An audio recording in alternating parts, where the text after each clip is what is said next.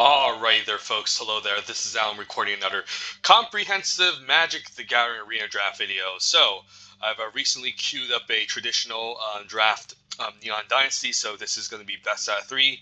And usually the best out of 3 takes a lot longer compared to Premier Draft to fire up. So this is why you're seeing the 3-minute mark here. So yeah, anyways, I'm just going to do some more of this, and I definitely prefer doing traditional best out of 3, and I would recommend anyone trying to accumulate enough gems to draft the next step to do so if you don't want to spend money, because it's definitely a lot easier to go infinite doing best out of 3. Also, sideboarding does matter, as well as hate drafting, because it's more of a likelihood you end up facing against someone in the same pod, given that the seats take longer to fill compared to Premier Draft, where you're assigned against another opponent that drafted another pod. So sometimes in Premier Draft, even if you tried your best, it's possible that the seat that you're in is full of other good drafters, and they cut you off of very powerful cards. And then if you end up facing against someone who doesn't have the unfortunate luck of sitting with other players, they can just end up with the most nuttiest deck possible and completely overwhelm you no matter how much you try. Whereas in traditional, I feel like it simulates a real life draft experience a lot more. It's much more lucrative. All we need is a total of 6 wins, go undefeated to get 3,000 gems. Whereas in Premier Draft, you don't have the luxury of sideboarding your matchups. You're facing against 7 different opponents for the most parts, or even more. So you don't. So so you don't really get to face against a deck that's less powerful than yours for the most part. And then if you do get up to a full wins with traditional draft, you get 3,000 gems. Whereas in Premier, once you get to 7, you only get 2,200. So I would definitely recommend doing the best out of 3 experience. Also, keep in mind they don't even pair you with your they don't really consider your rank in traditional best out of 3, so that means there's a wider variety of levels and skill caps across the board, so you don't always get to face against another mythic opponent. But I don't think Premier Draft really focuses too much on the ranks, because I've actually gotten to pretty high mythic before, and I have to face against even people within the gold, silver. I'm not even sure if I face against any bronze players, but I know for sure I've faced against gold players when I've gone to mythic rank. So maybe Premier Draft isn't by rank, but it's about how many losses you've accumulated within your draft experience. So say, for example, you lost 1 game, and maybe you face against someone else who has also lost 1 game. So I guess maybe that's how they pair it in Premier Draft. Not sure.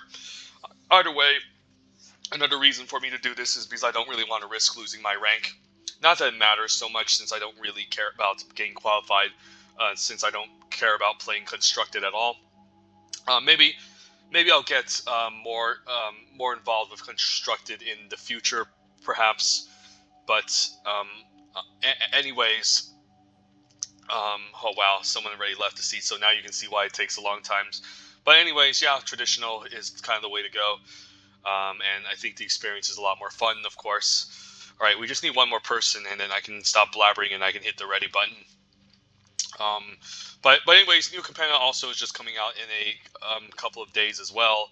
So it's going to be 3 color sets. So it's very important to know the strategy for drafting 3 colors. If you want to visit 3 color sets in the past, you can just check out Cons of Tarkir, and how it's more important to stick with an enemy color to have a lot more enemy color paired to have a lot more flexibility, whereas in new competitive it will be allied. But anyways, let's begin. This is traditional draft, best out of 3 Neon Dynasty. What do we have the fine pleasure of opening as our pack 1 pick 1? March of Swirling Mist is not an exciting rare, not unplayable by any means, and it does fit the strategy of the blue decks in the format, which are trying to play an aggressive ninjas. So it's okay, but it's not a rare I want to first pick. An uncommon Prodigy's Prototype is good. However, it is in 2 colors, so it doesn't provide me a lot of flexibility. Blue-white is also not a tier 1 deck in this format. It's like top tier 2, and don't get me wrong, this is a good card, but I don't want to first pick it. So it's between Voltage Surge and Twisted Embrace, and given how black is the best color in this format, I think I just take Twisted Embrace.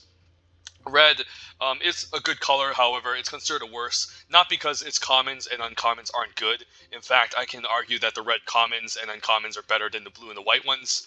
However, the only problem is that red is not very flexible in this format, and doesn't have a lot of variety for you to, pair. It just doesn't play well with other colors except itself in black. Here in this pack, we're just going to take Okiba Reckoner Raid. I think this is the best common in the set. According to data, 17 lands data, they can also agree. Otherwise, we have to debate between taking a Spirited Companion or a Moon Circuit Hacker here. Both of these are quite excellent. Spirited Companion is less conditional. Moon Circuit Hacker requires a little bit more setup, but it has higher upside if you're able to ninjutsu one of your sagas or her creature with a good enter the battlefield ability back to your hand. But we're just going to take Okiba Reckoner Raid and stay black, the best, and then stay in the best color, which is black. And all the top tier decks in this format are black, starting with blue black, black green, and then red black. Black white is a tier 2 deck, but it's still pretty decent when it comes together. Alright, here we're not going to take a black card. Mokotai Ambusher is good, but I can pick up one later.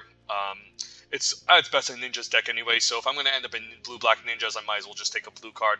Between these two, Network Disruptor and Moon Circuit Hacker are quite excellent. I think Moon Circuit Hacker still beats Network Disruptor. Network Disruptor is an important enabler when you're ready in the Ninjas deck.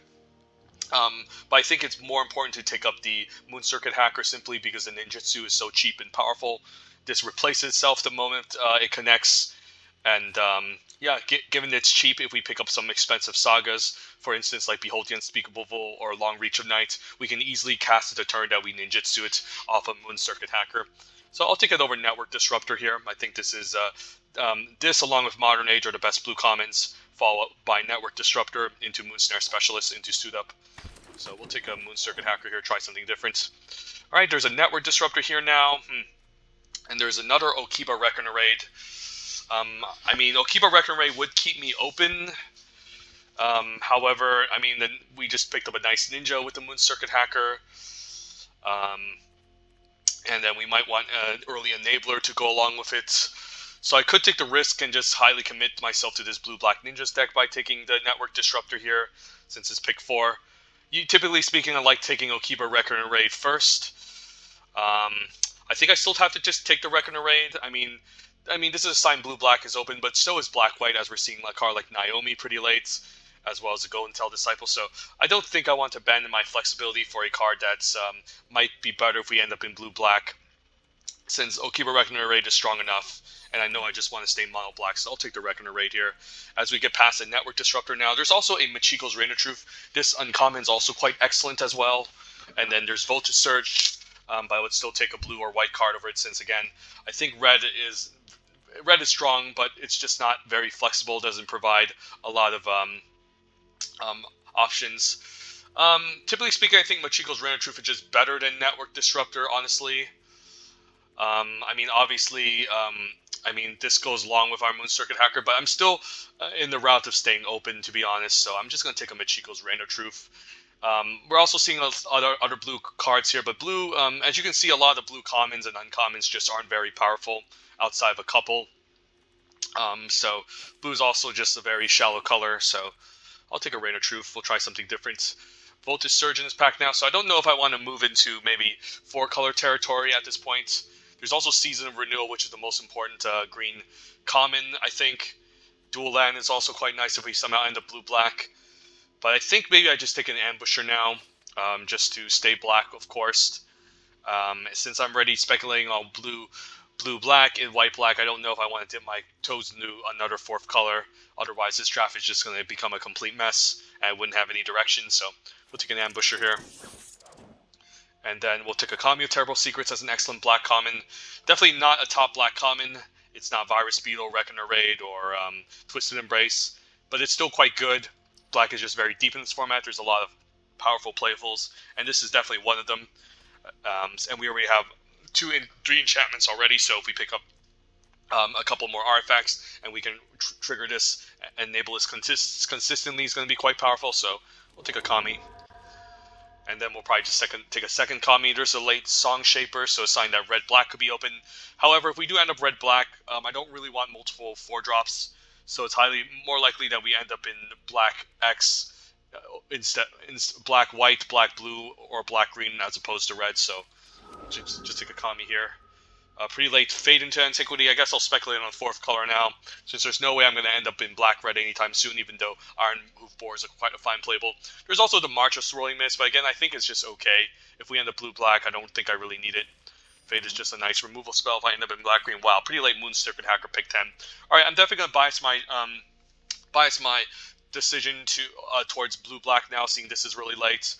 So I think we're just going to move towards the blue-black route for the most part. Could even splash sometimes in blue-black if we pick up an Imperial Loaf or pick up multiple Michiko's Rare Troops, and Network Terminal could be okay. So we'll throw this in. And wow, Network Disruptor pick 12. Okay, so we're definitely moving the ninjas. There's no way this should be pick 12.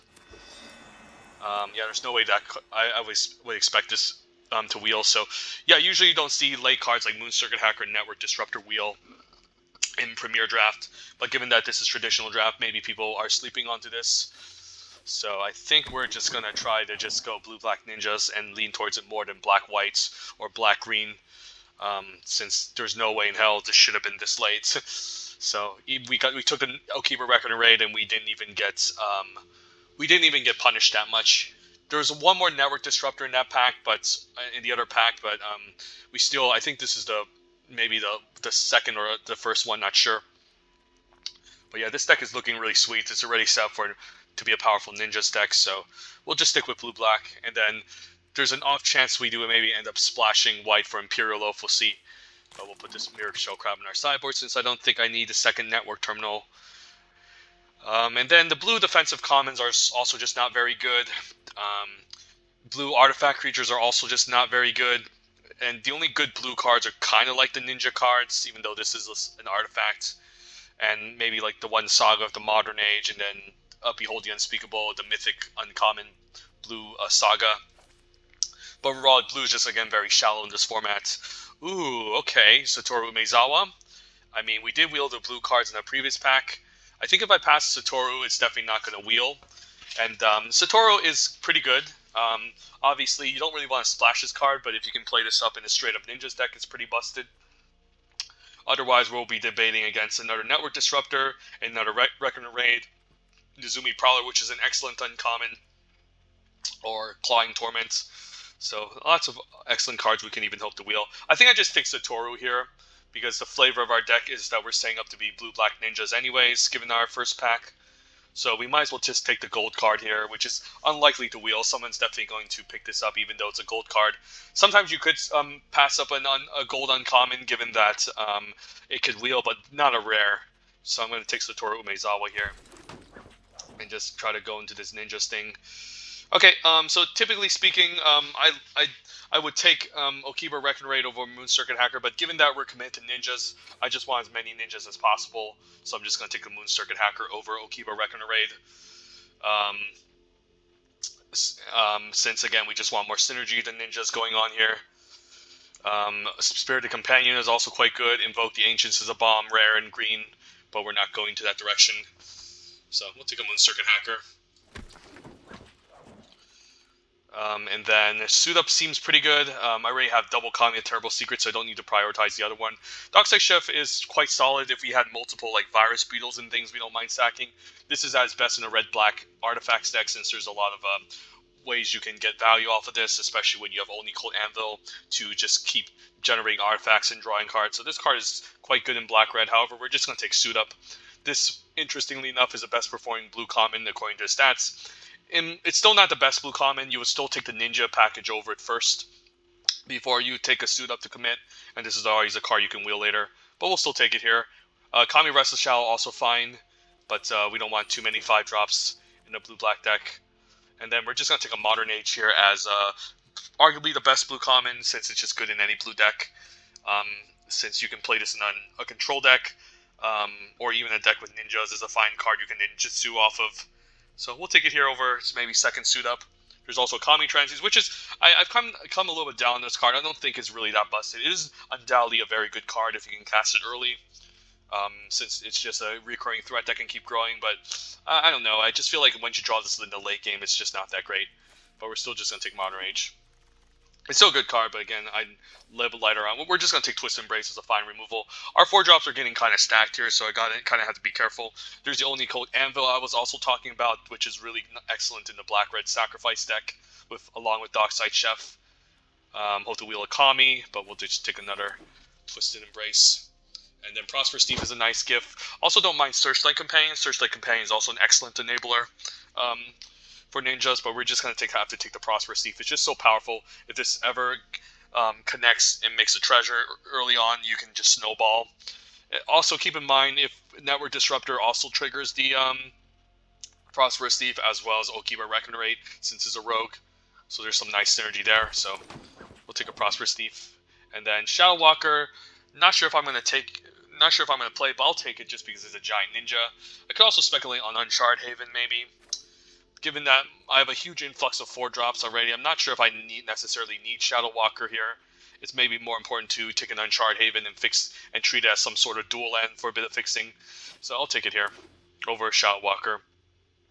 And then there's our Kami Restless Shadows as maybe our fine 1 of 5-drop. And then I do like Clawing Torment over Blade Blesser, since it's very important to have a cheap spell that can get blockers out of the way. Blade Blesser is fine, but it doesn't have any ninja synergy. But it's still fine 3-drop. I'm still going to take Clawing Torment over it, of course. And then, yeah, not much else here.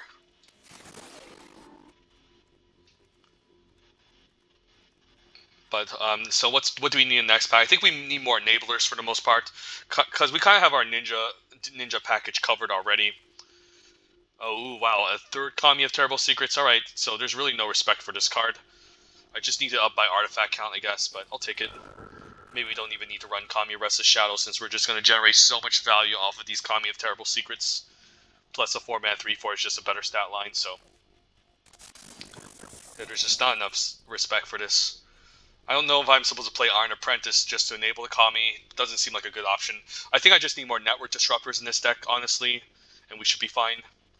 So I'm going to put those a little bit higher upon my list. The dual land's also interesting. There's some ninjas in green that you could splash sometimes, like the Kappa Tech Wrecker, or even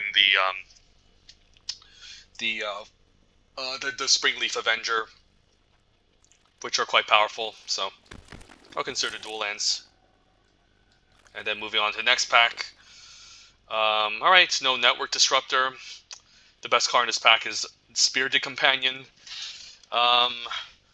I mean, we're heavily locked into blue-black already. I guess there's also Shrine Steward, which I don't hate. Shrine Steward could actually just be better than Kami of Restless Shadows, since this requires a ninja in the graveyard. Whereas Shrine Steward can be pretty important to just help fetch up one of our Twisted Embrace to utilize as a removal spell in the late game, so it's already a nice 2-for-1. So I actually don't hate the Shrine Steward here. It seems pretty good. Nothing else too exciting. I think pack 1, pick 1 is Spirited Companion, but man, this pack is just really awful. Alright, we'll take the dual land here, since I don't think we need 4th Kami of Terrible Secrets. We have a lot of playables already. Other good cards include the Spinning Wheel Kick prototype. Igonjo's okay, but they're definitely going to take the dual land here. There's even a chance we even wield a 4th Kami, given how late we saw them in the previous pack. It's kind of insane if you think about it. But I could definitely use some Network Disruptors, some Mokotai Ambushers as well. Virus Beetles would be nice, so I can trigger these Kami of Terrible Secrets. So I definitely need to be on the lookout for those cards. More than Moon Circuit Hacker and Modern Age. I guess Prosperous Thief can also make treasure, so that's nice. I mean, I could just take the Leech Gauntlets here. There's also another Clawing Torment. Leech Gauntlet could be one of those artifact creatures I might need to enable Kami. Interestingly enough, since 3 artifacts really isn't a ton. It's also just an okay card. I mean, I can see Clawing Torment actually just better than Leech Gauntlet. But I still think I'd take Leech Gauntlet so I can enable these. Naomi could also be splashable if you want to stretch it. But it's also a card like Terrible Secrets, which wants artifacts around. So I'll take Leech Gauntlet over Clawing Torment, I think, and over Shadow Walker. And then, okay, there's this pack. Probably just take 2nd Modern Age here. There's also a Suit Up here. But I don't mind a 2nd Modern Age. just because having 2 copies is usually sufficient enough. Sometimes you can just get away with 17 lands. I mean, having 17 lands sometimes and double Modern Age can prevent a bit of flood from happening. So I'll take this over second suit up. It's just the best blue common. And then, alright, since we have a lot of playables, I can consider the Otawara Soaring City here as a nice upgrade over a land slot. Lethal Exploit is fine. I don't find that removal spell to be necessarily amazing this format. It's okay, but it's either hit or miss. There's also the white dual land, but I'm just gonna take Otawara. Nice flexible land that can also function as interaction. And then I don't know, I'll just take a random You're Already Dead for the sideboard. This pack just looks really bad. And this might just be it. I mean, there's really not much else exciting so far. Take a Spell Peer for a sideboard. Highly doubt I'll be splashing any of these cards. So I guess I don't need this Uncharted Haven now that I have a Dismal Backwater. We did take it over a Dakuchi Shadow Walker. Alright, there we go. Network Disruptor. Really nice gift pick 8s. Wow, that was really nice. I really needed that.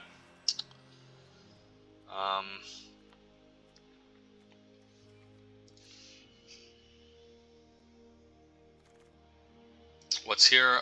Alright, just a bunch of useless cards. Futurist Operative is not very good.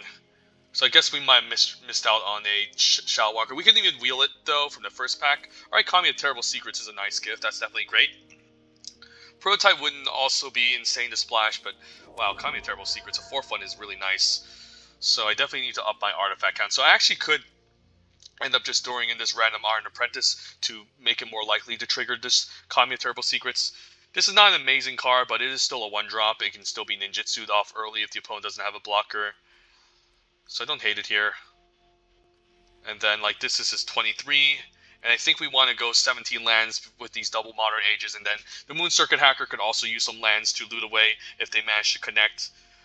So I'm actually liking 17 lands, even though our curve isn't that high.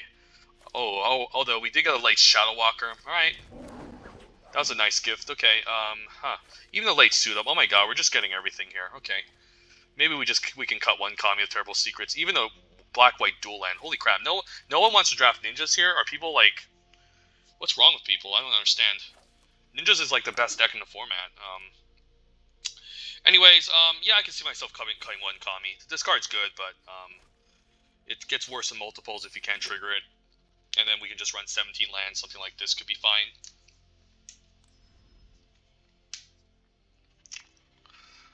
Yeah, we wield a lot of the cards. That's really insane. Oh my god, no one respects blue block in this pod. And then, yeah, double suit up is already just really fantastic. This was a nice wheel. Getting the Network Disruptor late was nice. Our removal's fine. I can count suit up as removal since it functions like that as well as Network Disruptor. So yeah, I think we run 17 lands, so we just need to hit our land 4 consistently for Kami to trigger.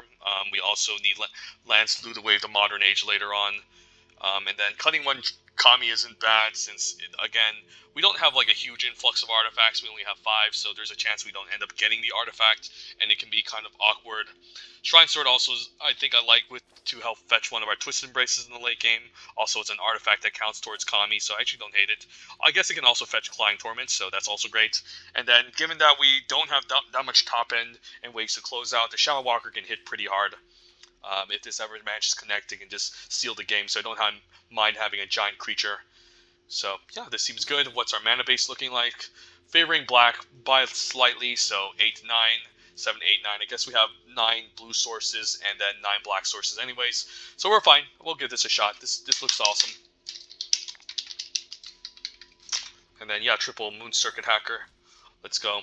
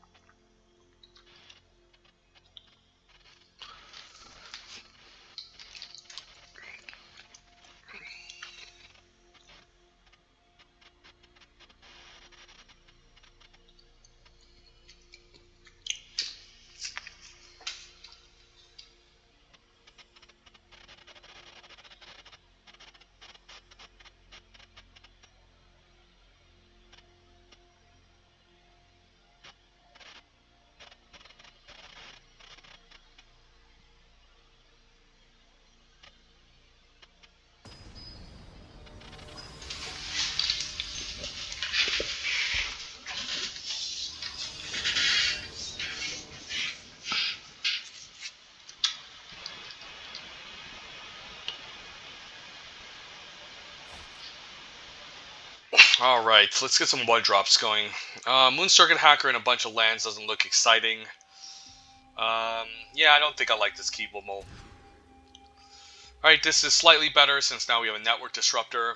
And then we still have both of our colors, so don't mind going down a land since we'll reaccumulate the card advantage from the Moon Circuit Hacker. So, yeah, let's just go for this. Opponent's in green, so... Ooh, Eater Virtue's excellent. However, it's not amazing in a green deck given how you don't really want to exile any of your creatures that end up in the graveyard, but it's still quite a scary card to be seeing. Kami of Transience is really nice. Unfortunately, he's going to get exiled by the Blade. We end up killing it, so don't necessarily think it's great in his deck, so we'll just ninjutsu the Moon Circuit Hacker here to get some card advantage flowing. And then the question is, do I run out the Network Disruptor? Probably not, since I might want the Network Disruptor to tap something down and attack next turn, so we're not going to run it out. Because I do want to connect with this and draw a card and discard to find more options. And then we can even, like, I don't know. So opponent's going to get aggressive here.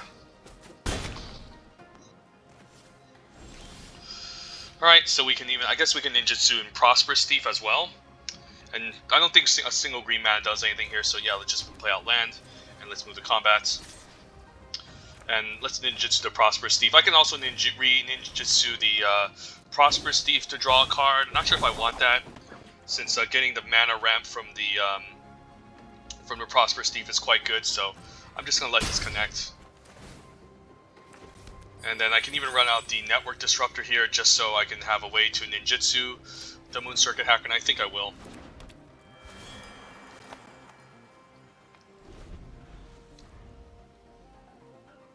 This is also nice for the Prosperous Thief because I can then just hit and make a treasure. Yeah, opponents might be just missing his land drops, I guess. Yeah, he missed his land drop last turn. So Orochi Merge Keeper is fine. We can Twist Embrace and take out the Kami of Terrible Secrets this turn. I guess I don't mind that, and then we can even make a treasure. Or I can just attack with both ninjutsu the Moon Circuit. I guess we can do both here. So let's just, first things first, use a Prosperous Thief, take out the Kami. So then it remains in exile with the Blade. The Blade does give him Trample, but at the same time, the Kami is exiled forever. So he can't get back, and then he's definitely not going to block here, I don't think. So then before damage, we can ninjutsu the Moon Circuit Hacker, use a treasure, and then bounce the Network Disruptor back in their hand, and draw a card, make a treasure, so...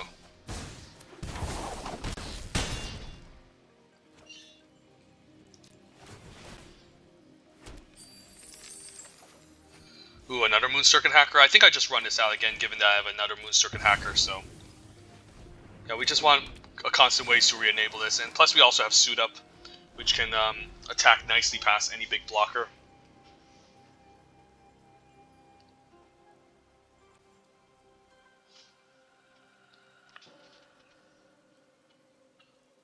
We can also do the thing where we play the Network Disruptor, tap something down, attack, ninjutsu the other Moon Circuit Hacker.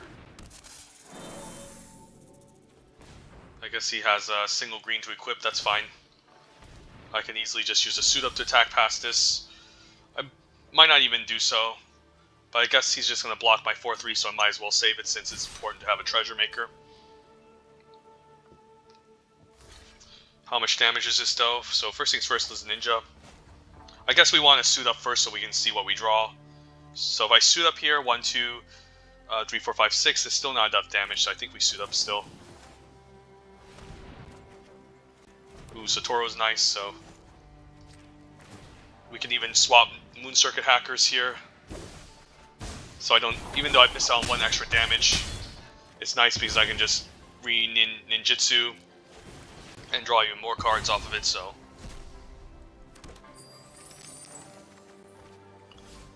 And then, yeah, we'll just keep running our lands to go.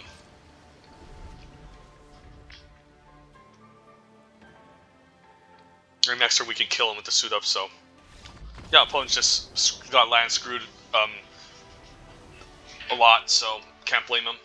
He could have actually a really strong deck, as well, since these Merge Keepers can be quite scary on turn 2. They can allow them to ramp into some really large things. So what can we consider in our sideboard? If we knew we had larger creatures, maybe You're Already Dead could be okay. But overall, not seeing much. There's a Merge Keeper, so I wish I had multiple Clawing Torments to get rid of them. But I still think this is fine. Let's just, yeah, we'll just hit done, and all we just need to hope for is that he doesn't drop the Eater Virtue on turn 1, because that can be quite scary.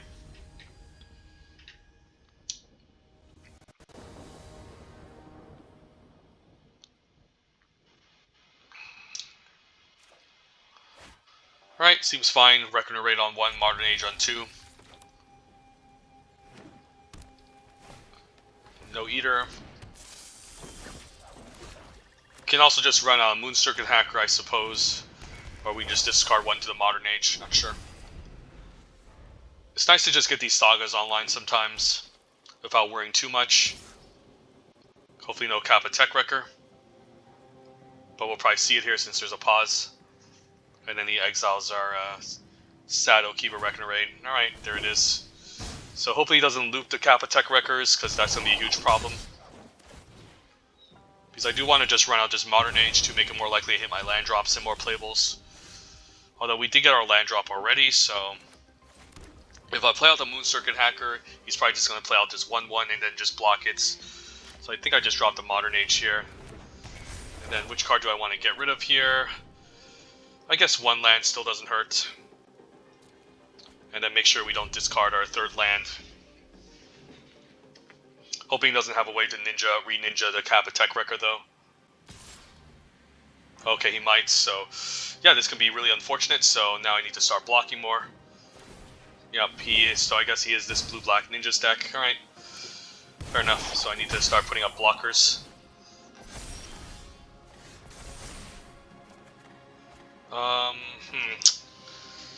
Do I ditch the Suit Up? Suit Up is pretty nice.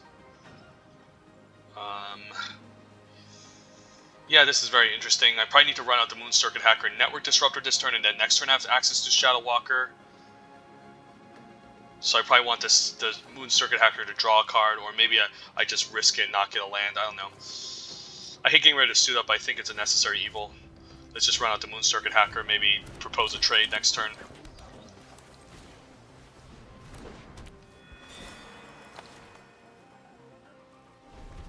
And then we definitely need to block this 3-2.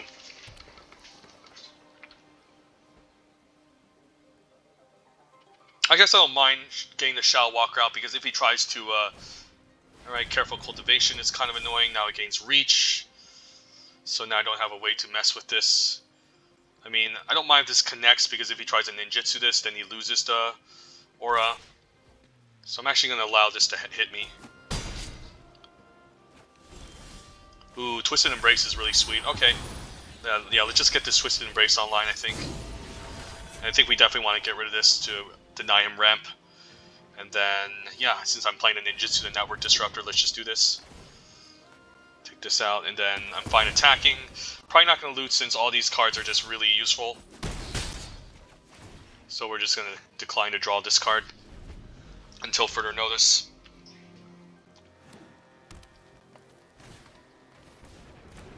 And then we probably just want to keep the 3-2 back against the Kappa Tech Wrecker who runs it out. Don't care about the 1-1 Death Touchers. They are pretty annoying though, not gonna lie. Eater Virtue instead. Alright, interesting. I guess since he can ninja the Kappa Tech Wrecker, it's okay for him to do this, so let's think here. Alright, so we're probably playing to block and block here, so then he can't get the ninja going. I guess I can ninjutsu 2 creatures this turn, so I probably want to ninjutsu the Vector Glider so I can replay it eventually, so let's just get this down. First things first, let's ninja this. And then let's ninja the Shadow Walker to get the big body on board to apply a lot of pressure and then rebounce the Network Disruptor, so. I guess he can then ninjutsu the Kappa Tech Wrecker now. So the question is, do I even block any of this? I mean, if I block here, I can prevent some damage, but then he can just replay it. So I'm not sure here. Okay, place Tales of Master Shishiro instead. And if he attacks, I think I'd actively want to block his Vigilance creature. So then I have an option to maybe tap one of them down. Yeah, I guess I might as well trade here because then I can tap the Shigeki down with the Network Disruptor and hit for 7 next turn, so that's pretty good. And then I guess I can Modern Age first to discard my Dismal Backwater. And then I guess I can double spell here. I can run out Leech Gauntlets. Around Network Disruptor, hit for 7, and then, again, we're probably not going to draw on discard since we don't know what we're going to draw into. And then I can still trade for this Fang with the 2/2 Lifelinker.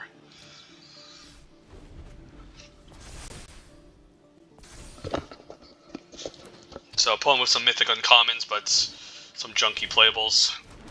So we just need to hit for 1 in the air and we should be able to win. Yeah. There's nothing he can do here. Alright, the Kappa-Tech record was scary, but we still managed to fight it off, or at least race against the Tech Wrecker.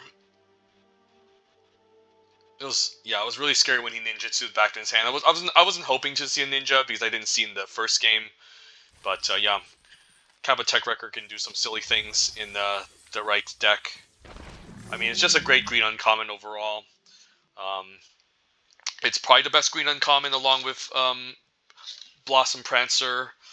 I don't know which one you would take first. The Kappa-Tech Wrecker, if you have more heavy ninjas in either black or blue, definitely is a better option than Blossom Prancer because you can just keep ninjutsuing and then dealing with the opponent's threats. But Blossom Prancer could overall just be better since you don't need to build around it as much. And green, there's enough enchantments and creatures to hit, so I don't know. There's an argument for both. One of them better with more ninjas, one of them just really solid, but more expensive and kind of clunky. I don't know. They're both excellent.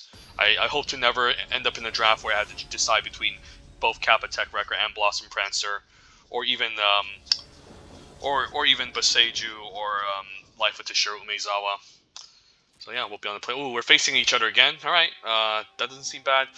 Well, all I need is a single land. If I get a single land, I can connect with Prosperous Deep and get a treasure. Do I risk it?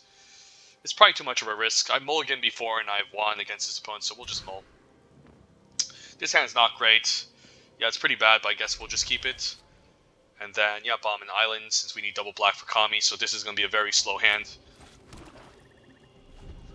And this person's probably in our pod since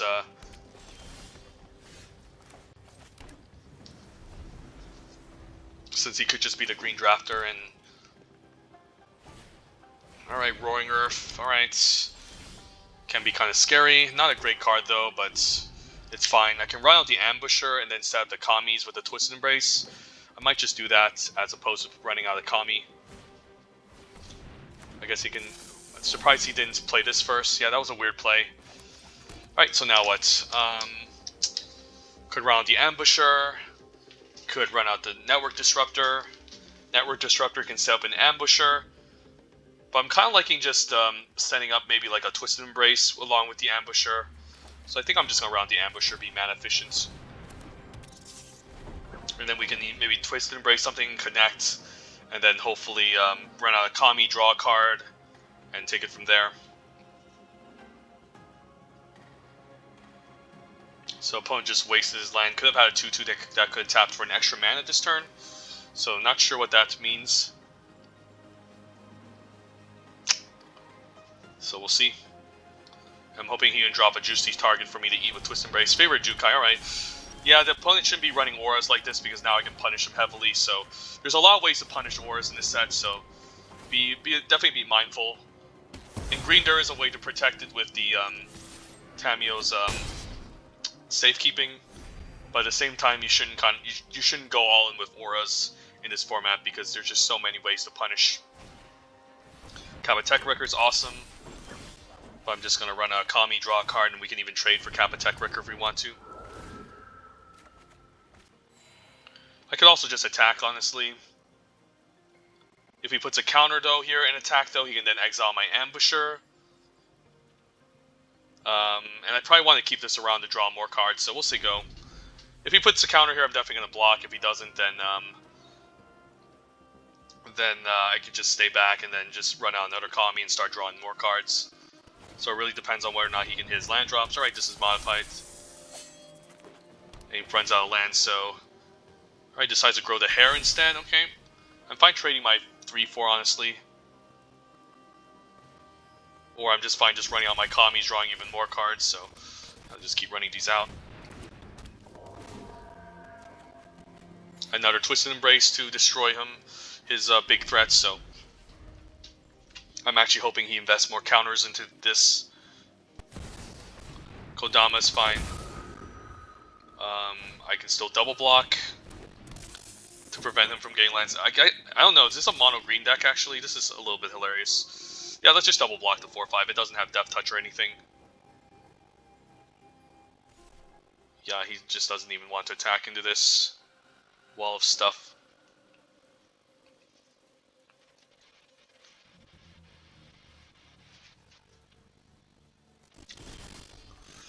Alright, let's just run out more Kamis. Yeah, draw more cards.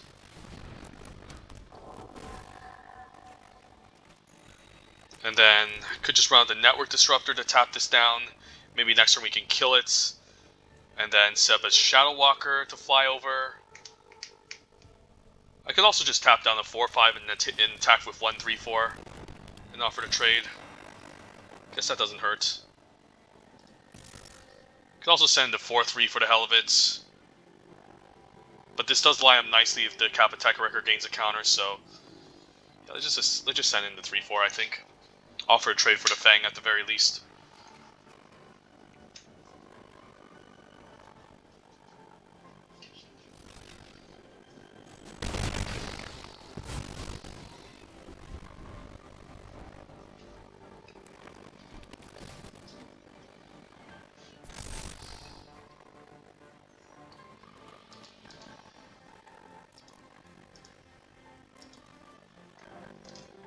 So he could have a fight spell here. Alright, Master Rebuke will rip.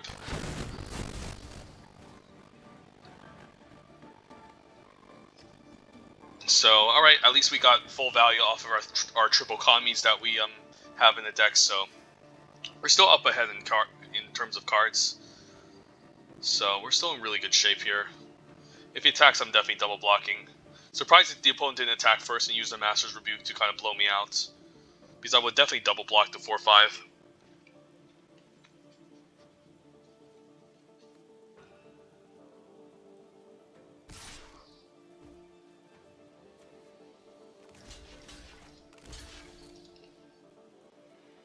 If he has another trick, I mean, it's gone, but at least we made him. We still drew some cards off of these, so it's not the end of the world.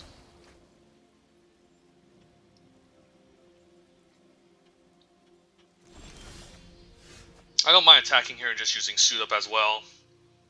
So yeah, let's just move the combat, attack for 1. And if he blocks, we'll try to use Suit Up. And if not, then we can use Shadow Walker to bypass this.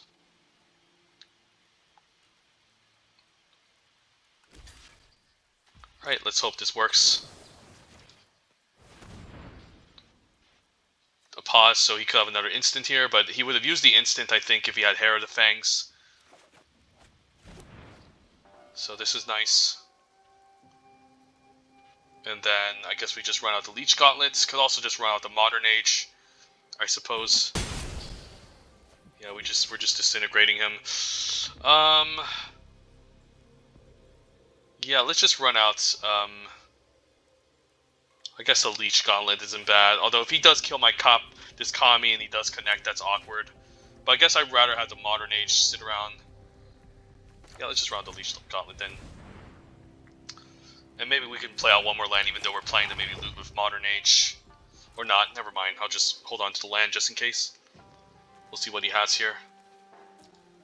I guess he has a season to get back his creatures. Fair enough. It's a little bit annoying.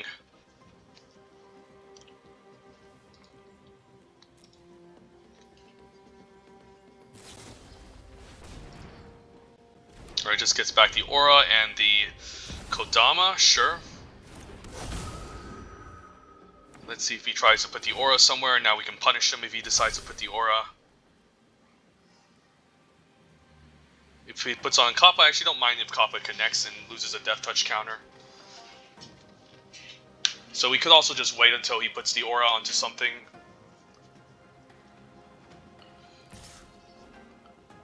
I could trade here, or I could just let this connect. I think we actually bait out the trick, actually.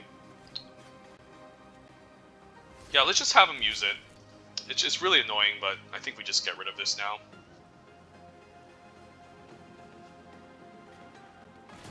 I guess it tramples over and he still gets a land. That's fine enough. That's fair. I don't really care that much. So now I can use Twisted Embrace. I guess he can then use this to exile my Leech Gauntlet. Okay, alright. That's fine, that's fine. It's not the end of the world.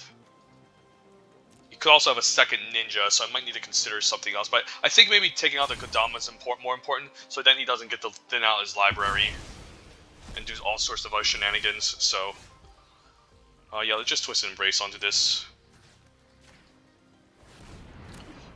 And then I think I still keep the 2/2 around to block the 1/3. And then, I guess I don't really want to run out the land here. Yeah, let's just say go. You could put a counter hit and then use a Coiling Stalker to ninjutsu. But that's fine. Like, I have ways to grind against this. Don't need to worry. Doesn't. Alright, so... So do I ninjutsu the Disruptor? I do lose my aura, but I mean, I could also just run out the Shadow Walker, honestly, just as a big 6/6. Yeah, let's just do that anyways. I don't really care about hitting him for an extra 5. And then next turn we can consider like the Moon Circuit Hacker and Modern Age here. So.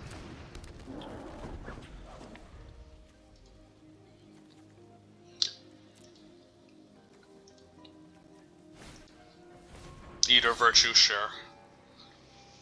If he attacks, do I block? I think I do.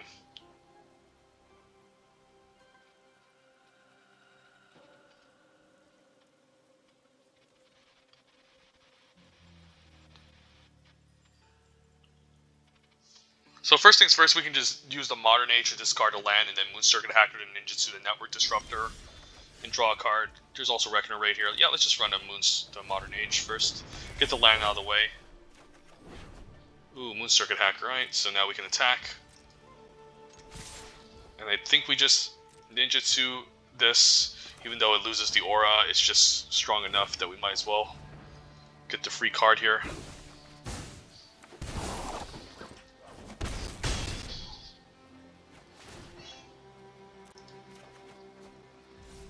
And then don't mind just holding on to a land to discard.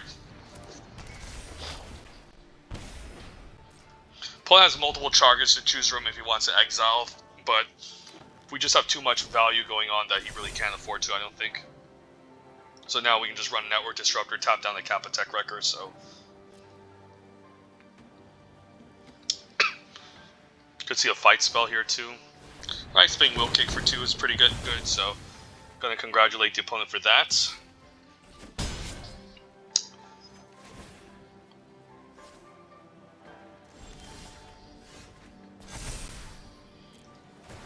So we can probably just discard the Untapped Swamp, since we probably want the life gain from this Moon Circuit Hacker.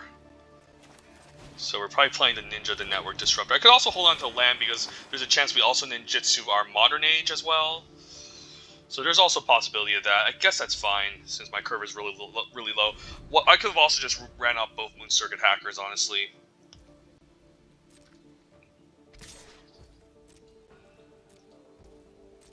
I don't think he can kill me from 16 life. Hair, sure.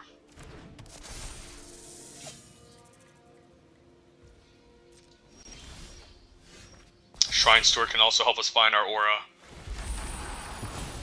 So I could always just Shrine Steward first, just so I don't end up drawing the aura, but I guess this can find Clawing Torment anyways, so I think we can attack. Do the ninja thing.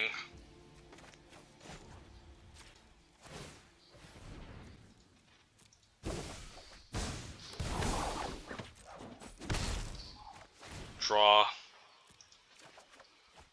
Satoru is really fun. Yeah, we could run out Satoru, but I think we have enough value in this deck. Let's just run out the Shrine Storm here. Yeah, it was just too much value. So it's nice to sometimes face against the same person when you know your deck is stronger. So another easy way to just gain a free gems, quote unquote.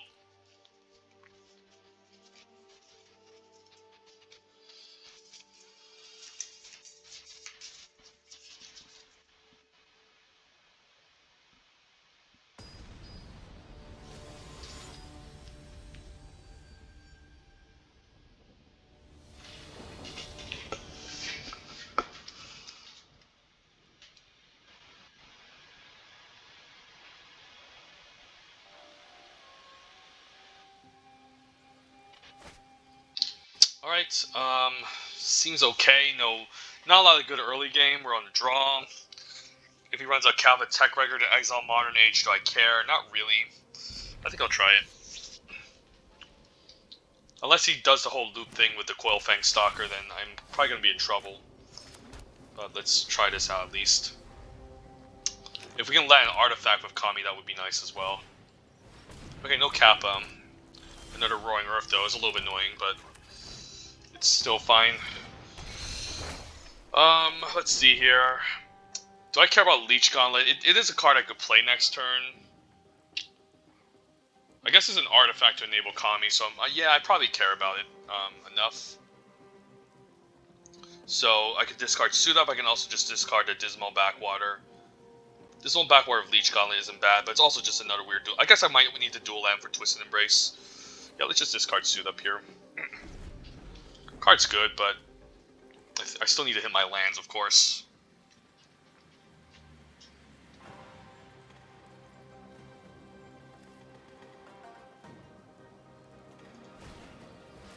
Ooh, Kappa Tech Record. Why do you have to run out Kappa in front of me? So this is going to mess with me. So we need to set up a Twisted Embrace to kill this. But we still got some nice loots off of this as well. Yeah, probably just discard Swamp this turn. I'm not running out Satoru here. We're not ninjutsuing anytime soon. Let's just try to get this Leech Gauntlet online, take a hit from this Kappa, have him exile something, and then we can hopefully Twisted Embrace and kill this. I'm hoping he exiles my Modern Age as opposed to Twisted Embrace, since I will have an enchantment to trigger the Kami of Terrible Secrets. So we'll see.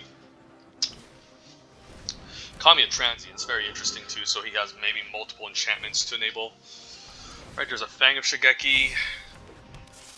Right, so this is going to scale. It's going to be pretty annoying. Puts a counter on the Fang as well. So he can free roll me here, exile something. We might as well make him use it. I guess now I don't need to get rid of the Kami. I can just Twist and Embrace. Probably on the Fang here, although this is going to grow, it's going to be very annoying. He's going to get back later, but still, I think we still get rid of it.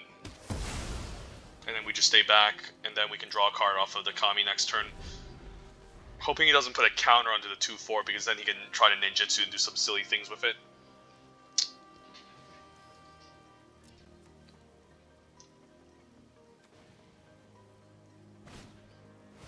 Preserver, alright. That's fine, I can still draw a card off of this next turn. We'll take 5. Assuming he attacks the 2-2, of course he doesn't. But now we can set up some good double blocks on this 3-5. And yeah, the Okiba Wrecking Raid is also quite nice here, so...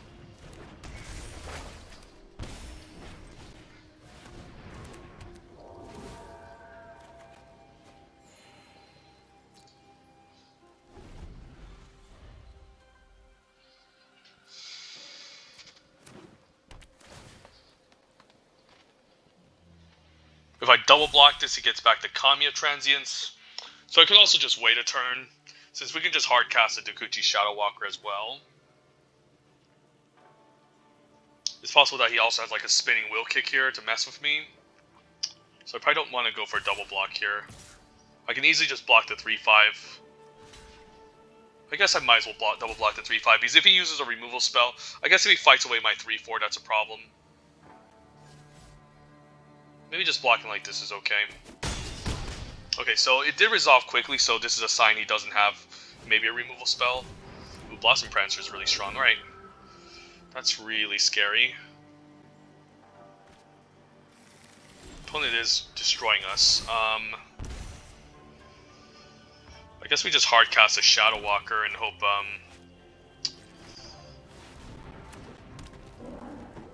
he doesn't have a spinning wheel kick. But the opponent just had everything this game, like Kami early, Roaring Earth, Kappa. It's just kind of just had everything, so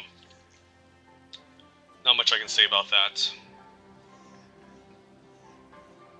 Yeah, it's probably the spinning wheel kick here, but it's only for one, so it's not the end of the world. Yeah, he has spinning wheel kick. Once he gets it for 2, it's gonna be a problem. But now I can at least double block if he decides to attack here. I'm actually happy that he puts it onto the Blossom Prancer because he can't get it back with the Kami. Okay, so now he has it. I could Clawing Torment. I might just Leech Gauntlet here, honestly. Yeah, I probably don't want to run out the Satoru because I feel like he has a stupid spinning wheel kick. So, I could also just tap this down and hit for 5. It's not the end. I guess I can also just give it lifelink as well. Maybe this is fine. And then we can still set up some double blocks and get a ton of life before he kills my 5/5, so.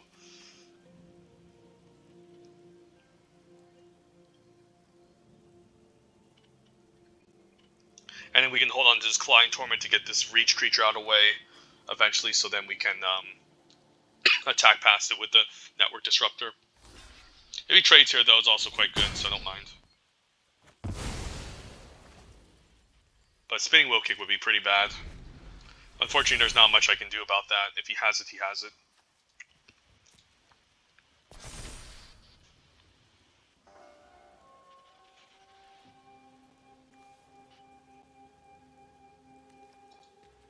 Yeah, this matchup is just so far ahead. He just had everything.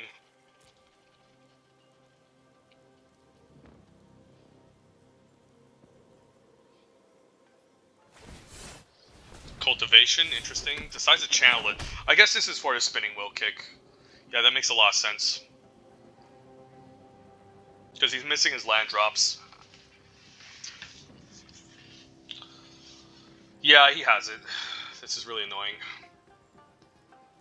I can always Clawing Torment this, though, and then run out Satoru and hope he doesn't have it next turn in Ninjutsu, but then he just kills Satoru. So either way, it's just all really bad for me. I guess we just triple block this dumb thing, or just... I could run the risk of removal, but I might as well just bait it out, I guess, but then I lose everything. Either way, it's kind of like I can't really play around removal because I need to go for these 1-for-1s. Okay, that's fine. He can get back his Kami of Transience. Yeah, I mean, there's not much I can do about that, so maybe I should use a Twist Embrace on something else. Alright, I think I just have to run out Satoru here. I could also Clawing Torment this just to, but that's pretty bad. Maybe I do just have to just avoid a Spinning Wheel Kick for 2. Or maybe I just can't play around it. Maybe I just can't play around it. Yeah, I just can't play around it at this stage, so. I just hope he doesn't have Spinning Wheel Kick for 2. He'll make this into a 6/6. I guess I'll just have to take it then. I do have another Twisted Embrace I can search up. But if this is Spinning Wheel Kick, it's game over. So I'm probably just going to concede. Yeah, he has it here.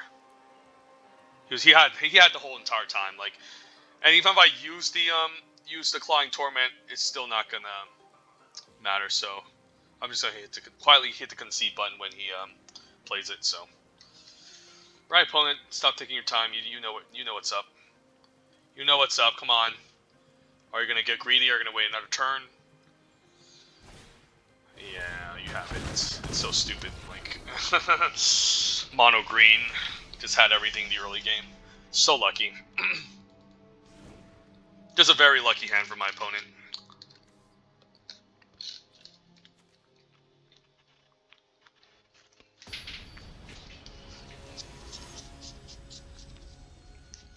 Could have considered you're already dead, but again, I don't think I care enough about it. I'll play first. Hopefully get some good one-drops. Reckoner Raid's nice. Not much going on, though, but I still gotta keep Reckoner Raid, I think. I also don't hate the Otawara Soaring City, since he's usually trying to stack his creatures up with auras. It's nice to just bounce them away, so... We'll keep a weird hand here.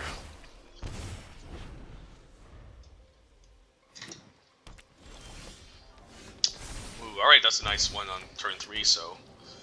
Probably just say go. Could see Roaring Earth, could see Kappa Tech Wrecker, could see Kami. There we go, Roaring Earth again on turn 3.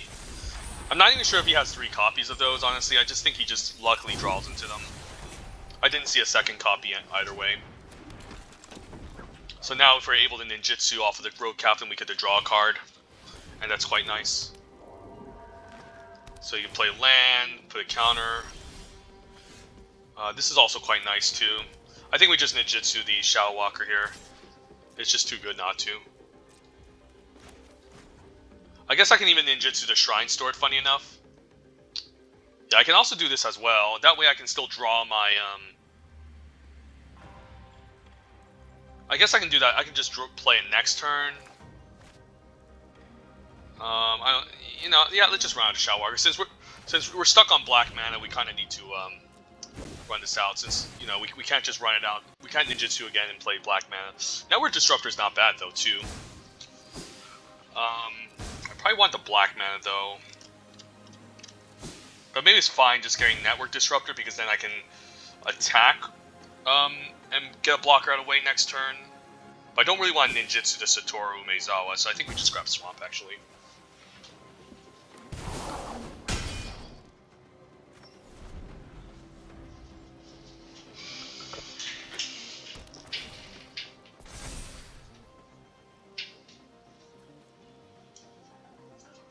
And we'll see what he has here, of course. I could always just bounce this, of course, as well. Instead of killing it, because again, he just gets it back. Yeah, we can just totally mess with him here. If he, I guess we can just Twist Embrace. No, I guess this will go in his graveyard, so he'll get back. So I think we just bounce it back, honestly. And then we can still run out Okiba Reckoner Raid. Yeah, that way we can use our mana efficiently, and then we can also cast some spells, so this is fine. Yeah, this opponent's deck is not very good.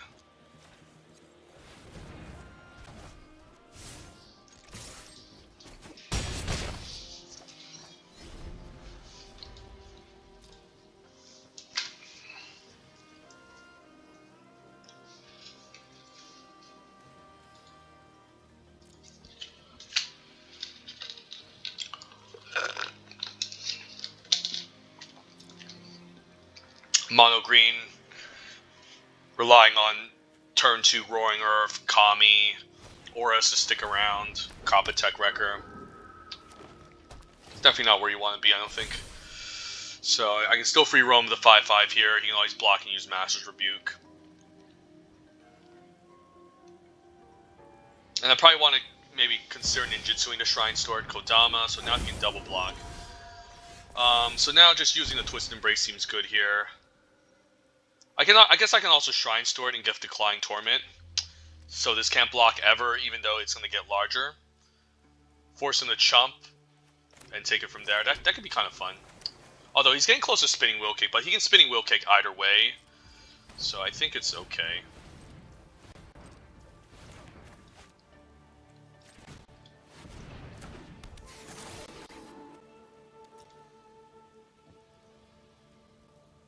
Make sure I click the right one. There's Clawing Torment.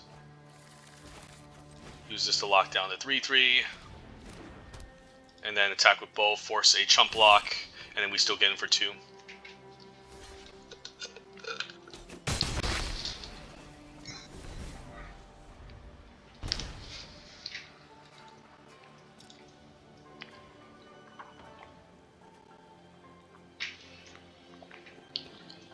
And he might be brave enough to queue again, assuming he didn't get 3 losses, so we can maybe steal some wins here in the next one. So.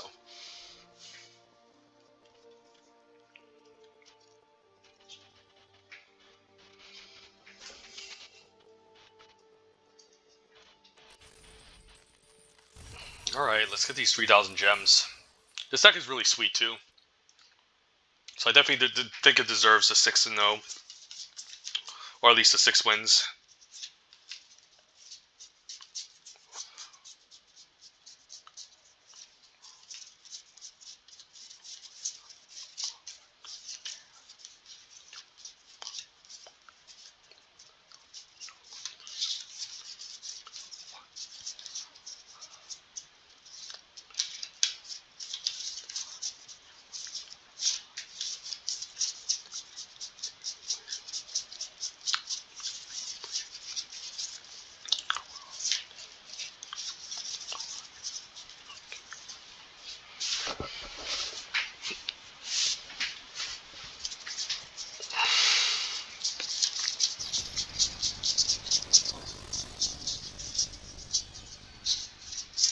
Okay, it could be someone else trying to go infinite here, draft for free.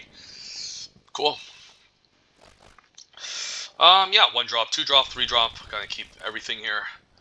Yeah, this is a very good start. Wow, mulligan's down to 5. Alright. Sorry, opponent. Happens. Yeah, the last thing you want to see when you mull the 5 is a turn 1 Reckoner Raid into a turn 2 Modern Age into a turn 3 Satoru.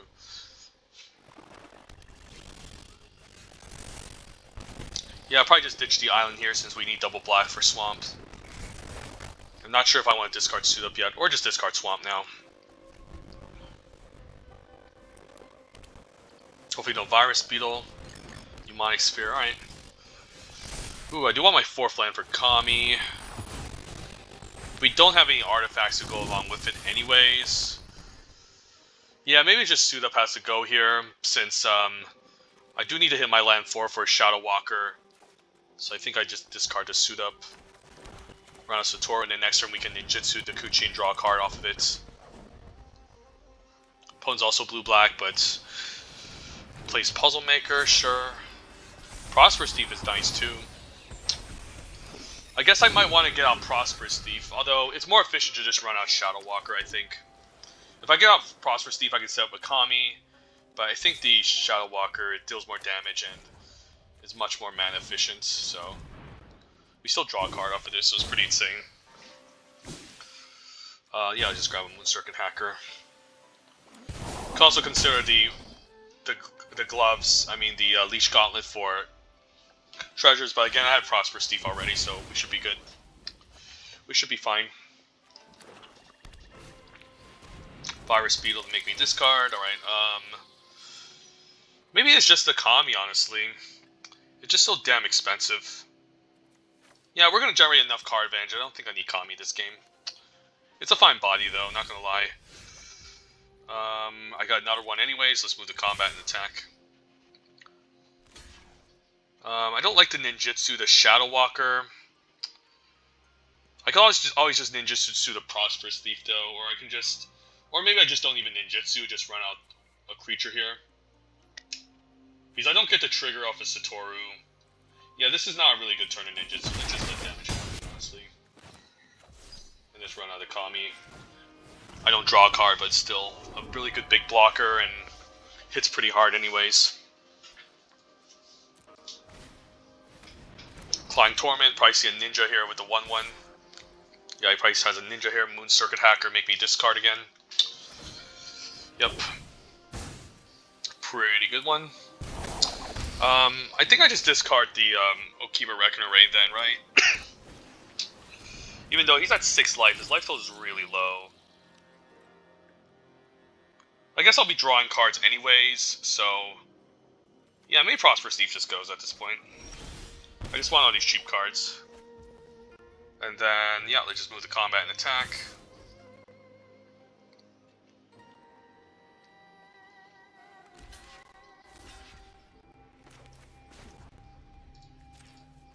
We can even ninja for 1, which is nice.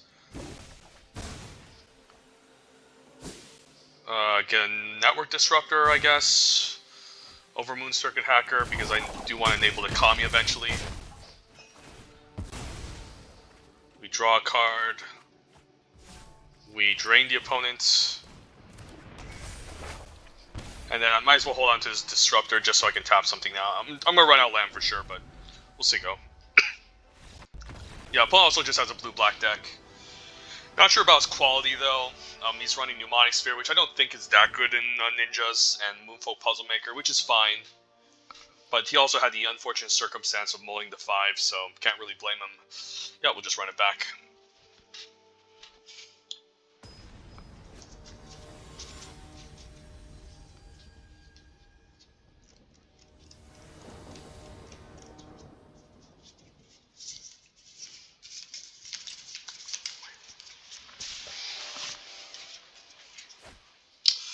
Yeah, 1 drop, Satoru, we're doing it again. We'll keep it. Hopefully we just don't draw into too many auras, because we want to fetch him a Shrine Steward. Ooh, Kami, alright.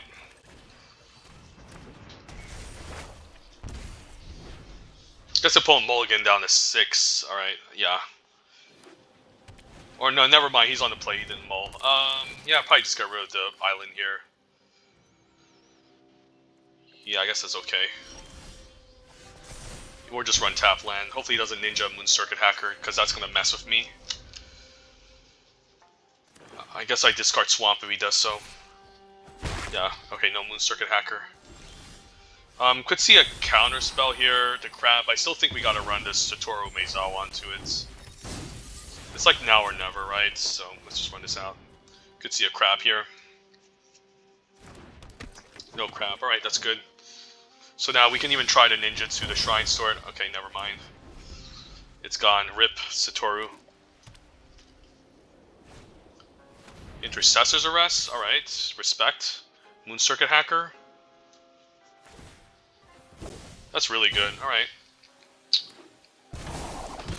So he's gonna make me discard next turn. Twist Embrace isn't bad.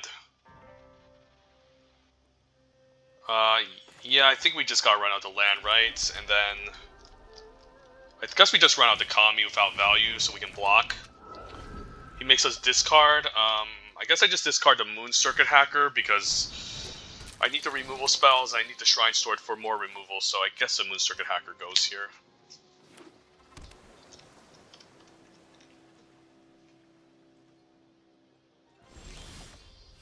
And then now I can run out the Shrine Steward, I think we get the Clawing Torment to deal the 2-1.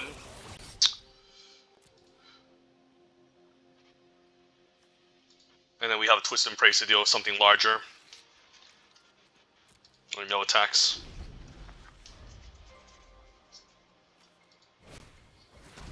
Prosperous Thief, sure. I can also just like dump my hand here. Like I could just do this, use Twist Embrace on the 3-2, pump my other 3-2, and just attack for 6 because I do need to apply pressure since I'm kind of behind. So I think this is fine. And then we can just attack with both, and then I think I just run out my land because he can just make me discard. Although if I get Modern Age, I probably want my land. So yeah, I don't know. Maybe we can force him to make me discard my final card. It kind of sucks though, but at the same time, there's again a chance I can get Modern Age. So I think this is important.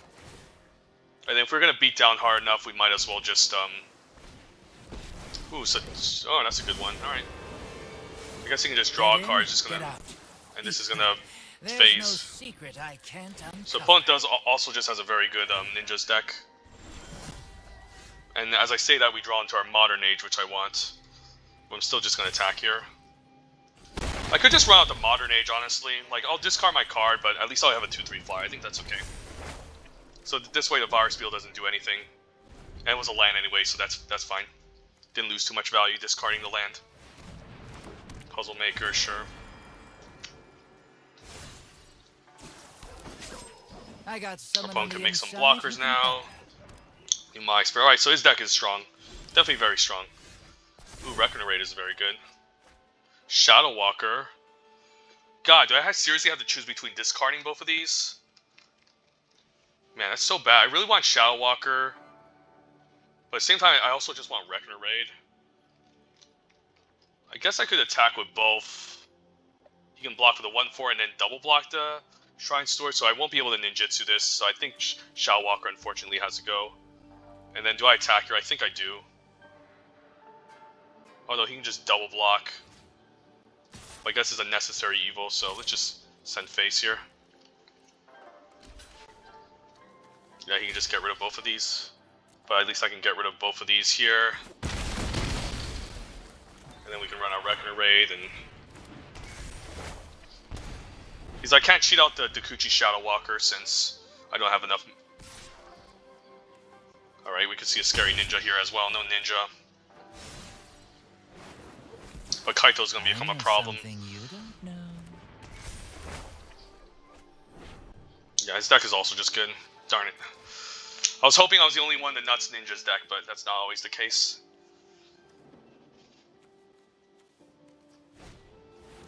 Runaway Trash Spot, okay, that's an interesting card. Not sure if I'm on par with that. I'd probably just hold on to this, honestly. Because I might want to ninjutsu this. Although he could block with the 3-4 anyway, so maybe now the game plan is just to go wide. Or maybe I should have held on to this to ninja the Okiba, but I have enough ninjas in the deck, I don't need to worry that much.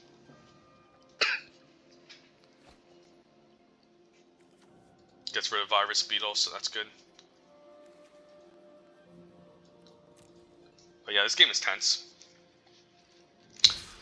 We do have one more Okiba Reckoner Raid, which can drain him out.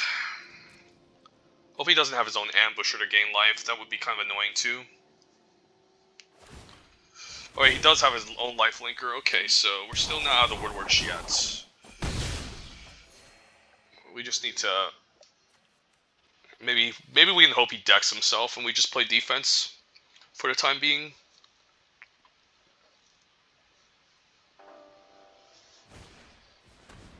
Has a Clawing Torment on my 2-1. That's annoying too. You can also make a dude. Aren't even there. I'm so close. I just need to get this out of the way, I think. So I could use a Clawing Torment here, although I use one. Alright, that's a good one. Alright, let's just tap down the 5-4 and attack, I guess. We only sneak in for 2, but I think it's worth it. Could also aim at Kaito. I think I aim at Kaito since he's at 1. Like, he still gets his profitable blocks, but Kaito needs to go. It's just too much card advantage at this stage. Whoops. You caught me. But he drew like 4 cards out of it already, so we're still in a pretty rough spot. So, and he has 2 flyers now, 2 Chain Flail. Alright, I think we just lose here, right? Attacks me for 6, that's a lot of damage. So I probably need to step a double block onto this. But yeah, I think he has me. Alright. Don't underestimate the opponent's deck. I mean, some of these other 3-drops are kind of bad. But yeah, I should definitely not underestimate. Could just throw in a You're Already Dead. He does have a lot of high toughness going on. But at the same time, I also just don't want to. So, let's just keep playing. Just need to hope to run him over like we did in the first match.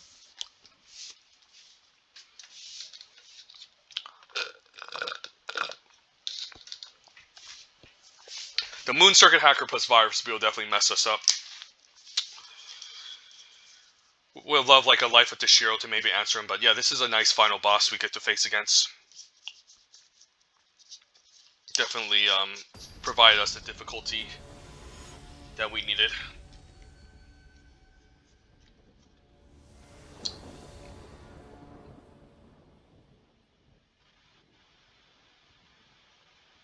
Let's be on the play. And then, alright, seems okay. I don't hate this. Network Disruptor, Moon Circuit Hacker is really nice. And we probably just want to get the Prosperous Thief out so we can make black mana for Satoru. And hope he doesn't have a Clawing Torment on turn 1. Please no Clawing Torment. No Clawing Torment. Alright, so we definitely want to get the Prosperous Thief out here. The treasures is just so important. It's definitely more important than drawing a card at this stage. And we can even tap another creature down next turn, attack, make another treasure, play out Satoru. So this card can just snowball. It's pretty ridiculous.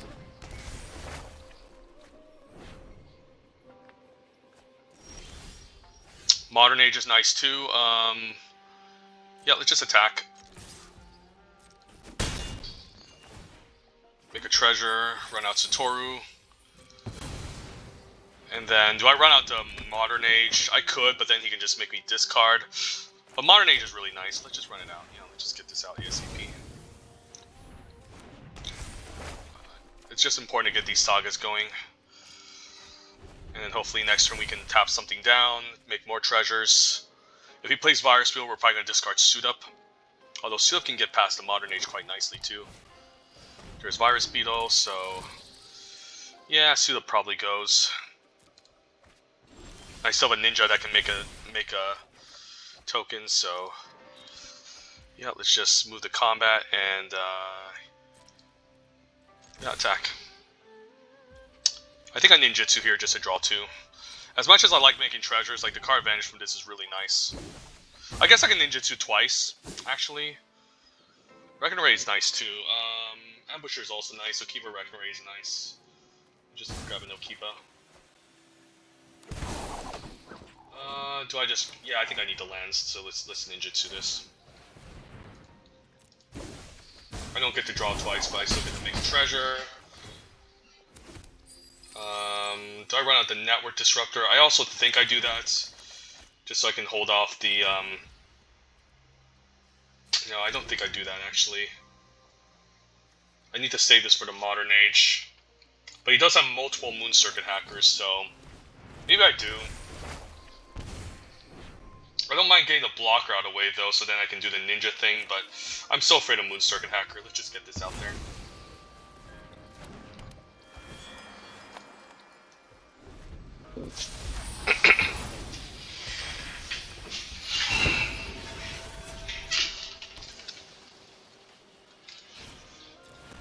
Puzzle Maker, alright, so now he has his blockers online.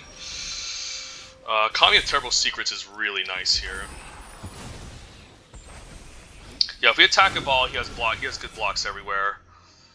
He can block here, block here, block here. I don't even really want to use my Satoru, so let's just keep drawing cards and digging here, and we'll see go.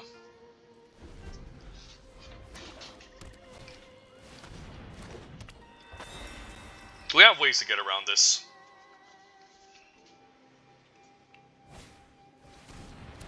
Yeah, hardcasting Moon Circuit Hacker 2 is a good sign.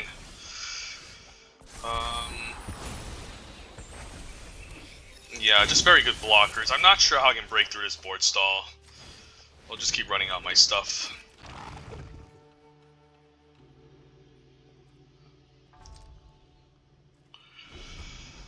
I guess I can try to go for an all-out attack next turn. 1, 2, 3, 4, 5. 1, 2, 3, 4, 5, 6, 7. At least 2 creatures will go unblocked, and I can then use the Moon Circuit Hacker to Ninjutsu and get some stuff going that way.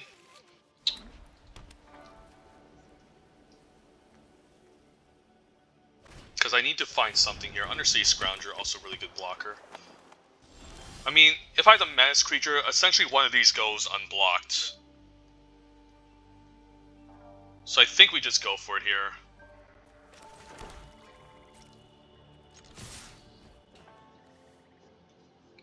Because we can't really give him time to breathe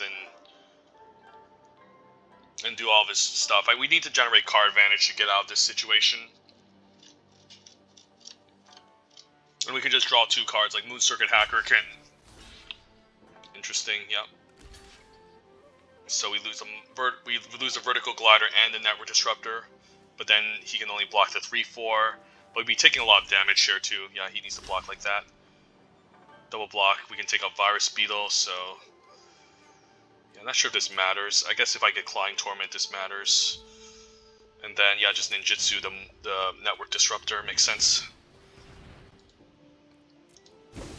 Put him down to 1. So if we get a Clawing Torment, he's just dead, right? Twist Embrace is nice too.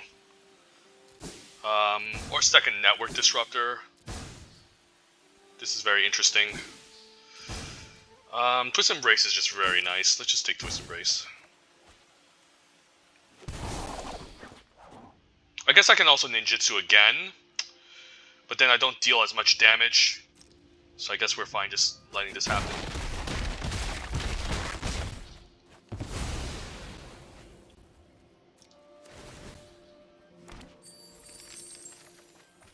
And then Reckoning Ray can just close out the game, so...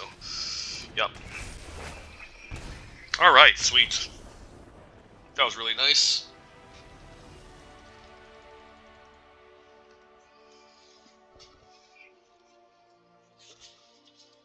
In that game, Pseudo would have been pretty good. Maybe I just discard him too aggressively, but overall, I still wanted to keep my creatures. So alright, we got that one out of the way. Not bad, just your typical blue-black ninjas deck. The best two-color pair in the format.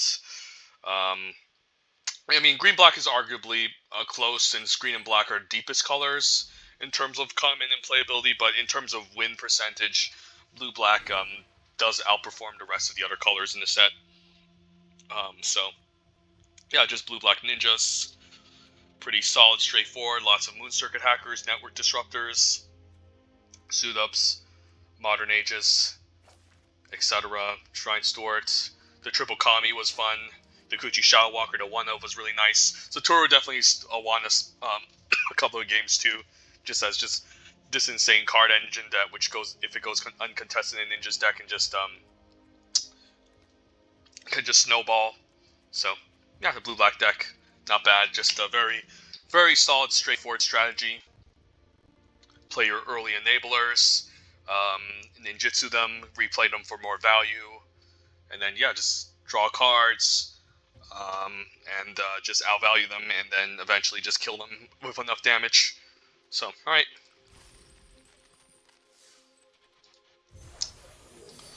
And then probably just do maybe one or two more, not sure. Since I still have a lot of time for these videos, so yeah, let's get started with another one.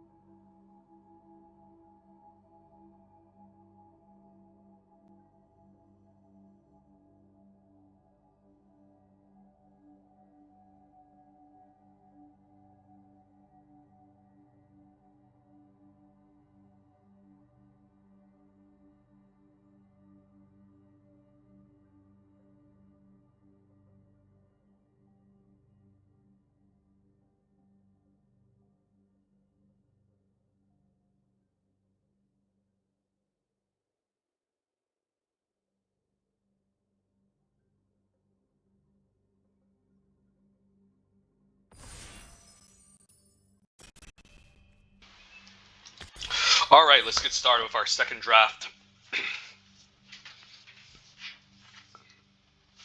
Maybe this time we draft green, this time we draft maybe some sort of Esper, Esperish sort of deck. Maybe we draft red, we'll see. Or maybe just do blue-black again.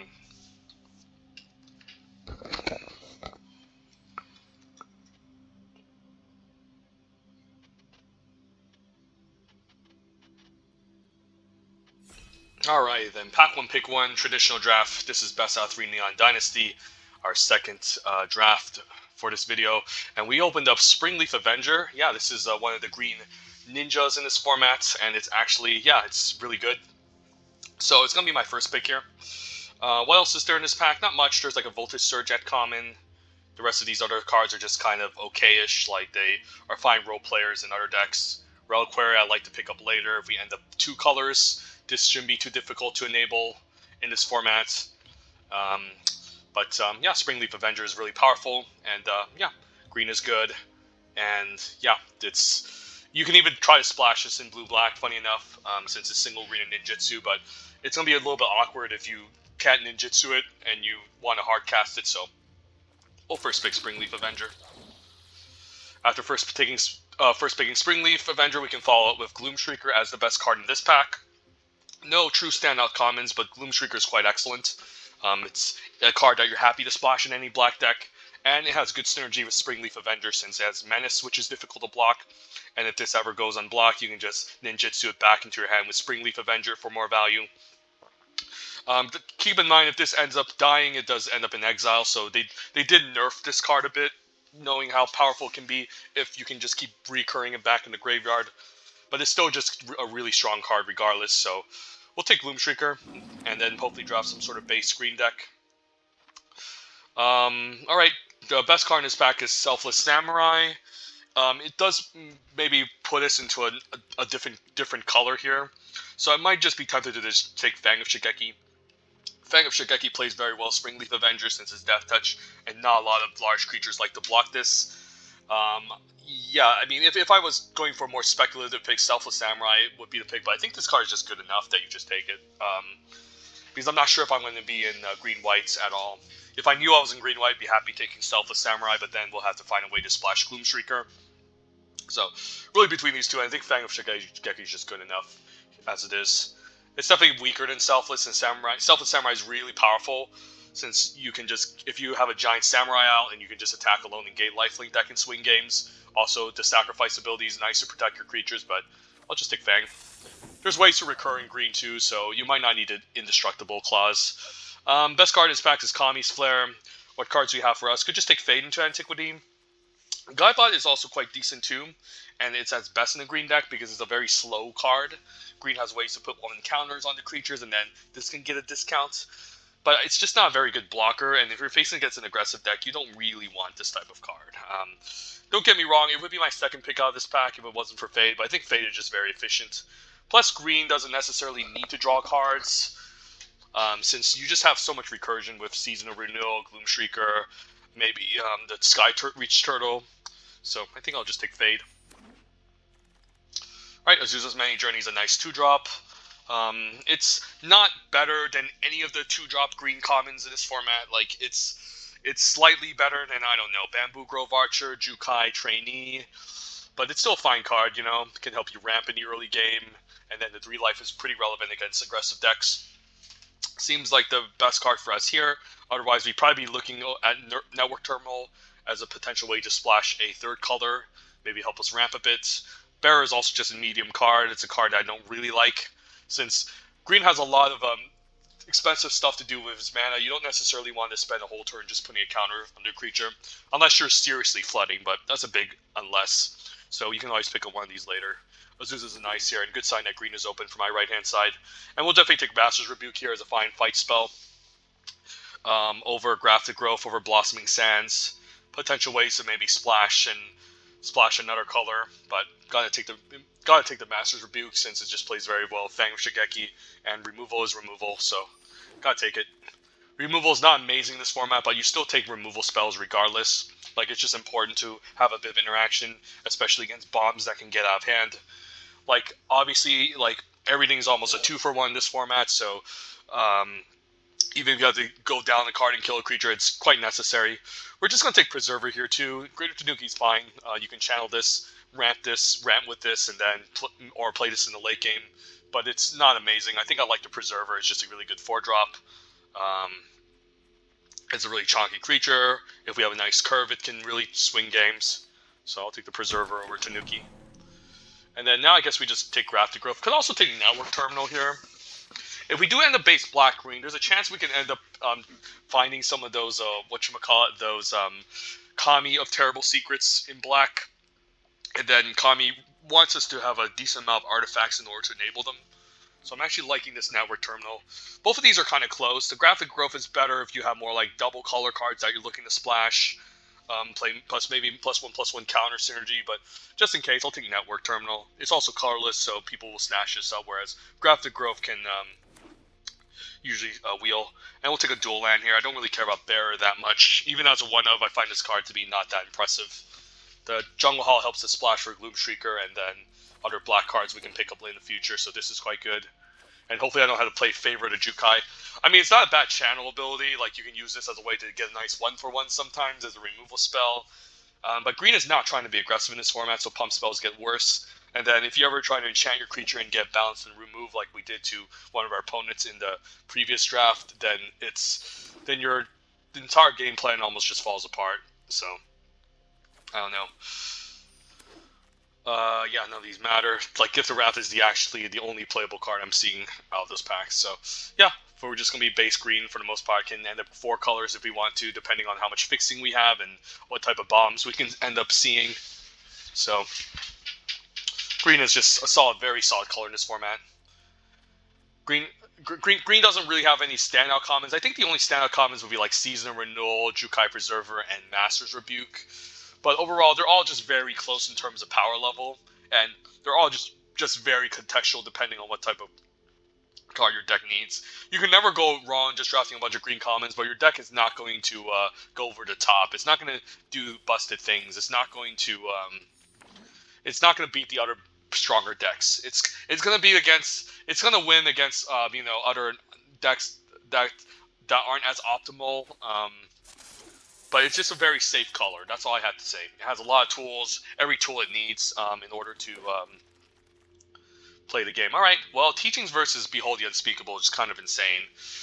Oh, man, why does it have to be between these two cards? These two cards are just incredible. Oh, my God. Man, I would love to splash Behold. Behold's a pretty ridiculous uncommon. There's also the Kami. But, I mean, yeah, Teaching's still a strong card. If you look at the data, it definitely performs worse than Behold. But it's still a very good card. Like, the win rate of this card is really high. So, I guess if we're going to be in green, we might as well just take our green rare. I hate how they have to be both in the same pack. But I think we just got to take the responsible pick here. And because, like, because even when we splash for Behold, it's still double blue, which is not the easiest to do. And then if we end up in some sort of weird situation where we need to also splash white, then this card gets a lot worse. Because if it's just stuck in your hand and you can't cast it, it's just really bad. So we'll take Teachings of the Kirin. That's 100% going to make the cut. And then, it looks like black is open here. Nothing else exciting in the other colors. I guess it's just Nezumi Prowler. It's an artifact creature in case we pick up Kami of Terrible Secrets. I like the cheap ninjutsu. It's pretty powerful with creatures with large tough power and large toughness, since you can gain a ton of life and give them Death Touch. Gravelighter is okay. It's better if you have more Virus Beetles to sack, but if you don't have anything to sack, it's just kind of like a medium card. I think we just take Prowler here. There's also Kunai, but Prowler's nice. Some sagas we don't mind bouncing back, but we'll see. Ooh, Twisted Embrace, pick 3. That's insane. Twisted Embrace can also be fetched back by Season of Renewal and Gloom Shrieker, and if we ever get Geothermal Kami, we can always bounce this back to your hand. So yeah, Twisted Embrace is at its best in the green-black deck, I have to say. Not much else here. I mean, the second best card in his pack is Experimental Synthesizer, but as we all know, red just doesn't play well with any other color besides itself in black, so... yeah, I guess I just take another Nezumi Prowler. Lethal Display I don't care about too much. Like, the Nezumi Prowler is essentially just a removal spell anyways. There's another Tanuki, which we can pick up later. Fall is also just kind of situational. It's a good sideboard card. Like, if you're facing against other green decks, you definitely want a copy. But if you aren't, it's just really bad against the aggressive decks. Alright, just second Nizumi Prowler. This card's great. Alright, there's a second Master's Rebuke, there's another Fang. There's also Modern Age, but I don't think I want to stretch it here. Just take a second Rebuke here, just to shore up some more removal. Yeah, just take second Rebuke. No need to try anything too sketchy. And then there's Commune with Spirits. Usually in green-black, though, there's not a ton of enchantments you're interested in really grabbing with the Commune. It is a good card, but there's a chance we can end up splashing blue, so I'm just going to take Dismal Backwater. Because there's an off chance we end up finding like open another Behold the Unspeakable, and we might want to splash it. There's also Web Spinner Cuff, not a very good card, just worse than Bamboo Grove Archer, but we'll take Dismal Backwater for sure. Alright, I think we just take the Ninja's Kunai. Clawing Torment is not great in green-black, because green-black is not hyper-aggressive. It's trying to be very dirtily, in a sense. So I don't mind just a Kunai as maybe something that can function as a removal spell. And again, if we pick up more Kami, if we see a late Kami of Terrible Secrets, it's nice to have access to some artifacts early. And then there's this pack, which I don't care about that much. Dockside. This is not really a Dockside Chef sort of deck. Could just take Uncharted Haven or the Thornwood Falls. Probably just to take the Haven. Gives us more flexibility. Since we're not even sure if we're going to be splashing blue. At least it's going to name black or green, so I'll take Uncharted Haven. Ooh, Kami of Terrible Secrets, perfect. So that's pick 9. Really nice seeing this late, and we have a nice setup for it, so yeah, I love Kami of Terrible Secrets in black-green. And sometimes, you could even just throw in a random ninja like Shadow Walker in a black-green deck. I'll take it here over Clawing Torments, just because you need some sort of random top-in. Although I do have some big ninjutsu creatures already. I'm not sure. I don't think we're really a Clawing Torment sort of deck, so I'll put this in the sideboard. I guess I'll take my Barrow of Memory now. Clawing Stalker is medium. This can get back to a ninja, though. It can get back Springleaf Avenger and Prowler. Yeah, I don't think we're really this sort of enchantment-based deck. I'll still take it here, though, since we can get Kami Restless Shadows later. If we somehow end up in some sort of, like, green-black ninjas deck.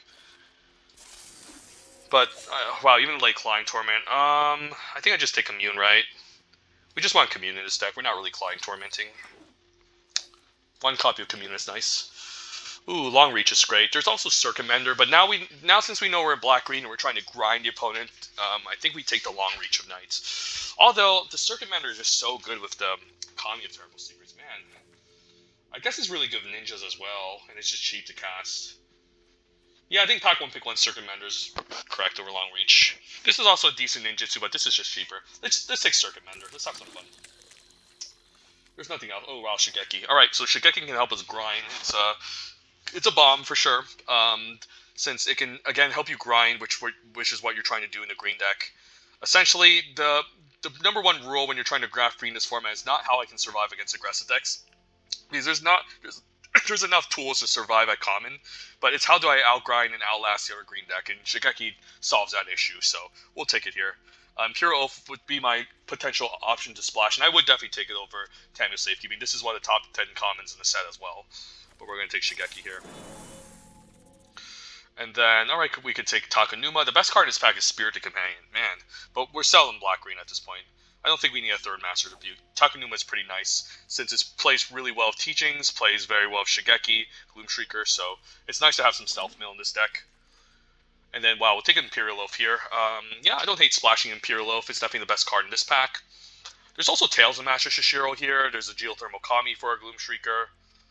But yeah, this is one of the best commons. I think I should consider splashing this now that we have a network terminal. There's also Shrine Store, but we don't have that many auras. I mean, I could just take this as a 5-drop, but it's just worse than Imperial. And I actively might want to play this Circuit Mender here. Man, this is really good with Gloomshrieker though, but yeah, let's just take Imperial Oath. Card's nuts. And we'll just take our Tanuki for some fixing and maybe some more late game. So we got one anyways, and then, do I need triple? I mean, I don't really need a Grafted Growth in this deck, so I'll just take another Master's Rebuke. Not sure if I want to play it, though. Ooh, Blossom Prancer pick 7 is a gift. Okay.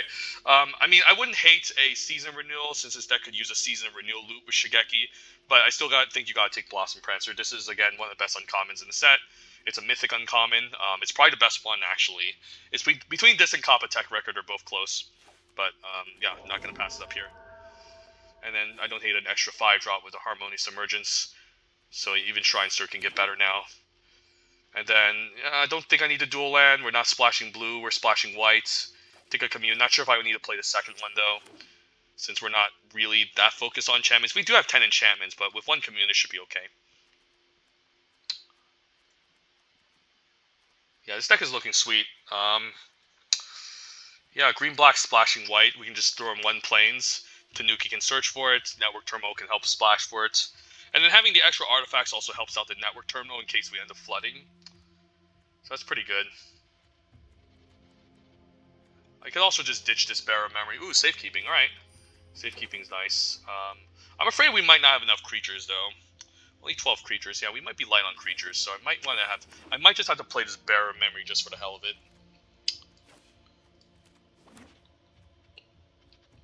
But I definitely like everything else here. I could just cut the Commune, though, but having access to one Commune is just so solid. It's just like one copy of Safekeeping. Just really solid. I could cut Network, but again, I just love the ability to loot. Like, if we end up in a flooding situation, I think I just want the Network Terminal. I should also count this as a 6-drop as well, So our deck looks really solid, just looks like a really nice mid-rangey black-green deck, sort of. So it just looks really nice here. So I don't mind the extra mana fixing. I can maybe get away with 2 planes, or maybe just 1 is enough. 1 is probably just enough here. I'm just hoping I just don't end up milling my planes. That can be kind of awkward. But Gloom Shrieker can get back, and Shigeki can also get back our planes. So I guess this is not that bad. Definitely 17 lands for sure. I hate this new layout. It's just so annoying. Definitely more green than black, so I can see myself cutting a swamp, getting another green, so 8. I think, yeah, since we're going to be using this for either black or white, I think we just cut an extra swamp here. Because we want at least 10 green sources in this deck, especially that we have 16 green spells is pretty important. And we really don't have that much black going anyway, so 4, 5, 6, 7, plus 8, plus 9 with the Tanuki. And then, yeah, we probably just don't need a second plane just to make things consistent. So between the cuts, could see myself cutting Commune. Could see myself cutting Bearer of Memory. Let's take a look at our removal situation first. Don't hate the double Rebuke. It's pretty decent. Twisted Embrace, I guess. So 1, 2, 3, 4. This is a 5-drop. 1, 2, 3, 4, 5, 6, 7, 8, 9, 10, 11, 12, 13, 14, 15. So we have a lot of creatures here. So do I really want Commune or do I want Bearer of Memory? I might want just the extra creature here, actually, honestly. The extra creature doesn't hurt. Bearer can also be fine in the late game as a random mana. Maybe just Commune can go. Commune's okay. It does help us find maybe our enchantment creatures though, and we do have a decent amount though. That's the weird part about it. I just hate having to cut this card. Maybe Bearer just goes. I don't care about this card that much. Yeah, Bearer can probably go. I don't need this. The thing is, in our deck, we don't really need a mana sink because, again, we have Shigeki that can serve as a mana sink. We have some fine expensive Curve Toppers. Gloom, Network Terminal, I guess, can discard lands as well. So we don't actually want that many lands. I mean, that much mana going to just activate Bear. I think this card is just very medium. And then, yeah, the mana base definitely highly favoring green. 9, 10 green sources main deck. 4, 5, 6, 7 black. 1, 2 white plus these. Greater Tanuki plus Network Terminal. And to a lesser extent, there's Commune, which can also help us fix a bit. So, yeah, let's give this a shot, see how it goes. Midrange.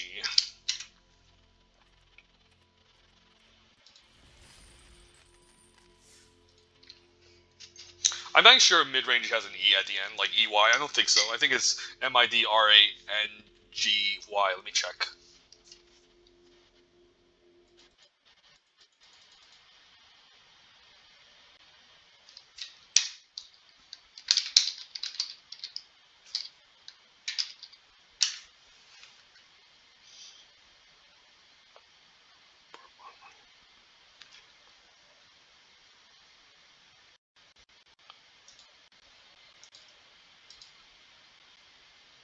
Well, actually, I don't even think it's a word. I'm searching it right now, but there's no such thing as a rangy. I don't know. Maybe I can just maybe I can just create that word. I don't know. Maybe add to the dictionary in the future. I don't know. Let's hit play, and then let's see what we have here. This is very medium. It's okay though. Like we're on the play, so I don't really like the mulligan. We have nothing to get back with Gloomshrieker, but we can drop a Jukai on 4. Maybe cast Imperial Loaf on 6. I'll try it. Definitely name black here. So we drew our 1 plains and our 1 white spell. Perfect. So now the network terminals are not going to be as good in this game, in this matchup.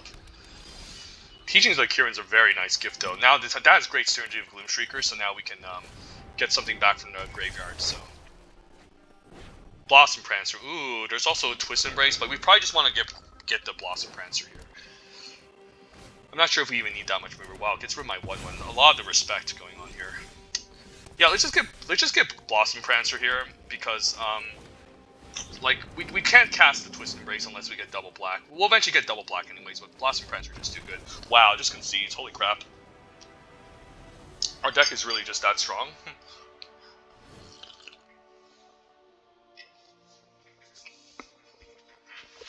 Man, oh man, wow. Alright, we'll just run it back. Opponent's in black, so pretty aggressive. Usually black is aggressive. I mean, it can also be black-white or, again, black-green mid-rangey, so... But black lean towards the aggressive end of the spectrum a little bit in this format. Alright, Teachings in the Gloomshrieker. Alright, we'll do it again. We'll do it again. And then make the opponent tilt. Make the opponent instant concede. Modern Age. Alright, not bad.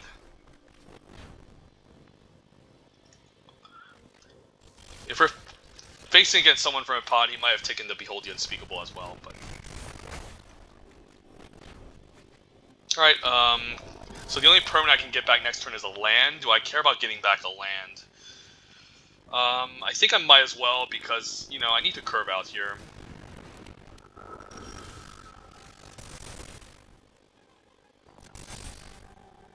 Yeah, let's just get our land, honestly. Getting a land isn't the worst.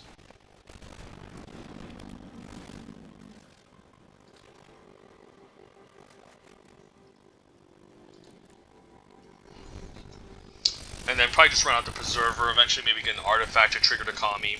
Takanuma Abandoned Mire is also nice, too. Probably could double block, but I can get blown out. Let's just let him do his ninja thing. Dual land, interesting. I probably just want to run out a real creature here. Let's just move the combat and attack with the 2/1. Fine with the removal spell, sure. And I don't really want to run out of tap land because I need to develop my board, so yeah, no attacks. Run out the Swamp, run out the Preserver. And then I can also just put a counter onto the 2/2, honestly.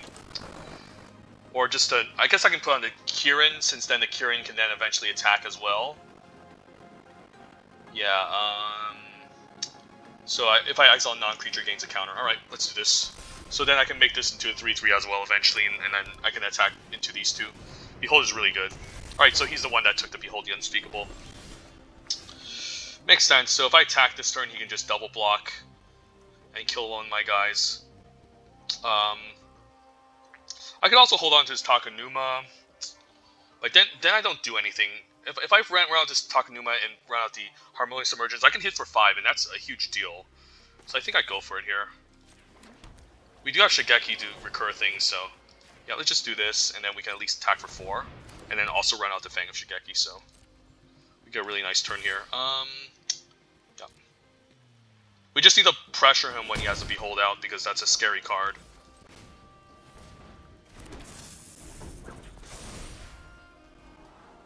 And then we can set up a turn where we can get the Prowler out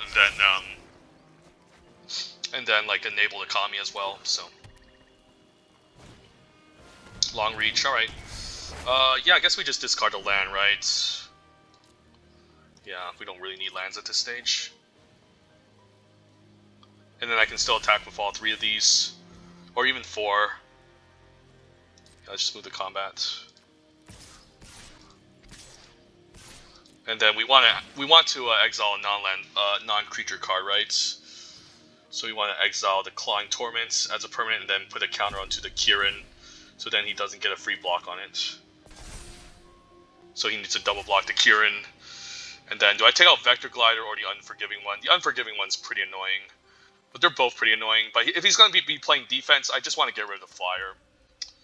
I could get the... Oh, I can ninjutsu here. Yeah, let's just do it then.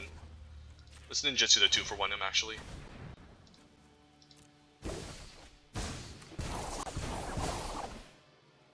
So yeah, this is a nice 2-for-1. We get to shove a lot of damage in his face. And then we can now... I guess we can run out the Kami of Terrible Secrets now. Yeah, and then we get to draw a card. This is so disgusting. And then we can even just discard land here, so...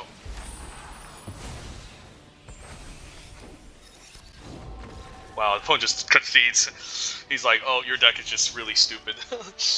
Alright. So yeah, he's probably the guy that drafted with us and decided to grab that Behold that we passed. Pack 2, pick 2. Pack 2, pick 1. You can never be 100% sure, but again, the pods take a long time to fill up, so... Yeah, I wouldn't mind facing him against him again, actually. Because if he's that tilted and he just wants to like concede quickly, then I'll get some free wins. So.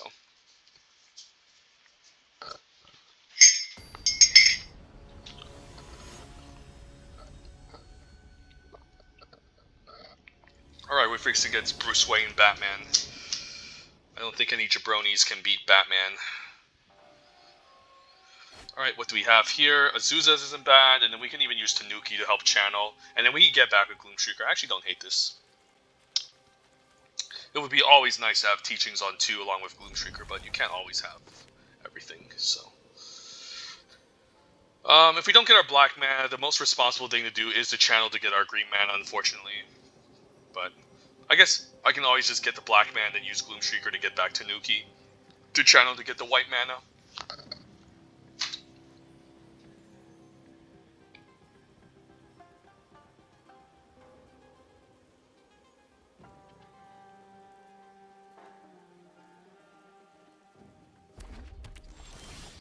Ooh, okay, so we definitely need to get white mana for this Imperial Oath, so... Unfortunately, we might not even get any lands, so... We'll see.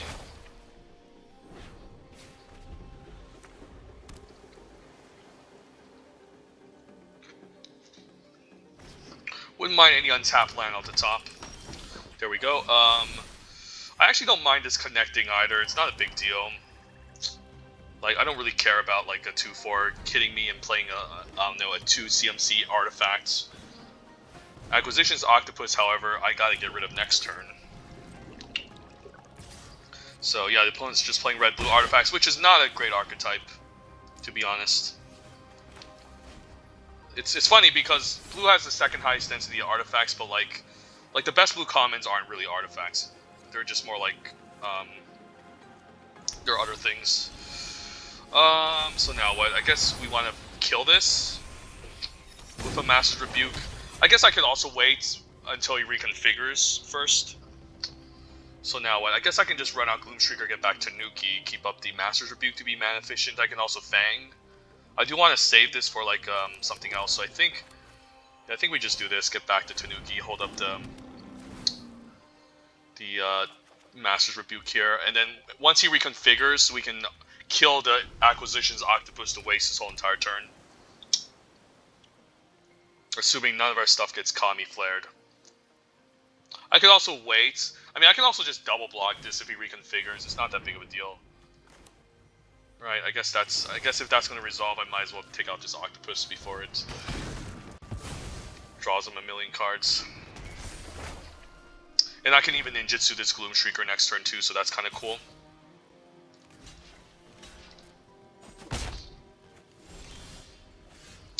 Or ninjutsu the Circuit Mender. There's a lot of funny things I can do here. I guess I just want to develop the board. I don't necessarily want to ninjutsu the Nezumi Prowler because I don't have anything to get back in the graveyard. So you know what? I think we just set up the Circuit Mender here. Route the Fang and then attack for 1. We do have ways to answer this with Fade and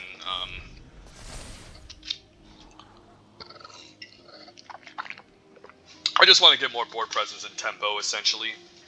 And then if he blocks a Circuit Mender, we can just ninjutsu the Gloom Shrieker, give this Death Touch, and take it from there. Man, the fact that he drew 4 cards is pretty disgusting, though. He really drew 4 cards off it? No, he drew. He only. I guess he scryed 2 and drew 2 because he had one in his hand. He drew and then he scryed 2, draw 2. This card's so dumb. Yeah, let's just attack with Fall next turn. I don't mind.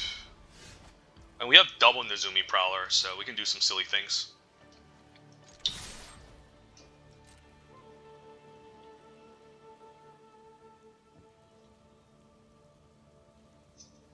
I wish I could tap an instant speed, float the mana, and then once he blocks the 3/3, I can untap, but it doesn't work that way.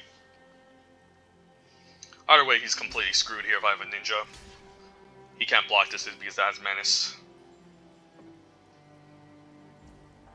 Wow, no blocks? Alright, so probably just ninjutsu the Gloom Shrieker here.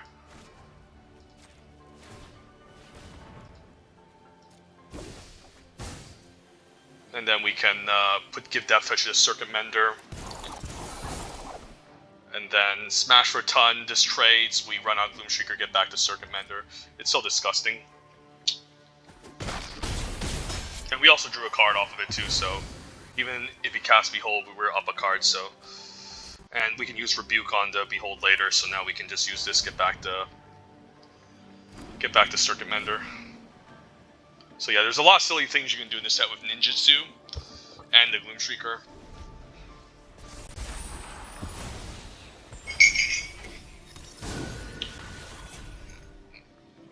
Fun thing is we have a second Nezumi Prowler, so we can also just do almost the same thing as last turn.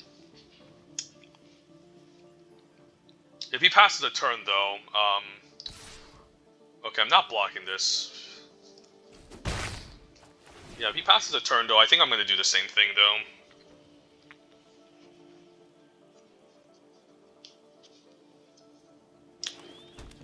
Armguard Familiar, very interesting, too. Does he have a removal spell here? Oh, he's probably just going to reconfigure on the Vision. Oh, alright, that's fine. If he's going to reconfigure, then we can just do the thing again. Yeah, this is so disgusting. Yeah, if I use Rebuke, I'm going to use up my whole turn. I think I just want to do the Nezumi Prowler thing. It's just so fun.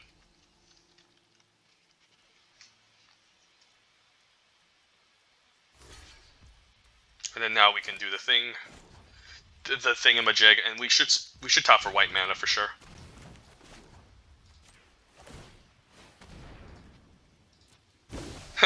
And then we just have this stupid infinite loop going. It's so dumb. This is so dumb. Like, the opponent must be face-palming themselves. I could run out the Circuit Mender again, or I can run out the Gloom Shrieker. I probably just want to run out the Gloom Shrieker. Doesn't matter though. The Gloom Shrieker just has yeah, it just has Menace, so we can just keep looping it over and over.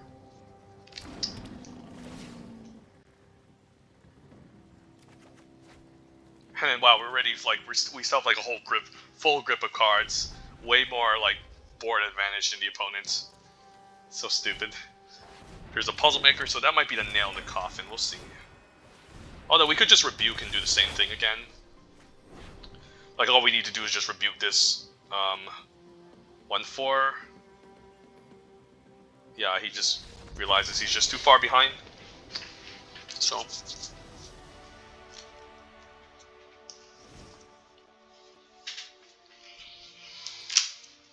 yeah, we had an infinite loop going. That's kind of ridiculous. Yeah, we just run back. This is a really fun deck.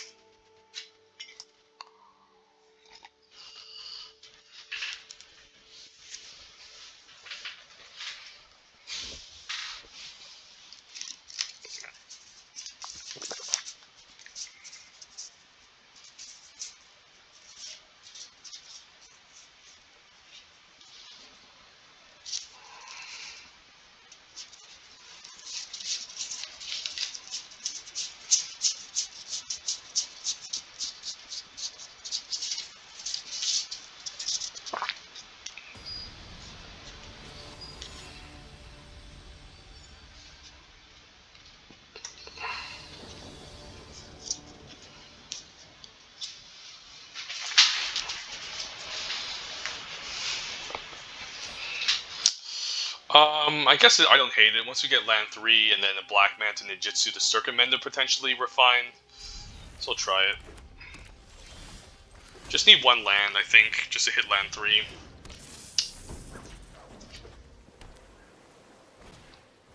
That's a good one. Yeah, let's just offer to trade. But he's not gonna block. There's no way he blocks this.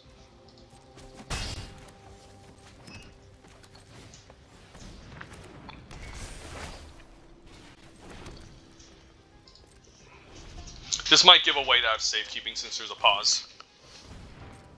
Runs a 2-mana network term. That's so huge. You can run a 1-mana like artifact too. Yeah, this is a good card. This is very good. Blue-red is not a good deck, but that's a good card. Alright, so now I can route Circuit Mender and then keep up safekeeping. I don't like the fact I can keep drawing these forests, but I'll draw into black eventually. I just gotta believe. That's what I get for running 10 copies of green in this deck. Swamp off the top would be amazing, since then I can Kami and draw a card.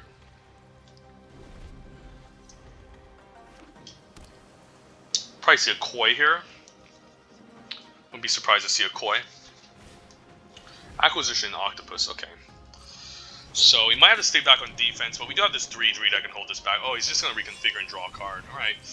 Yeah, this can snowball, so we need to find our swamp soon here. Or at least a removal spell for the Acquisitions Octopus. Another green source is not going to do it, however, so...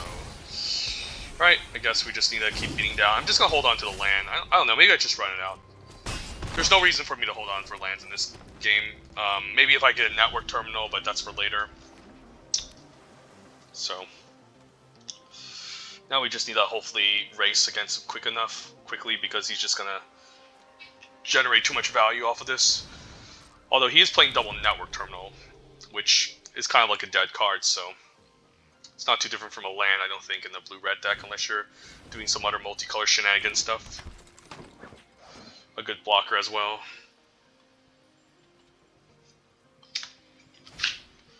And a Modern Age, wow. All the value.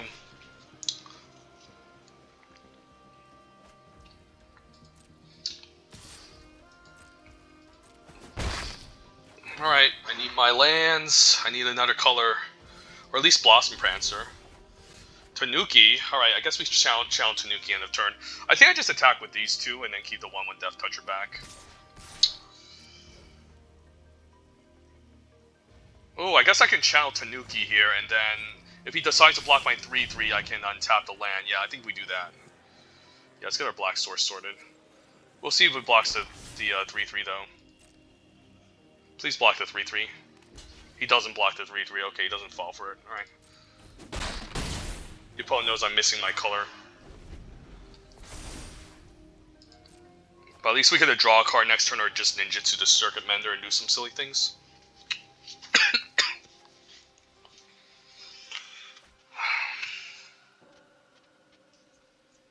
I guess I can run out Kami still and do the ninjutsu thing. So much tempo, like, this card gives you like so much tempo in the right deck. Right, just a 3/3, don't care about that too much. And he's definitely going to attack and draw a card. I'm just hoping he doesn't have a follow-up here. That can be kind of annoying. No follow-up, please. I mean, if he's running like two mana, then... Okay, no follow-up. So he might have a Kami's Flare. We're still going to just run out the Kami here. If we see a removal spell, we can save keeping as well.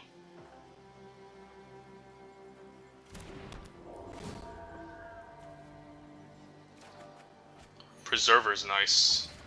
Alright, let's move to combat and attack with everything.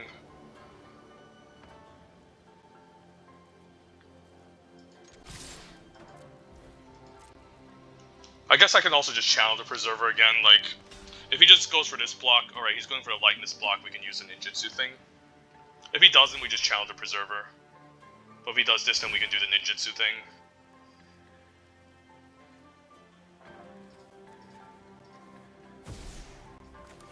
And we definitely will. And then if he has like a Kami's Flare, we can use Tamil Safekeeping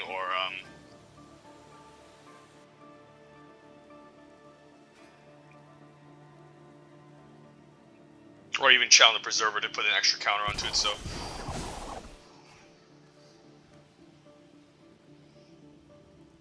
probably see a Kami's Flare here.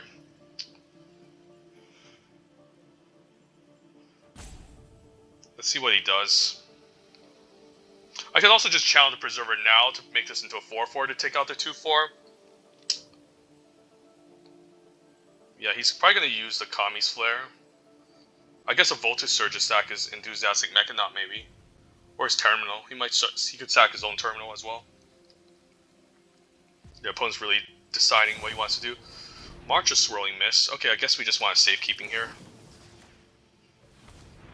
And do I Channel here? I think I do. Just because it's just so annoying. And then I guess we want to put a counter here, right? No, put a counter here and then... Do I want to put a counter here? It does become a 3/4 real relevant threat. I'm not sure if I want to make... I think I want this to be 3 power because of his Modern Age, so we just do this here.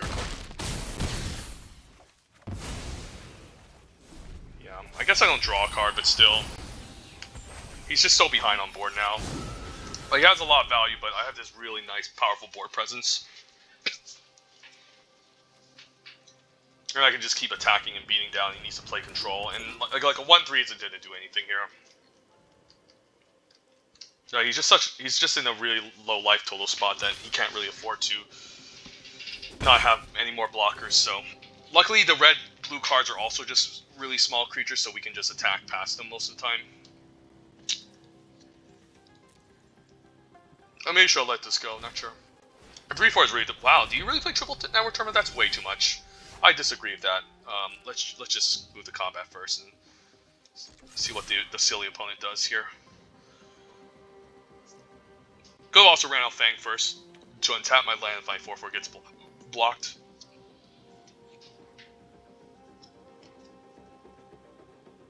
Fine with this trade. Maybe Chomsky's still taking 6, so he needs to answer this board state eventually. He could be splashing for Farewell. I mean, that's not too crazy considering what the opponent is playing.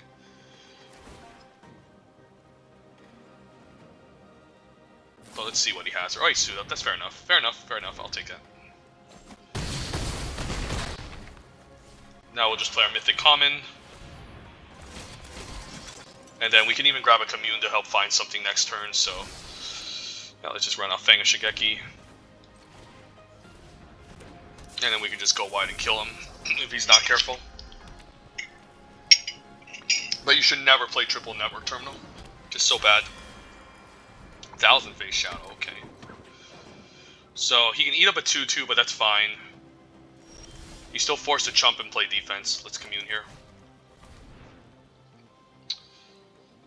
Our Harmonious Emergence is really nice. How about Gloom Shrieker? What does Gloom Shrieker do for us? It can get back Nezumi Prowler, but I can't activate it since I don't have more than one black source. It can get back the Preserver, which can channel. I probably just want the Emergence, right? It's just so big. Yeah, let's just get this out.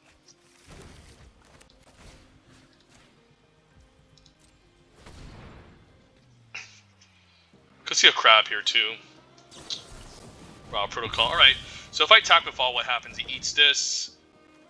I'm still going to attack with all here.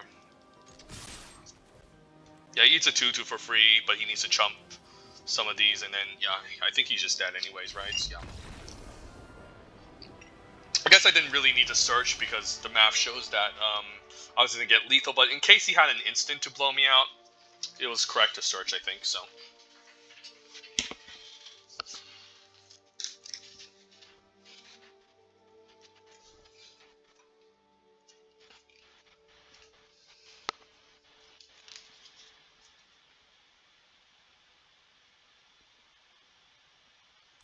Alright, so one more game and we can collect another 3,000 gems and maybe do another draft, we'll see.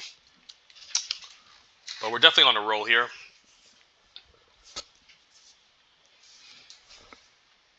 Haven't seen the Springleaf Avenger yet. the Gloom Shrieker and definitely the Nozumi Prowler is doing a lot of work in this deck too. So they're mostly doing a lot of the cool combo stuff, and Circuit Mender is also doing great. But haven't seen our Springleaf Avenger yet. Hopefully these next 2 games we'll see him.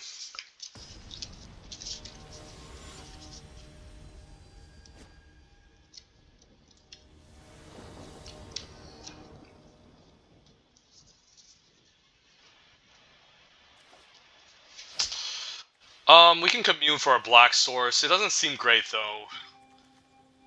I mean, this is interesting. We do have the Gloom Shrieker Nozumi Prowler combo. I'll try it. I might commune on turn 2 actually, not on turn 1. This way maybe we can draw into a Black Source instead and not worry too much. So I'm just gonna wait. I don't want to cast this exactly on turn 2, so I don't care about communing for a Black Source on turn 2. Bamboo Grove Archer, okay, so he's also playing green. Alright, I could also just wait 1 more turn. And I think I will. Just sandbag these communes until we can, we know what we're drawing into. Although Teachings is going to be very scary. Well, it's like the opponent's also playing the same deck as ours. Okay, we'll definitely commune here. And then, Enchanted Haven, naming white doesn't seem that great, although we need to get our Imperial Oath down eventually. But we're stuck with all these black sources, so I think we just take the Jungle Hollow here.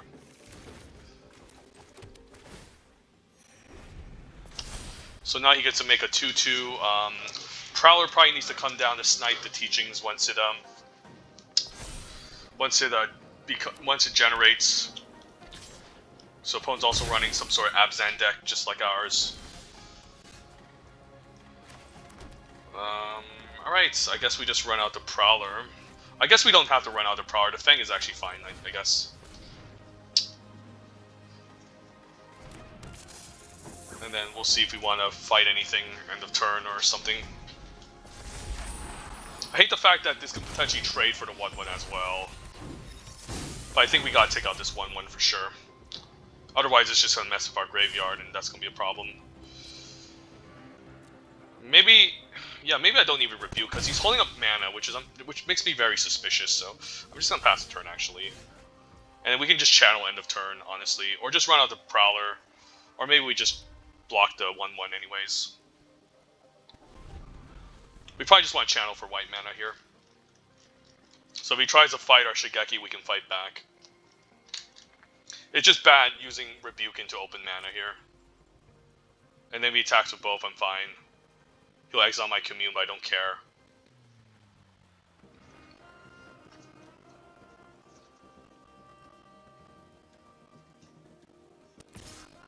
Alright, just take 2.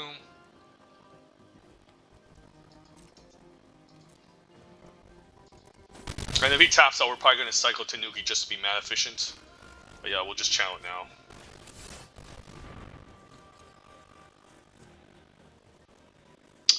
And he probably has Twisted Embrace up, so... Not sure what I want to do here. I guess I can just Imperial Oath. Yeah, Imperial Oath seems good here. You can exile any one of these cards, I don't care that much.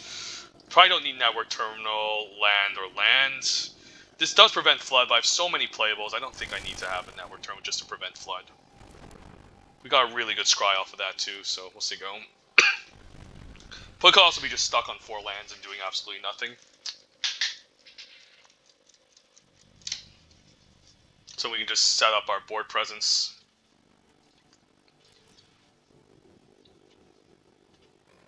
Another land off the top wouldn't hurt though, since I can Blossom Prancer and have Rebuke up.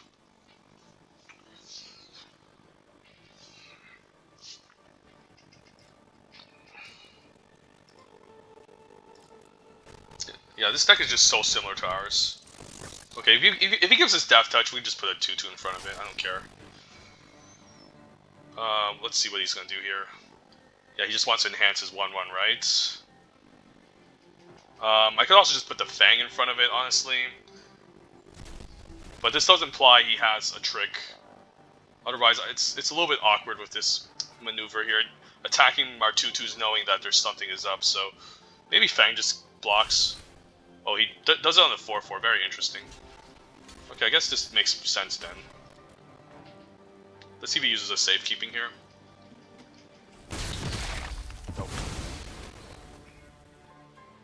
I'm still fine with all this. I don't really care. Ooh, Kami. I do want to get an artifact down. Man, I would love my Master's Rebuke with the Blossom Prancer. I can also just Gloom Shrieker, get back to Nuki, but I guess if he kills my Blossom Prancer, I can just get back with Gloom Shrieker. And then we can, like, Master Rebuke later.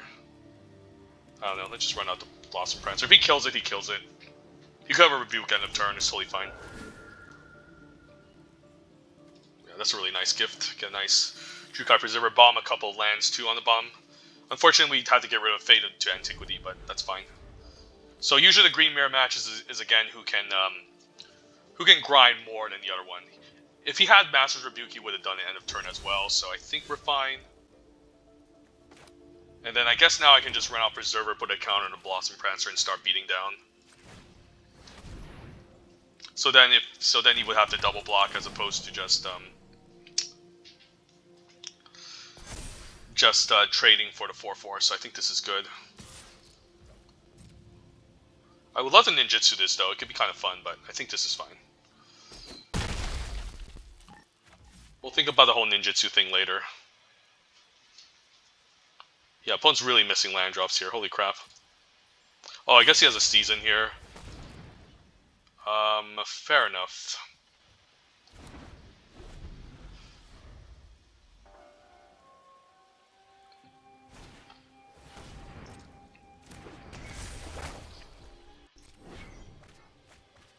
No, Mills' lands that he needs.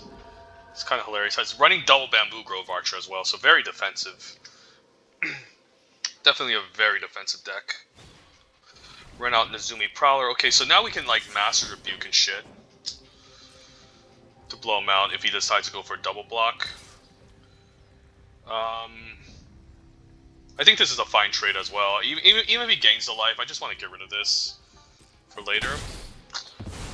So now I could just fight this and then take it from there. Probably not. I think we just wait because we want to blow him out, right? Takanuma Banmar is a good one too. I guess I can use the Prowler now to maybe get some Kami value going. I guess I can just main phase the Prowler. That makes a lot of sense. Onto the Jukai Preserver. And then attack with both. And then if he goes for a double block, I can then just Master's Rebuke to blow him out. Yeah, I guess this is fine. Surprised he didn't double block yet. So now I can draw a card here. Do I want to keep up Rebuke though? Probably not still. Yeah, we'll just say go, because this Takanuma can be pretty important. And we're pretty far ahead, so we don't have to worry that much.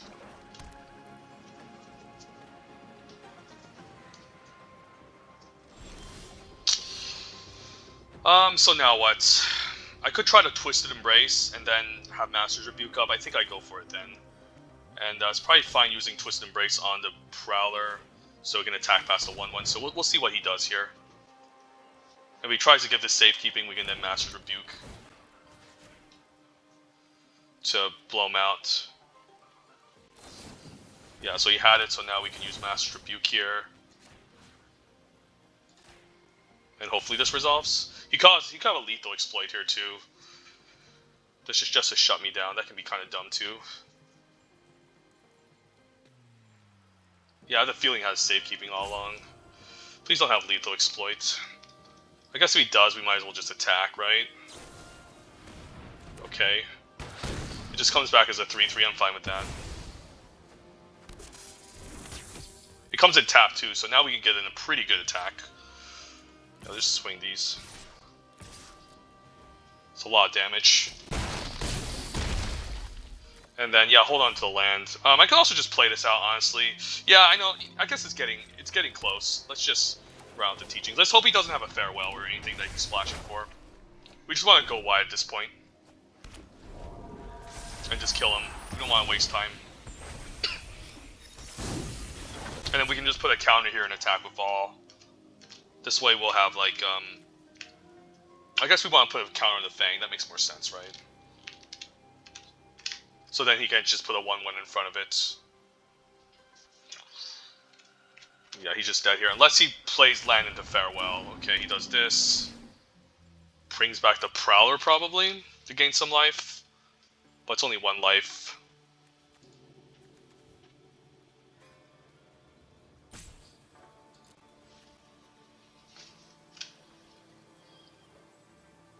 Yeah, he probably needs to run the Prowler here and attack, go to 3. But then I guess he's still dead. Oh, it gets a land. Very interesting. So he can play another creature. Okay, Grove Archer, huh? So he can block everything still, but the blocks are going to be pretty ugly if he goes for them. Yeah, I think we just put a counter here, right? And then I can always just attack with all for some trades, and then we can even I guess we can just Gloom Shrieker, get back Shigeki, and then that should be game over. So.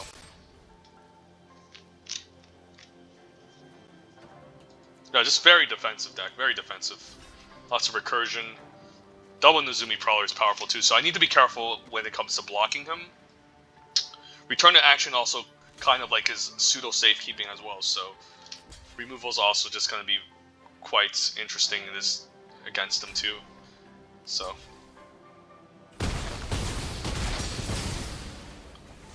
And then I might as well run out the Gloom Shrieker, get back Shigeki. Yeah, I'll be wrong not to grab Shigeki here. Run out the Azuzas, keep land in hand, and play around Fire Spiel, and then we can even, like, get everything back end of turn, so just say go. Imperial Oath, wow. Man, this opponent can really grind, holy shit. So he needs to double block the Menacer, and then he still needs to chump here. So either way, he's really not in a good spot. I guess I can Shigeki and get a removal spell here, actually.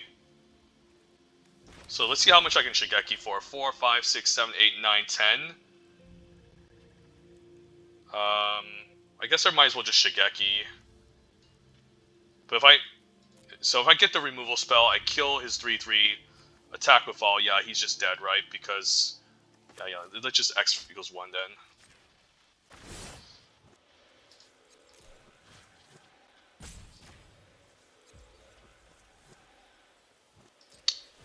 I don't even know why I'm deciding to get Twist Embrace. I can easily get Master's Rebuke, but yeah, let's just have some fun here.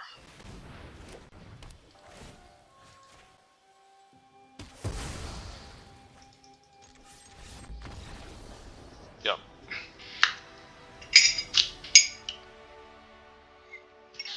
So opponent also has double Imperial Oath.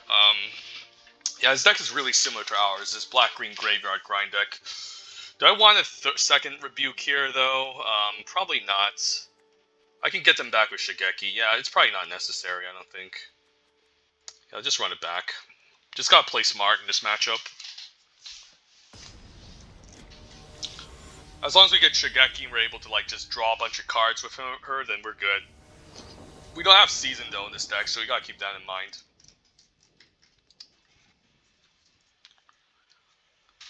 Also, the opponent was missing land drops too. Alright, this is a nice hand. We got some lands, but no lands, so it's an easy mull. This hand's not great, but I don't know if I can go down to 5. Probably not, so I think we gotta keep this. I need the artifact for Kami. I like all these cards. It's funny, maybe Springleaf has to go. It is a very good card, though. Or maybe Preserver. Maybe we can hope to get an enchantment later. Other than Preserver, but it's just a good 4-drop. Yeah, I think these are just too good to not keep, so I think we just ditch the Preserver here. We could also just ditch the Kunai and hope we get another artifact later, but...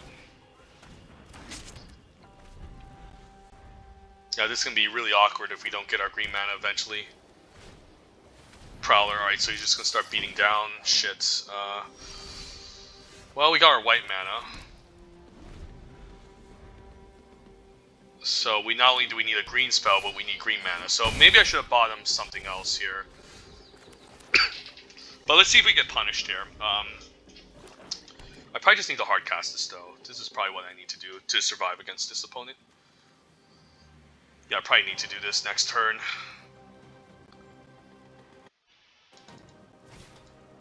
Maybe Springleaf was the right creature to get rid of. I don't know. If he makes this into a 4-2, I actually don't mind. Because then I can fight it and hold off the 3-3. Please don't give me green mana. I'm going to cry here. Alright, no green mana. So we did not get punished. Alright. Don't need to feel that bad. Next turn we can just equip the Kunai, deal with this, then hold off the 3-3. Assuming he doesn't have a way to get rid of this. Favorite of Jukai, come on. He's running bad cards and kicking my butt with it. Yeah, this is bad. Oh man. Yeah, I guess we just lose the land screw, just like the opponents. I guess I can take one more hit, but it's not very good. Yeah, let's just concede here. We're not winning this. Man, that's just so bad. Ugh. Now I know how it feels like to miss your colors and lands. Even had to mulligan our first hand, so... Yeah, let's just run it back.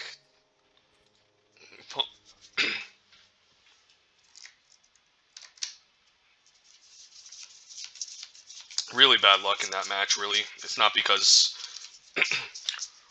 our deck is worse, but just bad luck, or we didn't play well, but... We couldn't even play our Jukai Preserver, honestly, even if we had it, so bombing it wasn't that bad. Or wasn't wrong, by any means. Alright, let's go on to play, and then what do we have here? Well, yeah, I guess we might as well keep this. Not an exciting hand, but probably just gotta keep because it has both our colors, and we might draw the Kami, who knows.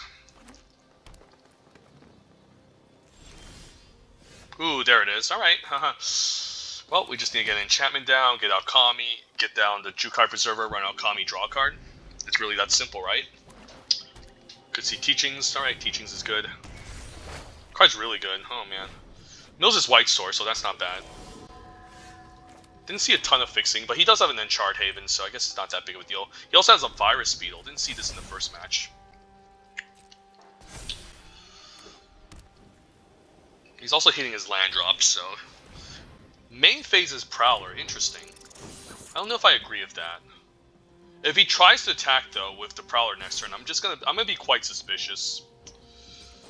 Yeah, this is very odd. I don't agree with... I mean, I guess he just wants to apply pressure, maybe thinking I don't have much to do. So do I Preserve or do I Fang? I think I just Preserver here. Get a really good blocker, run out the Kami, draw a card, take it from there. Just try to gum up the ground, and then just try to take over the late game. If he attacks with both, I'm not blocking, because it does really imply he has another Nezumi Prowler to do silly things with.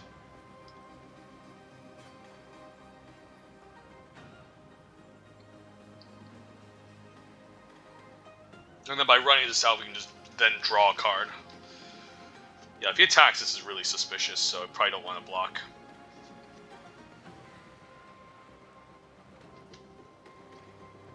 Yeah, this 4-4 just lines up so nicely against the opponent, actually. Now, the grand question is, do I attack next turn? It's a lot of damage, and the opponent might have missed a land drop, too. I think he missed a land drop. Runs out Bamboo Grove Archer, never mind. So we don't want to attack. We're definitely naming white with this. We need double black for Twist and Embrace, but we gotta name white. It's a responsible thing to do. And then hopefully we can draw into our second black. But this is a really good turn for us. Tanuki's nice too, so we'll say go. And we can even attack and then have Master's Rebuke up. Or I guess we can equip the Kunai on the Kami attack, and then if he tries to double block, we can use it. Alright, he has his own Kami. Alright, so it's Board Stall galore. Value galore. Greater Tanuki seems okay. Yeah, Great Tanuki seems very good here because we can just start stomping with this and then forcing him into awkward situations with the Kunai up and the Master's Rebuke up. Could see Imperial Oath on next turn too. Preserver. Wow, this deck is just so similar to ours. It's like so the same.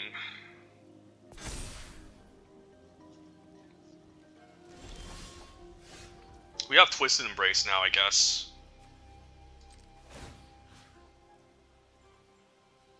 So do I use Twisted Embrace here? I think I do.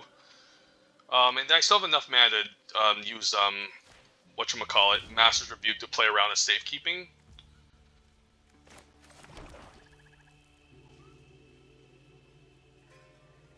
No, I want a Master's Rebuke first for sure. And then where do I want to put it on? I think I put it onto the 3-4, right? Take out the 4-5. Use Master's Rebuke, and then I guess I can put it here to make it even more difficult to block. 6 toughness. I mean, this will become a real threat too. So I guess we just put it on here. And then he's going to use the safekeeping. We can blow him out with the Master's Rebuke here. So we'll just kill this.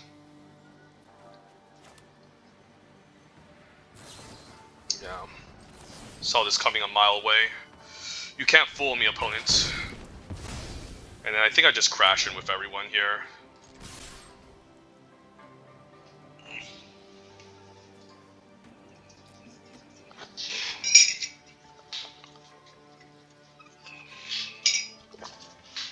And then, yeah, putting the aura here really matters. So now he's like forced into a weird double block position.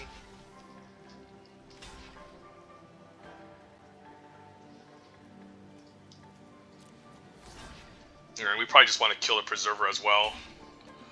Even though he can get back and he can put counters, I think we kill this so he can't attack back for a million. I'm not even sure if attacking here was correct, actually, so I don't know. We can hopefully reevaluate in the next following turns. I guess now he can attack and grows Kieran. That's kind of dumb. Yeah, that's kind of dumb. Damn, I should have thought about that. But now he can just start exiling, and then I guess he wants to make a 1/1 token because he wants to exile the creatures from my graveyard. Makes sense. Do I care, though? Like, I guess now he can double block my 4/4. So maybe I do care. Imperial Oath, yeah. God damn it. Why can't I have my own Imperial Oath?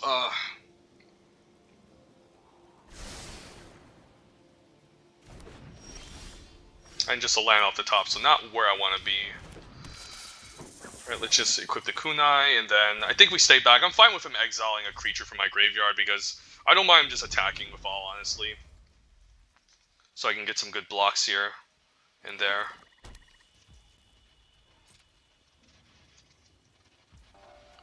And if not, do I just use this Kunai? Not really, I don't think we do. I think we just stay back. Gloomshrieker is really nice. That can get back the Kami and draw me another card. I can also use this to get back a removal spell, but we probably just want to get back Kami. He could also have his own lethal exploit to mess with us, but I still think we take Kami here.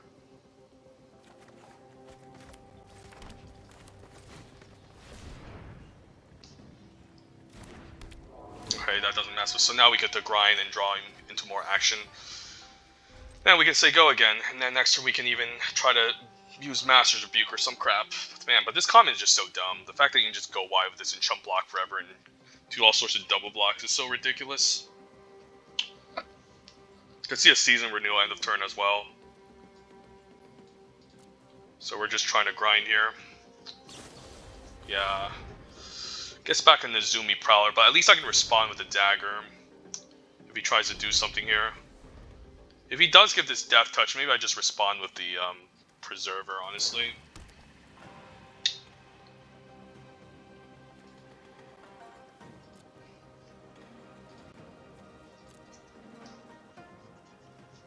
It also has Virus Beetle. I'm surprised he didn't bring that back too and make me discard.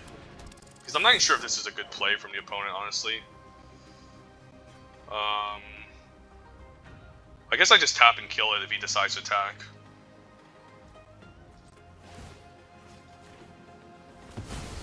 I really don't want messing with my graveyard, and this is annoying enough. And then if he attacks the fall, I'm only going to block with a 3/4 because he can channel the Preserver, and then that can mess with my Gloomshrieker.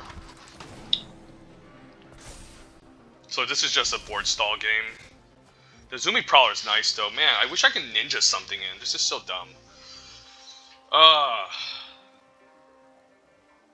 I guess I wait for the second Nezumi Prowler so I can maybe give Death Touch to this and ninjutsu it. I don't know.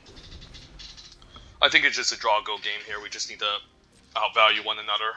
I'll eventually win with Shigeki, but I still gotta be careful. Keep land in hand to play around Virus Beetle. This is like Cons of Tarkir, where it's just like board stalls all day. Alright, he has his own Boseiju, sure. That's a good card. I can also wait until he decks. The Master's Rebuke can hopefully answer this. And he hopefully doesn't have another instant to blow me out. Which he might have, I'm not sure. Shigeki, Jukai Visionary, okay. So we can Shigeki for 4. Guess I don't mind maybe trading off some creatures now then. 5, 6, 7, 8, 9. The problem is I do want to like get the whole Gloomshrieker loop going. I think I just run out land then.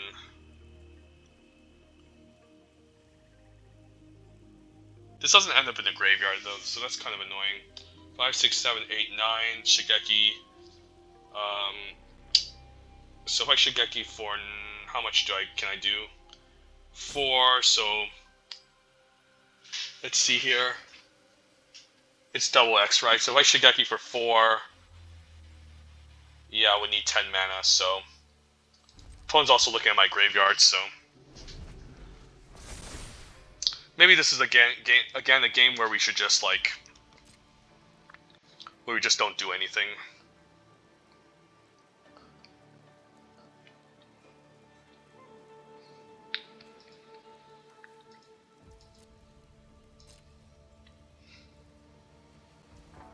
Because he's also sandbagging resources. Teaching as a Kirin is not bad. Alright, well, Teaching's here.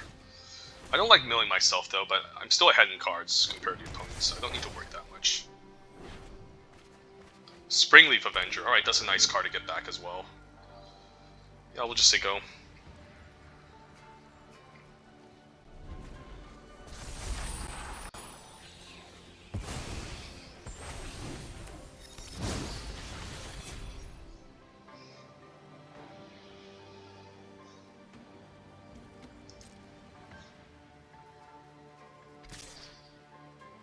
Interesting attack. Do I just take it here? I mean, this can put a counter next turn. I think I just take 4. I shouldn't worry too much. If he has a ninja, I guess I don't mind a ninja. Shadow Walker, alright. Let's think here. I could respond with a rebuke now. But I probably just want to rebuke the 9/9. We'll take 10. We'll take 5. It's not the end.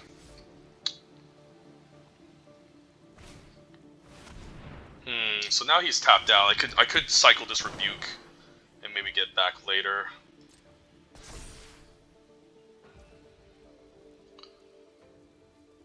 Yeah, I think we just rebuke here.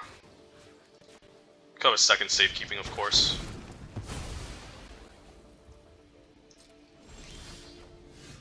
Do I even need a Shigeki?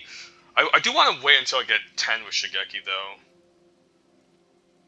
Yeah, I think I just put a counter here, and then I just run out the Azusa's.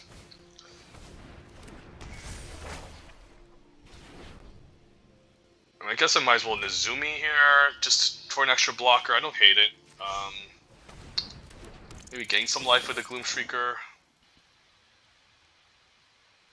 Getting 2 doesn't accomplish anything. I could also just do it here and gain 3. But then I'm down a really good blocker. I'll just say go.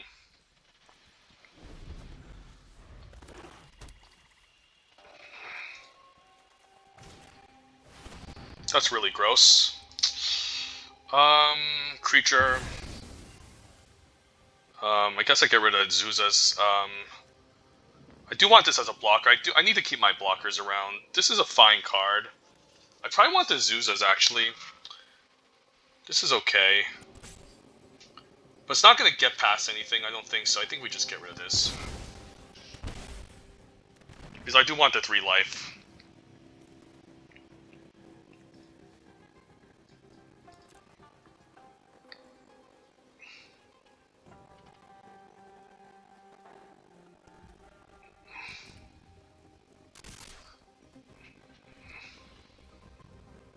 I guess a Death Toucher can now go. Or the 5/5. I don't know, the Death Toucher just trades with everything else, so just run the Death Toucher out. Yeah, this is fine.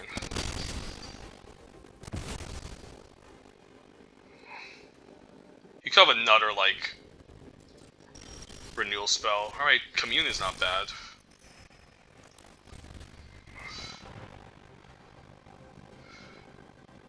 Emergence is really good. Damn, you had bombed the Imperial Loaf and a safekeeping. That feels bad, because I really want to Imperial Loaf.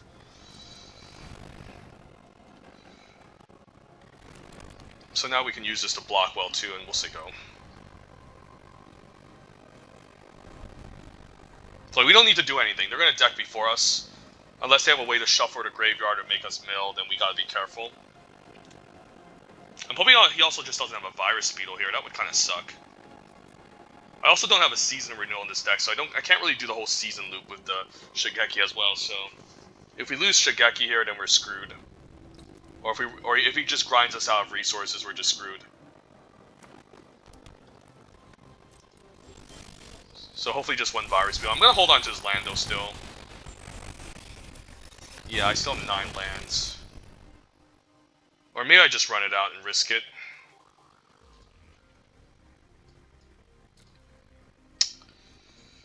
This is bad. I mean, do I really want to get anything back from the graveyard? Not really. I think we're fine. We'll just say go.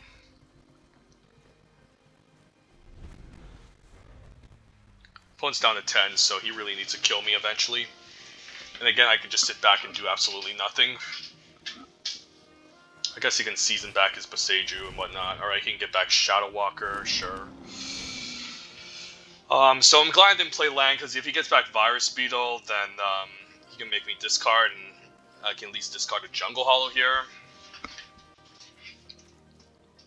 He has to be a permanent, so he can't get back, I don't care about the Boseiju, I have ways to get rid of it too.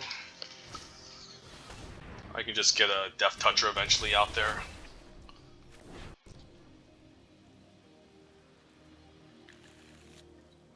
Doesn't search because he doesn't want to thin out his library, makes sense.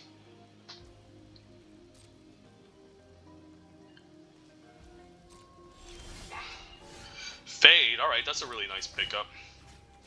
Yeah, just get rid of this.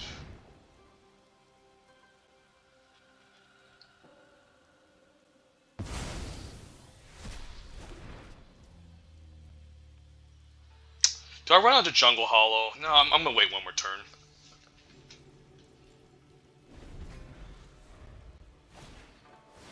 Another Imperial Loaf. Okay, I should be scared now. I should definitely be a little bit scared. Okay, I definitely think I need to run out to Jungle Hollow next turn. This is getting scary.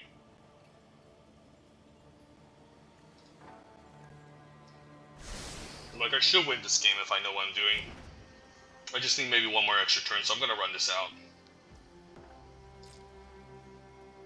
In worst case scenario, I X equals 3. Blossom Prancer, that's a nice gift, never mind. I think we actually just, I think we actually just gained 4 life here, actually.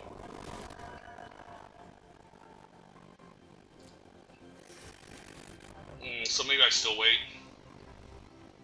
Because this really saved my butt. Yeah, let's just wait.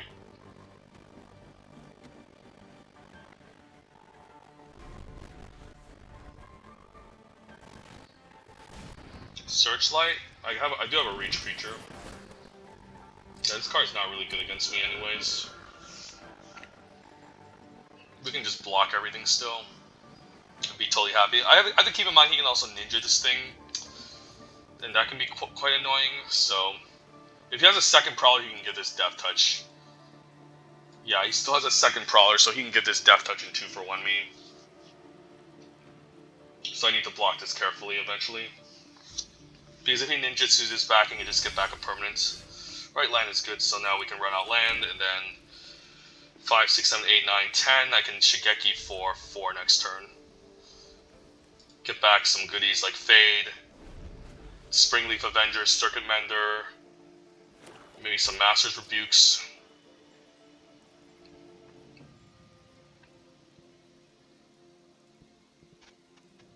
And then I can also keep everything up at instant speed.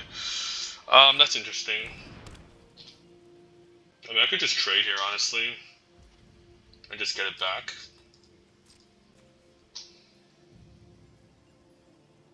Is he attacking with all, though?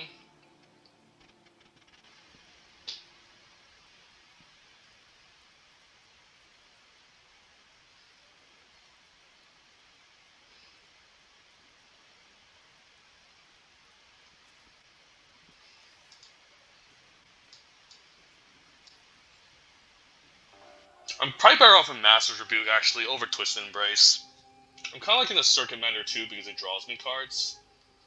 I could also just get the removal Fade, double Master's Rebukes, and take it from there. Springleaf is not going to get an attack across in this matchup. It's never going to happen. Yeah, I'm going to go for the block here. So I can just get back Blossom Prancer and just replay it and gain more life. If he has a pump spell, then he has a pump spell. Alright. Sure. Doesn't really kill me, but that's fine.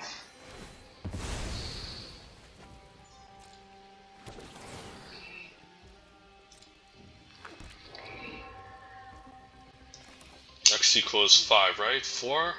1, 2... X equals 4. Yeah, so... Yeah, X equals 4, because we have 10.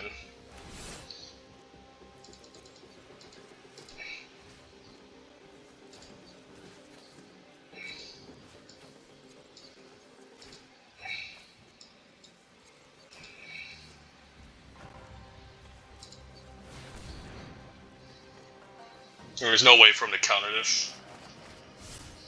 We just have access to all the removal. And we're just going to keep declining here so we don't stack ourselves. Wow, we were going to draw Imperial Oath, but it doesn't matter. It's okay. Yeah, I still have access to double Master's Rebuke, so I think running out Jumbo Hall is fine.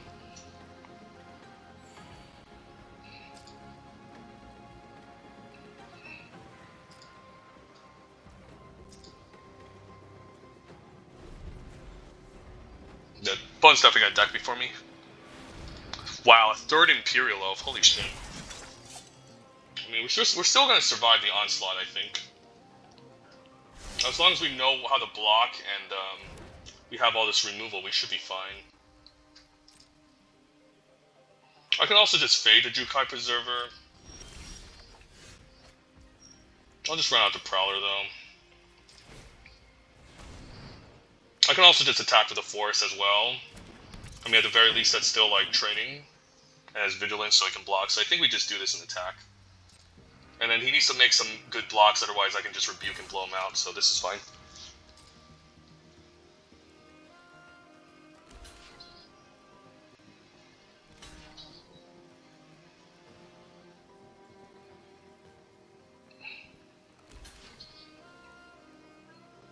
Yeah, he's just gonna do that. I guess I just Rebuke here then. And then I gain the extra life by doing this.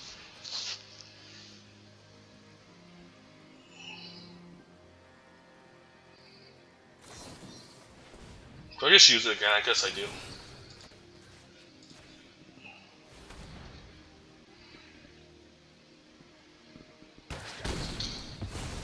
And then we're just gonna gain so much life, there's no way he can, like, kill us. And I'll save the Fade for something scarier. Like another Boseiju or something, I don't know. He could just be using that just to bait out my, my freaking rebukes, so that's also important to keep in mind, but I still think it's a way. The best way I can win is just to survive here. Nezumi probably doesn't even decide to attack all ninjutsu. Alright, decides to do that. I think I'll just take 2 then. I highly doubt he has a ninja here. If he has a ninja, that's gonna be really backbreaking. I can still double block this. Actually, I won't. The other has another ninja, or he doesn't. If he doesn't, he just gains 2, and that doesn't accomplish anything. So yeah, I think we just keep saying go here. If he runs out long reach, we can also discard some lands. Because the only way we lose is again if we get run over here. Well, even declines a search. I guess he doesn't have any more enchantments. Yeah, we just win the game by just doing nothing all day. Yeah.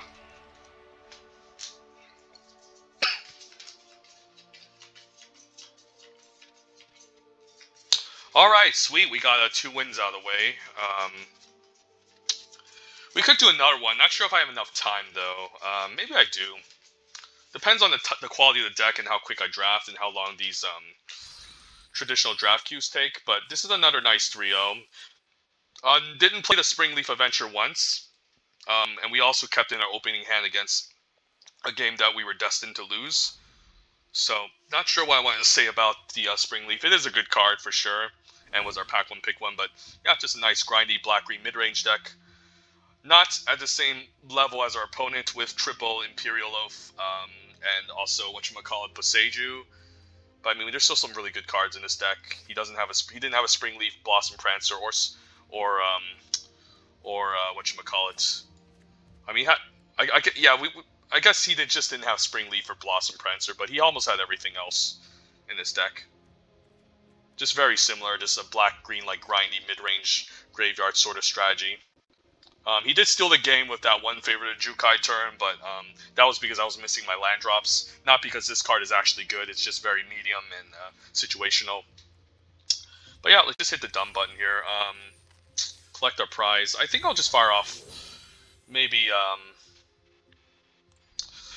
I don't know. I think I'm going to do a quick draft Zendikar Rising, actually. It's going to take a little bit too long. Or maybe I should just fire off a traditional steel. The longer I wait, the worse. Yeah, 1,200... 1,200... 12,300. I'm going to do a quick draft Zendikar Rising to round out the video. That way I don't need to risk, if this is going to go over an hour because I have 4 hours left. Yeah, let's just fire this off. Let's go. Alright, pack 1, pick 1, quick draft Zendikar. This is a bot draft, so we have all the time in the world, but we also don't have enough time in this video. Taborax is good. If you end up in the black-white clerics deck, this card is insane. However, if you don't, it's fine. It's because and it can grow really slowly, so this could be a first pick. There's also Merciful Falconer as an excellent finisher. Blue's the best color in this format, and this is a card that also rewards you for playing kicker spells. Some other fine uncommons here, Veteran Adventure and Vassal Fortification are both decent, but I'd still take these 2 over them. And then at common, there's a Stonework Pack Beast, Jiraga Visionary, and Binding, which definitely I wouldn't take over the rare or the uncommon. So it's really between these 2. Taborax, yeah, Taborax is pretty solid. So it's lifelink, so we're never going to get 5 counters onto this unless we're lucky. I don't like the fact that it's a 2/2 for 3 mana, though. It does reward you when our creatures die, though, so it can be pretty interesting. But this kind of pigeonholes me kind of in a black-white life gain deck. In other black decks, it's just very medium. I don't think it's that good.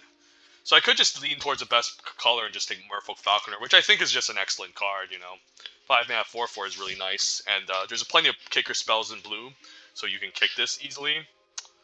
Yeah, there's just so many ways to remove counters. Like, this dies to, Royal Eruption, you can get bounced, you can get it enchanted. And then you really need to play this in a black-white life gain clerics deck to really perform well. And it's a little bit narrow. That being said, black-white life gain or black-white clerics is definitely one of the best decks in the formats. Yeah, it's definitely one of the best decks in the format. So maybe this does have higher upside, but it's more narrow. If we somehow end up in Black Red Party, maybe we pick up some Stonework Pack Beast to count as clerics. Yeah, not sure. I think I just take the blue card. You can never go wrong drafting blue in this format. Let's just take Merfolk Falconer. And then, yeah, there's a Blood Priest I would love to have with the Taborax, but we can never be so lucky. Colony Ambush is also a nice Moldul land, but I think green is kind of like the worst color in this format. unless you pair it with blue. So I'm just going to take the Malakir Blood Priest. It's just excellent. This card is great, obviously in a party deck, but it's also great in black-whites. And if we do end up in a blue-black control deck, there is a bit of a party theme, so yeah, I'm going to take it over Visionary, over Colony Ambush. Usually when you see something like 4-mana 3/2 draw a card, it's like amazing. But in this format, given how green just doesn't have a lot of like the neat synergies that the Grixis colors can do, and it's more focused on landfall. Yeah, it's not too high upon the list, but we'll take Malakir Blood Priest. Right, Vine Gecko might make me change my option because this card is excellent in blue-green kicker. Nothing else too exciting. There's a Visionary, and usually Visionary is as best in a control deck because it's not looking to be aggressive, it's looking to outvalue and generate card advantage. So we could wield these Visionaries if we commit to the whole blue-green kicker deck with Vine Gecko, where this is at its best. So we'll take a Vine Gecko. And then now there's this pack, which seems okay. There's a Reclaim the Waste, Feed the Swarm as the best 2 cards. Risen Riptide is a fine card for kicker, but it's not amazing. Disruption is also just one of those medium dual face cards. If we end up playing three colors, this card could also be okay. So it's between Reclaim and Feed. I think Feed is just too good here. The removal spell is just really good. Yeah, as much as I like to Reclaim with the whole blue-green kicker thing, we can even go 3 colors. I think we just gotta take Feed and hope we can wield these. So this is also signed up black as a oh wow, Vastwood Surge. This card is insane. There's also Rabbit Bite too. The black cards are not too exciting. This is good in blue-black rogues. This is okay. Yeah, Vastwood Surge is just really strong. I guess now we just commit to blue-green kicker. This is at its best in blue-green as well. This is a fine removal spell, but again, we can pick up removal in blue and green anyways. Later, there's just so much removal at common in this format, and this format is just so balanced that you're never gonna worry too much about first picking a removal spell over a card like Vastwood Surge. So yeah, we can even kick this in the late game. Let's take it. Maybe we do now. Just commit to blue-green or even black-green kicker. All right, we'll take a Canopy Bailoff. Card is okay. It's just a fine 4-drop. I prefer the Visionary in a blue-green kicker deck, but it's fine. Survivor is also just very medium. Just take a Canopy Bailoff. And then nothing else here. Survivor is also just medium. I don't care about having a party theme in the green deck. This puts a counter, but it really only cares about party, and the whole green party thing I think is a bit of a trap. Let's take McKinsey Stampede. Who knows? We can end up in white-green landfall. And I do like the Turn Timber aesthetic, because it's just a nice curve topper.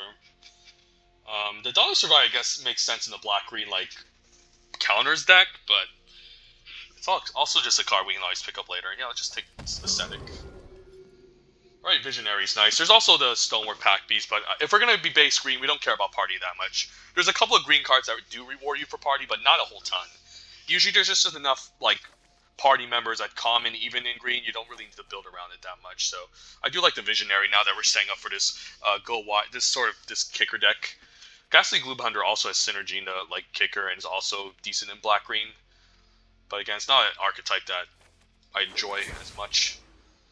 And then if we go 3 colors, Spring Mantle Cleric isn't bad. So green looks very open here. And then I guess another one. Sure. Now I really want to Reclaim the Waste. Alright, I'll take Risen Riptide. There's also, I guess, Tazim Raptor. If we knew we were in blue-white landfall, this card's excellent, but given that we have a Falconer, we don't know if we're going to be blue-green or blue-whites. I mean, white-green, and I'd rather just be in blue-green at the end of the day, so just take the Risen Riptide. Also late Hagar Constrictor, maybe black-green is open, we'll see. Yeah, this card's excellent. Inscription Abundance is excellent. Yep, card's great. It's just a walking 2-for-1, you gain a bunch of life, you remove a creature, you enhance your creature, etc. All for 5 mana. Field Researcher would be my second pick here to set up a blue-green kicker deck, but the Inscription is great. This card is excellent. We'll take it. And then now there's this pack, which has a Blood Beckoning with kicker. I do like Attendant Healer, but it's only really good in black-white life gain. Core Cellburn is also one of the top white commons. We're probably just going to be looking at this Vanquish the Weak here, I think, though. Even though this has kicker, like I'm not worried about not having value if I end up black. So I'm just gonna take the Vanquish. This could also be splashable, I guess, in blue green, I guess, but we'll take Vanquish. All right, we'll take an Into the Royal here for sure. It's definitely better than Bubble Snare. It's the best blue common. This is one of the few green rares that again care about party. So green has this weird bit of a nombo where like you don't like the best decks in green are landfall and kicker, and party really doesn't matter that much. And they're giving these odd rares that are looking to do the whole party thing in green. Not saying we don't have any party members, but it's just not what we want to do. Into the Royal is just great. This is the best blue common. I'm hoping blue can stay open though, and as we get past the bubble snare, this is a really nice gift. Rolling and regrowth also wouldn't be bad. It can allow us to splash, but yeah, I think we just can commit to a blue-green kicker here. Maybe splashing some black for some removal. Assuming we can get like a Reclaim the Waste later. This pack just sucks. I don't know, just take a Geopede, I guess. Has landfall. Right, we can splash a Blood Beckoning. There's also Expedition Diviner. But I'm kind of liking this Blood Beckoning. Since it has kicker, obviously has synergy, and it's just a really nice card to splash for in these decks. What else is there? Yeah, Diviner's okay. We're not going to be a heavy Wizards deck, though. Gives me a bit of evasion, but I'm kind of liking, again, this Blood Beckoning. So a lot of these 4-drop kicker spells. This pack just sucks. Scale the Heights, I guess. I guess just Tajuru Snarecaster, which is just very medium. Scale the Heights is fine. It's better in black-green with +1/+1 counter synergies, but I'm not even sure if I'll play it. I'll put it in the sideboard. Spare Supplies. I mean, I just want more kicker spells. Okay, there we go. Field Research. All right, seeing these light blue spells late just does make me a little bit more optimistic, but getting a Field Research here is really great, so I'm quite happy about that. Yeah, I'll just put this aside. Not sure if I want to play both Spring Mantle Clerics. We'll keep one for now. But yeah, we can now do this blue-green kicker thing. Not sure if I need two copies, but the fact that Wheels is a good sign that the Sultai colors are open. So hopefully we can pick up more kicker spells and make this work. I do like this as a good 2-drop. It just helps us ramp. Otherwise, it'd be like Veteran Adventure, which is okay. But yeah, I do like the Tangle Florahedron pack 1 pick 1. Pack 1 pick 1, it would be interesting between like a Myriad Captain or Florahedron. I think white and green are definitely the worst 2 colors in this format. Which one do I lean towards more? I think white more, since it's just, I think the party and the tribal themes are just better than Landfall in general. And then you can still end up in black-white, which is a very good deck, and blue. This is at its best in blue-white, of course, but we'll take a Florahedron for what we're trying to do. Another Merfolk Falconer. I mean, don't mind if I do. I do also like the Kazandu Stomper. I also don't mind splashing a Deadly Alliance, but we'll take the Falconer since we're going to be blue-green, I guess.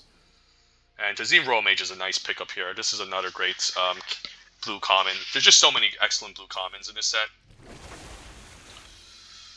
And then Gnarly Colony is also great. Gives us a nice 2-drop, something we can kick and ramp into as well. I'll put these cards in the sideboard for now, because like it doesn't mean we're not going to play them. It's just that they're more like cards that are just more like general cards. They don't really have much synergy. Yeah, we're just doing another Bubble Snare. Ooh, spoils, but we can't splash it because we're splashing Blood Beckoning instead. And we're not really a party deck. I guess Chilling Trap is not bad. We have like 1, 2, 3, and then 4 Wizards. Yeah, it seems quite decent. I'm gonna put it in the sideboard though. There's also Deadly Alliance. I forgot about that as well. Yeah, I'll just take this. It's just a fine Mola Dual Face land. Yeah, don't think I care about any of these. Stalker is just kind of whatever as well. We're not really again a party deck. Skyclave Squid is a fine 2-drop though. It's at its best in the blue-green deck anyway, since it doesn't care about types. It's just a random blocker. Alright, so this deck seems fine. I think we can afford to splash black with the Vastwood Surge.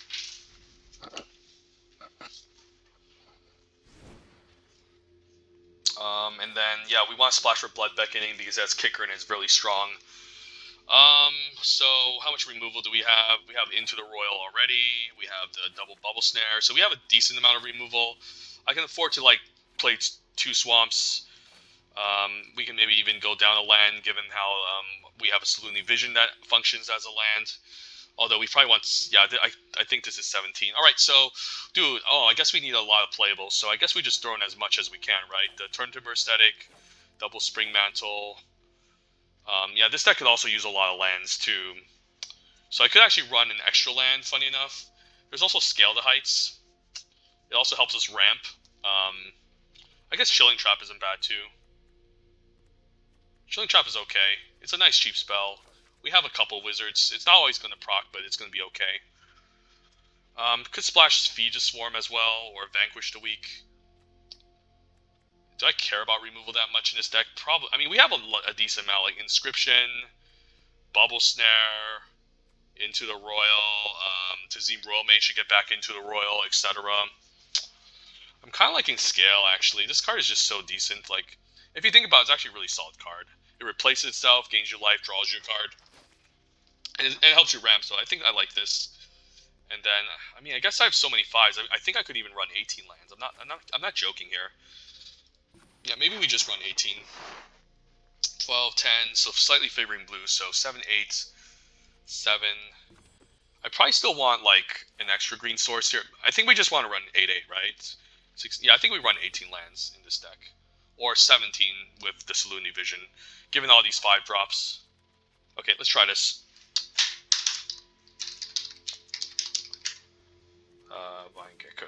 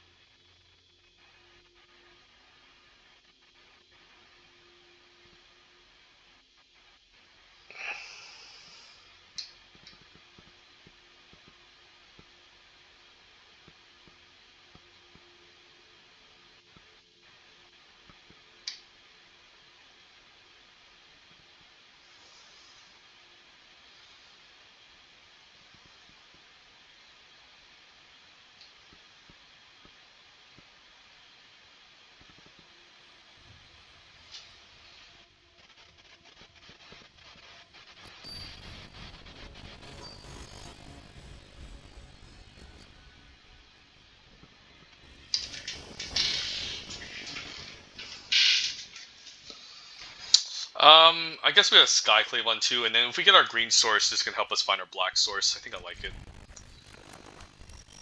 Alright, so we could see, like, maybe blue-black, which is a popular deck. Black-white life gain. Ooh, alright. Let's see, what card do we want to give him? Maybe Chilling Trap. I don't care about that much. Ascetic, I guess we can give him Ascetic, because we can Blood Beckoning, and then we have a bunch of 5-drops anyways. So I think this can go.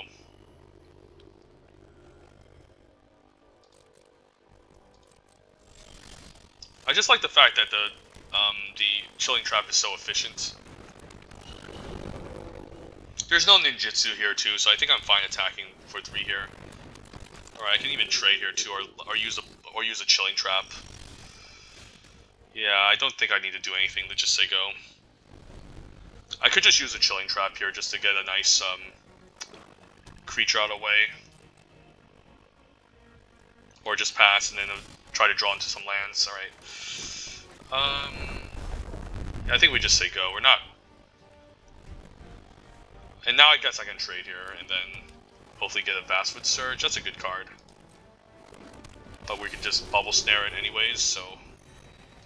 Does this have Flash? No, it doesn't have Flash, so we just gotta kick it and just lock this down. And hope he doesn't main deck a Disenchant. Could Vastwood Surge here, but I think we just gotta get rid of Flyer. Just prevent any unnecessary damage, and we should be able to take over this game.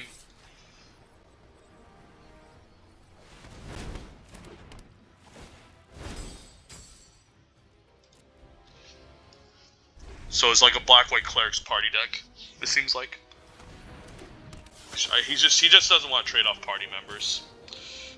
He already has a cleric.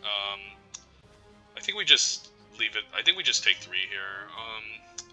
Yeah, let's just trade. Let's trade here. This is annoying. Inscription. All right, let's just get this Vastwood Surge finally online.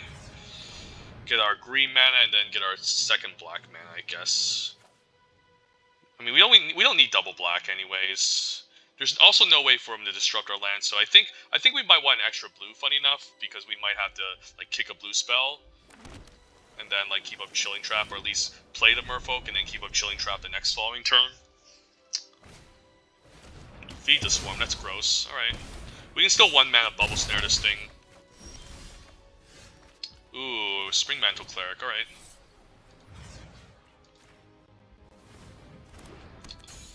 We just get this out now. I guess we do. It hits pretty hard. So we can take 2 and hit back for 5. So this keeps him at bay. No reason to block.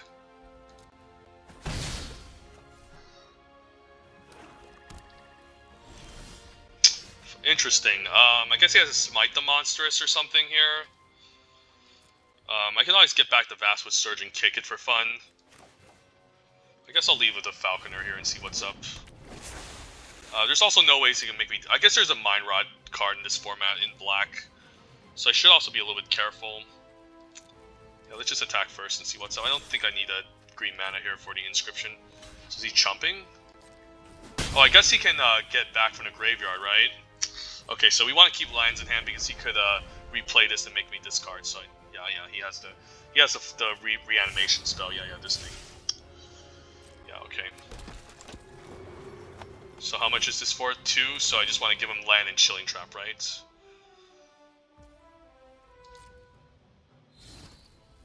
Yeah, Chilling Trap can go and land. So it gets rid of my Chilling Trap, but now I have this Inscription to fight, which is really nice. Fine taking 2. I can also get back the Chilling Trap anyways, so I don't think I need to worry that much. Into the Row is also really nice here too. So do I want to kick an Inscription? And then like buy it back and kick it again? I don't know. Let's just attack first. See what's up.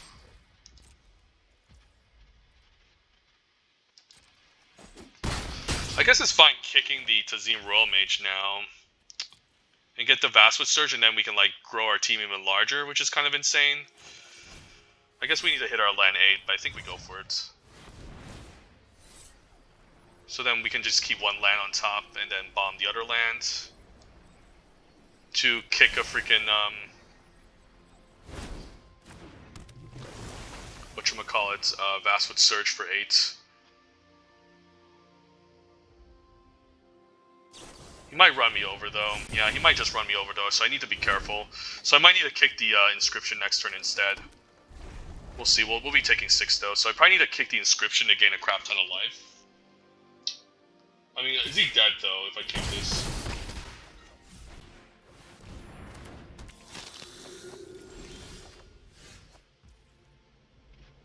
Yeah, I think we just need to kick the Inscription here. I still have mana for Into the Royal, so we can...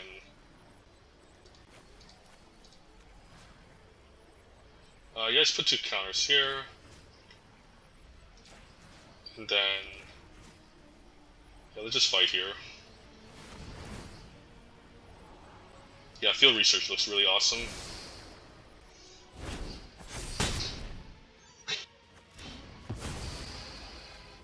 We attack for 13. Yeah, this is so disgusting.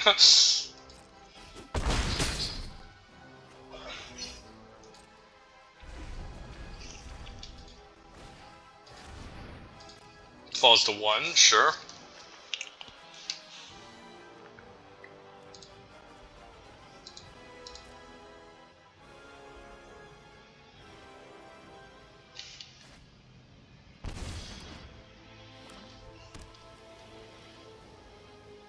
If he tries to kill my flyer, I can just into a Royal bounce it, just recast it. What the hell is this? I guess he could have like a Smite the Monstrous or something. I can just kick and bounce this and then attack with both next turn. So he might be holding on to Smite the Monstrous. We'll see.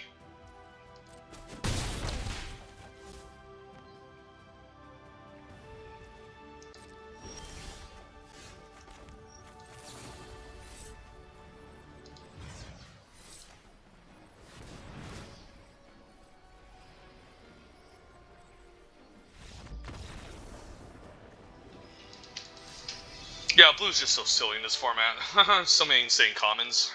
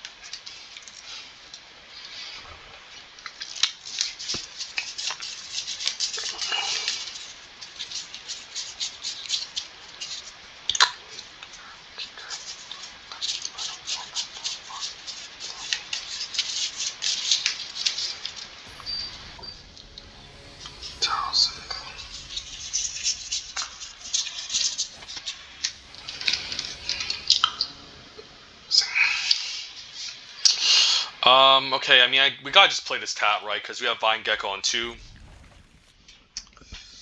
I could also just, like, delay this, honestly, because we can, like, draw into a blue source later. We might want to find an instance. And there's so many good targets with this. I'm actually going to get greedy here and not play this out. And we can maybe kick this on 4. Right, black mana, so... And then we can also grow the Vine Gecko. This card's really strong. Root Grazer is also excellent too. Ooh, we got our blue mana anyway, so now we can Saloon the Vision end of turn. I guess I can... Yeah, I guess I need one more green source to kick this, so... Yeah, we'll see go. I do need the double blue to kick the Bubble Snare as well, so I can't necessarily shut down the Root Grazer. This card's strong though, so wouldn't be surprised if there's a Rabbit Bite. Yeah, hopefully no Rabbit Bite. Alright, just gonna do that, sure. I can lock it down though next turn with Bubble Snare if I don't want to kick anything. But the fact that this can just enable landfall is pretty disgusting. Alright, just a spare supplies. Hopefully no Rabbit Bites. Alright, Blight Blade is okay.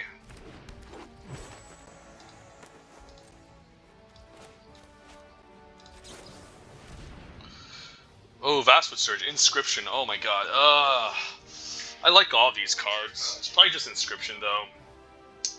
Yeah, Inscription would be the right thing to do. There's also Into the Royal here. He knows about the Inscription. I think we just kick it now just to get rid of this, honestly. I don't really want him doing any shenanigans, so let's not mess around.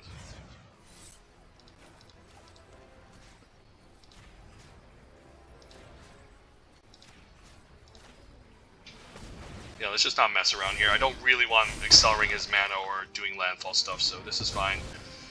And then we can always, like, bounce this and hopefully get our double blue sorted out. Rabbit Bite would be annoying here, though, but I think we gotta get rid of this. It's just such a strong card. Yasharn is also very powerful. So the second clause isn't really anything I need to care about, where I can't pay life or sacrifice non-land permanents. It's gonna be something else here. Oh, Visionary's great too. Do I just get the Gnarlid Colony out there? No, I probably need to dig. I probably need to dig here. Field research, alright. Because I want to get my double blue to get value off of these kicker spells. Deal with both of these and then we should be fine. A fight spell, yeah, that sucks. Alright, rip. Well, you tried Vine Gecko, but unfortunate. I can still bubble snare this for 1 though.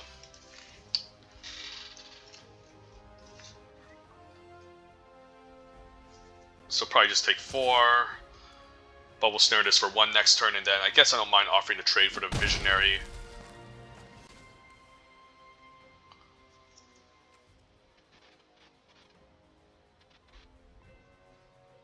Yeah, he might just sack this too. Vine Gecko, alright, his own. Man, the pain never ends, right? I could also just play out Turn Timber aesthetic. Maybe I just take the turn and just bubble snare here, honestly. Yeah, let's just get this out of the way. I don't want to take another 4.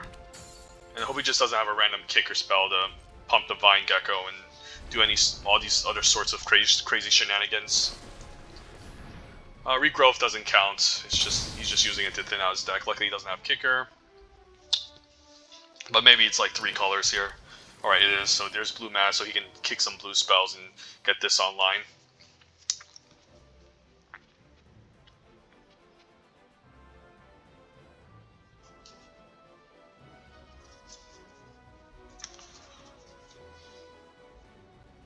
I think I will offer to trade here. Oh, alright, interesting. Yeah, Vine Gecko needs to go. Yeah, thank God. Oh man. Besides to trade Vine Gecko, I'm so happy about that. Yeah, let's just run this guy out.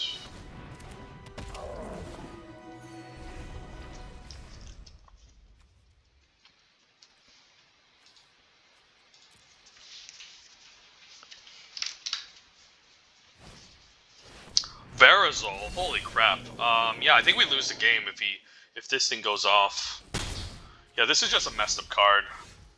Yeah, I don't think there's anything in the world that can save me here. Like, if he manages to kick this and then just copy his kicker spells, it's just game over. This is just an insane bomb rare. So I won't be surprised if I just instant concede this. Luckily, Journey isn't a kicker spell, so I don't need to worry about that. I can't kill this either, that's the problem. I think we just take it. Yeah, there's no way for me to handle this card. I need like Feed the Serpent or something. I also don't want to kick this, so I think we just have to... I guess I can bubble snare this. Just so he doesn't hit me for 1,000,000, hit for 5 and just try to race him. I guess I just do that.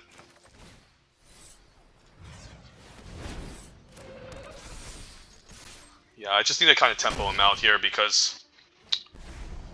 if this manages to get 1 kicker spell off, we're just screwed.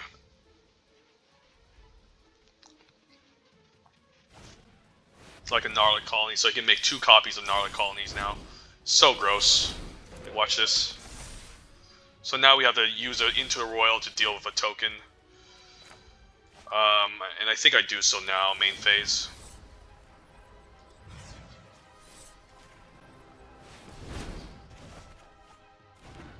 Just run out the Florahedron for more mana. Do I care about the land? Probably not. Let's just run out the land and then could trade here. Probably not good because we need to we need our bodies to start applying pressure against this opponent that's going to outvalue us. I could also just trade here though. Maybe it's fine. I don't want to take too much damage as well. Hopefully no tricks. And he does have a trick. Okay. Well, that gets a trample over for 4. So that kind of sucks. Falconer is good, but I don't really want to trade for any of these. I think we just got to kick the field research here.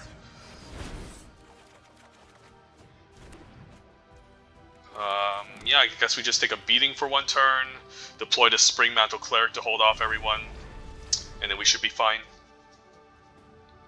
I might as well just trade here, play this out, stabilize the ground, and then try to win in the air, I guess.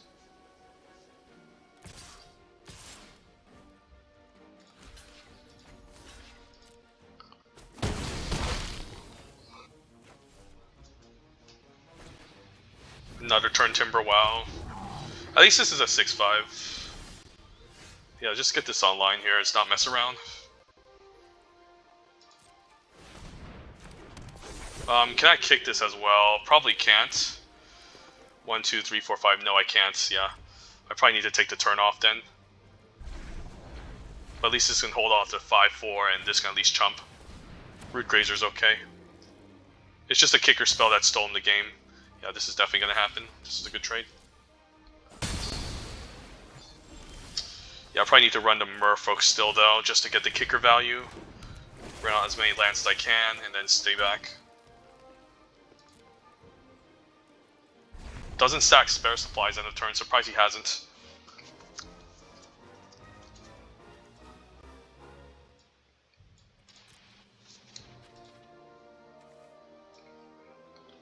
There's a way out. We just need to, like, I don't know, kick the inscription back, kill his stuff, gain a ton of life. I'm hoping he doesn't realize he can draw off of spare supplies. Yeah, let's just do this. And then the Scry really helps as well.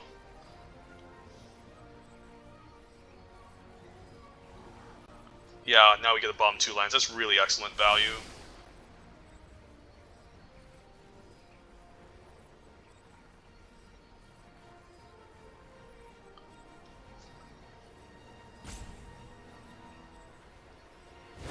So we probably just need to, again, close out this game quickly.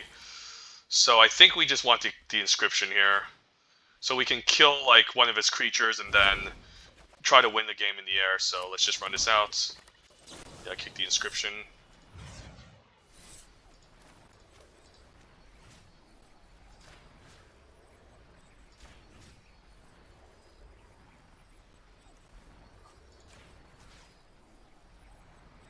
This is also annoying, but I think we got to get rid of the Ascetic here.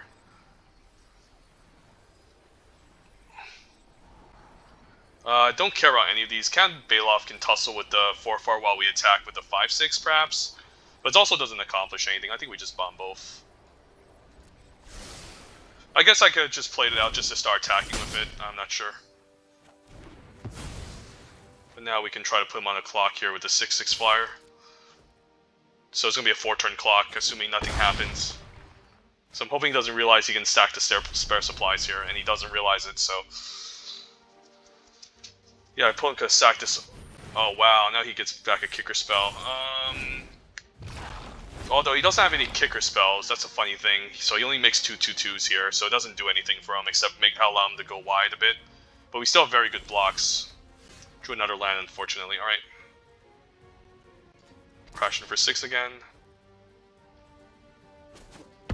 He can go wide and attack with all, but we shove enough blockers still. We can still block the 4/4, chump the 3/3, and take it from there. Oh no, no, the E-Fine interaction. Opponent. This game was so close. Oh, never mind, it has to be 3 CMC. Oh, it's 4 CMC or more. Oh no, he can do that to this, okay. So then he's just going to charge in with everyone, I'm assuming here. We can eat the 4/4, take 6, 7, 8. If he attacks a ball, I could just block here. He loses... No, I'll be dead. 4, 5, 6, 7, 8, 9, 10. No, he's waiting for one more turn. Blood Beckoning is a really nice gift. Holy crap. This is a really nice gift. Holy crap. I'm so glad we splashed for this. Yeah, we definitely want Ascetic. We definitely want Visionary to draw us. And then they can also tussle really well, so this is good.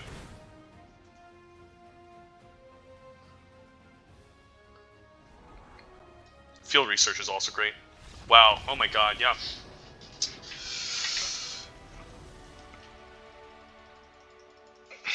Rank 69 Mythic.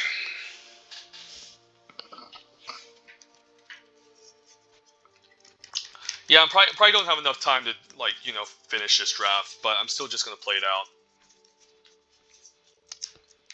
But hopefully some of you enjoyed the Neon Dynasty draft. I might just devote another video to Premier drafts instead. Before New Capenna comes out.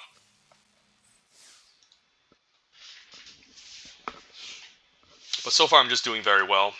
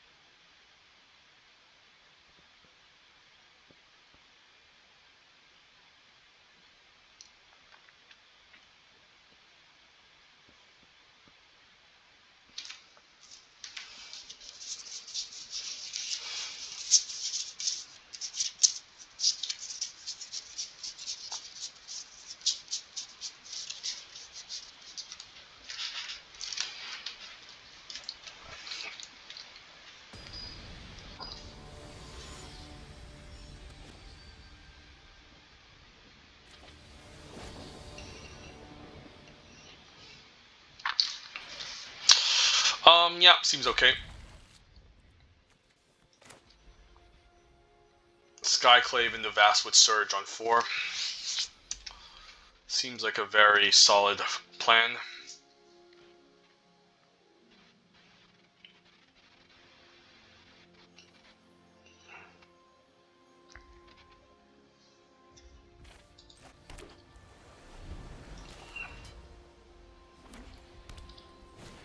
Turn 1 Seagate Barret, so probably a party deck or Warriors. It's either one of those two. And I don't mind beating down for 3 unless the opponent plays like a 3-1. The Warrior.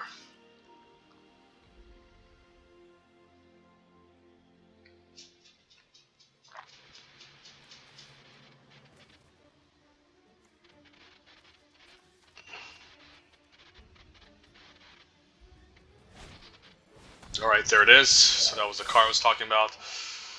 So I'm not even sure if I want to attack here. Probably not. I think I'm fine offering to trade for the 3-1, honestly. Because he's just going to swing back for 4. We're not really the aggressor in this matchup. We'll win the long game, but the opponent's going to run us over if he is aggressive enough. So I'm fine offering the 3-2 as a trade. So I like the fact that this is just a really solid 2-drop, too. He can also eventually activate this as well. So we need to kind of need to outscale this opponent in a sense.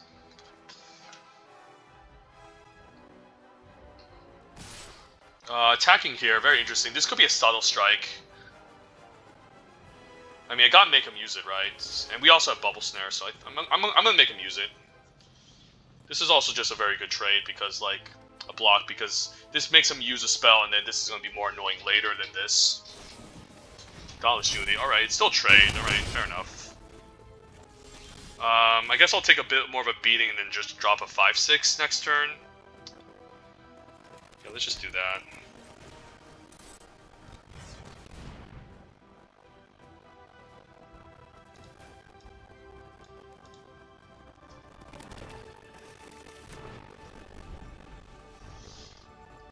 I could also just Bubble Snare this for 1, but we're gonna outscale this, so I don't need to worry.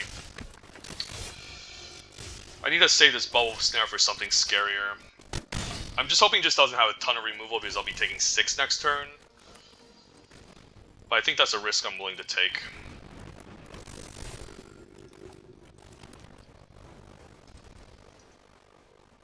And hopefully he doesn't Acquisitions Expert me, that would be pretty annoying.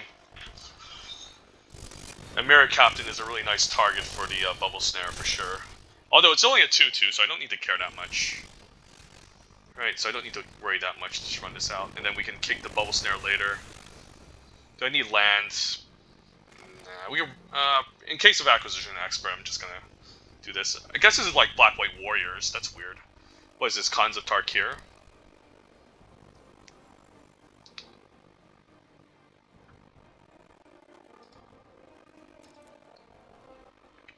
It's like Khans of Tarkir, like Black-White Warriors is one of the main decks of the format. Okay. I can still block it. So he literally just wastes his whole entire turn, I think. Yeah, I guess we scry first before we draw, that makes sense. Yeah, this is just game over here. Risen Riptide is a really decent blocker. But we probably don't need it since we have a good blocker already, so we'll scry both to the bottom. And I guess I'm fine swinging both, although he can double block, so maybe I want to keep the 5-6 back on defense. And just swing for 4 in the air. And we'll have a Gnarly Calling next turn so we can swing the 3-2 as well.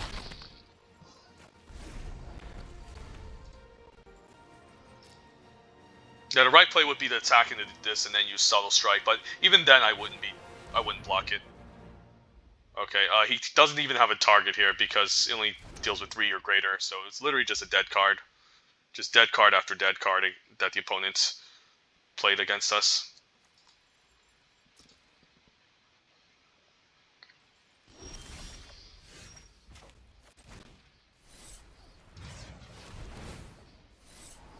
That's Falconer's doing a lot of work. Wow, Blood Beckoning and Chilling Trap. Chilling Trap seems very good next turn since I can then attack and then use Chilling Trap to blow him out.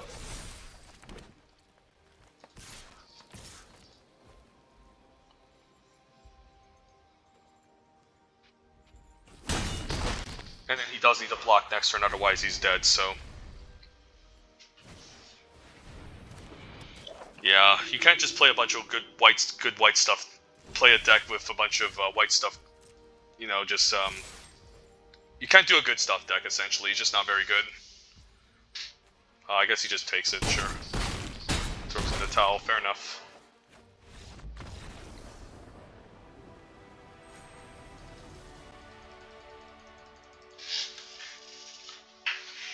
All right, so we're currently 3-0. I might just end this video with 4-0 and call it a day, maybe, or 5-0, who knows. But I'm hoping you guys enjoy my videos.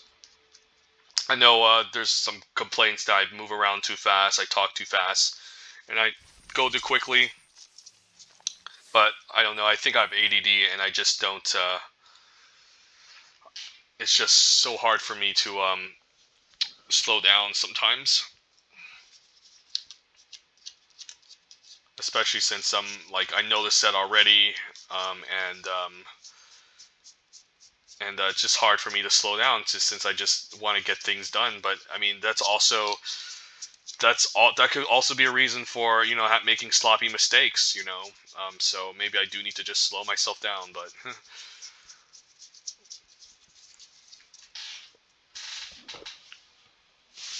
Maybe when the new format comes out, then I can slow myself down, but don't need to slow myself down when I already know the set. But yeah, as you guys can see, blue is definitely the best color in Zendikar Rising, for sure. It just plays very well, very color, and yeah, it's a great support color. Excellent for blue-black ninjas, provides a party package, provides a wizard package, great with blue-green kicker. Blue-white party is also a fun deck to be in as well, so... If you need a color to lean towards this format, besides blue, at least go maybe black, since I think black is the second strongest color, or red. I think the Grixis colors are definitely the best. Alright, we just need a single blue source. You gotta believe in this, right? I gotta believe. I mean, Vine Gecko on 2 is just too good. We're probably not gonna kick the field research, but... I mean, casting on turn 3 is also just not bad, so... Assuming we can get our blue mana. Unfortunately, playing against a red deck, so he can just do a lot of crazy things, but alright, we'll just run out this Florahedron then. The red deck is usually just gonna have a million Royal Eruptions. I guess it's a blue-red Wizards deck, so he just probably has a huge influx of Wizards, so he can just utilize this all day. Or never mind, red-white Wizards, this is interesting. I guess I just run out Vine Gecko, have it bite the dust, and, you know, at least try to get some of these counters away and hope he just doesn't have a million wizards to get this going. Or instances or sorceries, we'll see. Definitely gonna block the Florahedron here, I think. Wow, uses 1 mana for... I think I'll take 2. I don't mind if he uses it here and I just need to take 2. Yeah.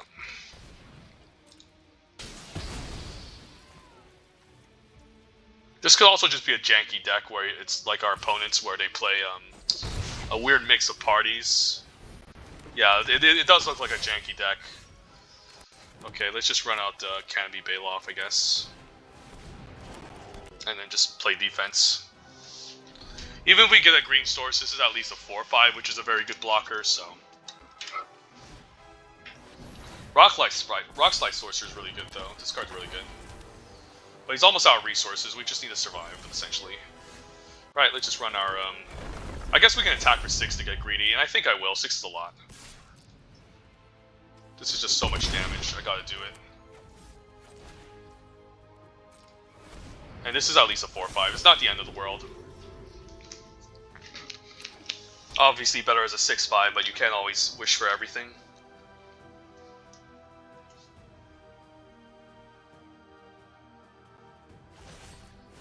Synchronized Spellcraft, disgusting. I guess now I just want to like block. I might as well just block the. I guess I can't block because I don't know. Let's just trade here, I guess. Yeah, we're not kicking any of these anytime soon. We need double blue, so I think I just gotta get rid of it. Well, Turn Timber Aesthetic is great. Let's just hit for 4, and then just run out the Turn Timber.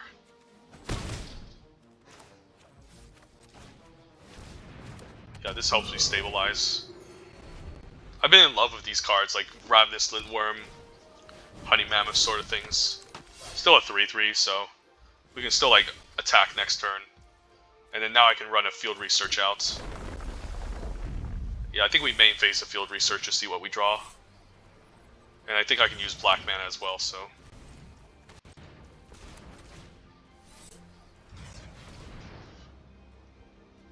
And then he needs to chomp or double block. Yeah. Otherwise he's dead. I guess he can block and then use the Relic Amulet to finish this off, but that's fine. Yeah, we definitely take out the Kargan War Leader first.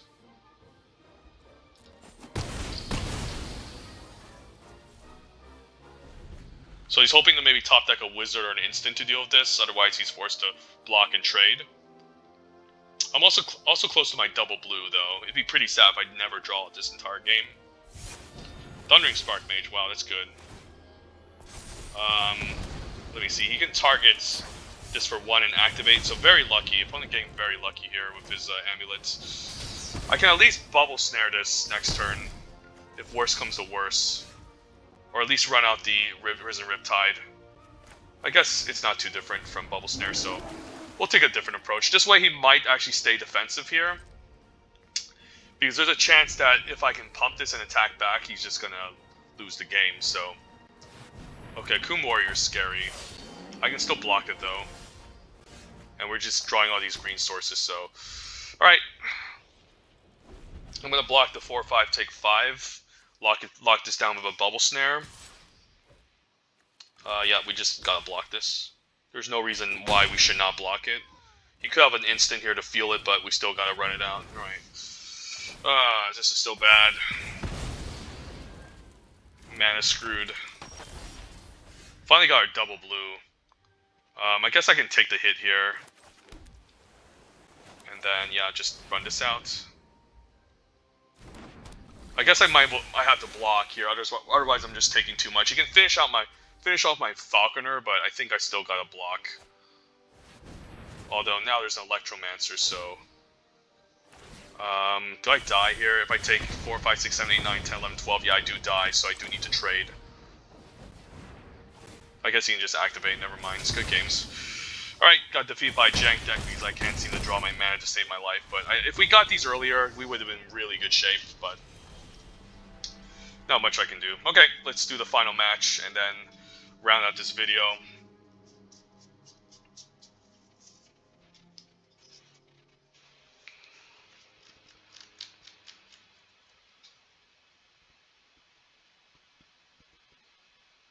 Yeah, not sure if I would have gotten a third traditional draft out of the way, honestly. Don't think so. So let's just hopefully get one more win, and then maybe crack some packs, and take it from there. Assuming we can win the game quickly, of course.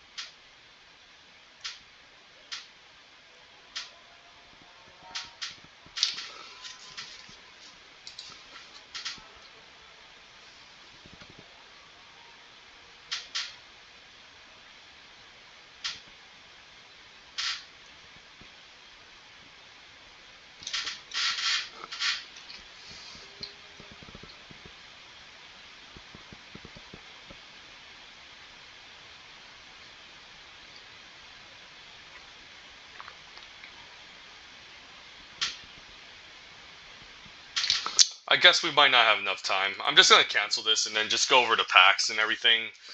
Because I think everyone's just satisfied with double traditional draft Neon Dynasty here. And I might just, like, I don't know, showcase the the results in my thumbnail as opposed to just showing it in this video. So let's see. Crack some packs. See what would happen if we did some traditional Neon Dynasty. Pack one, pick one. Spinning Wheel Kick is good. It's not the best green uncommon. It's like still like number 4, number 5. Maybe it's like slightly above, slightly behind Generous Visitor. But you still take like Kappa Tech Wrecker, Blossom Prancer, and Besaiger Reaches Skyward over it. Still the best card in this pack. Fang is also okay, and that's about it.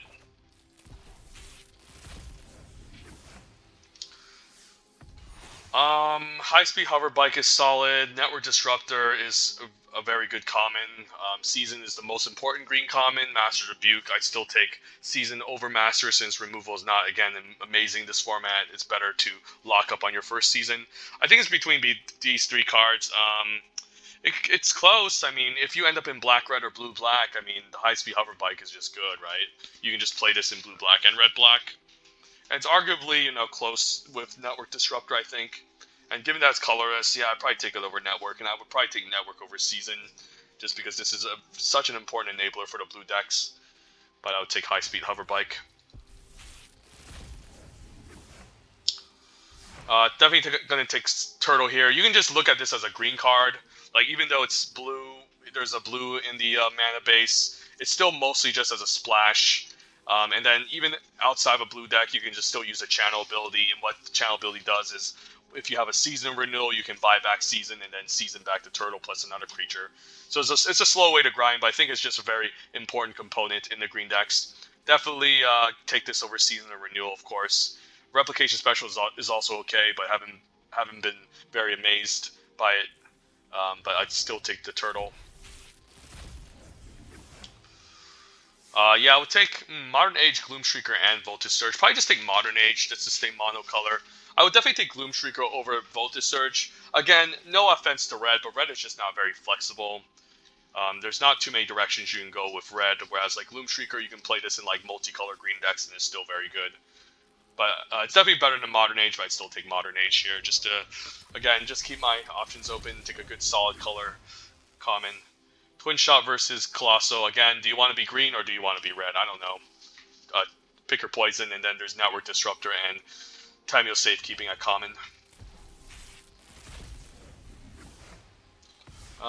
This pack just sucks. I'm not even really a big fan of Reinforced Ronin.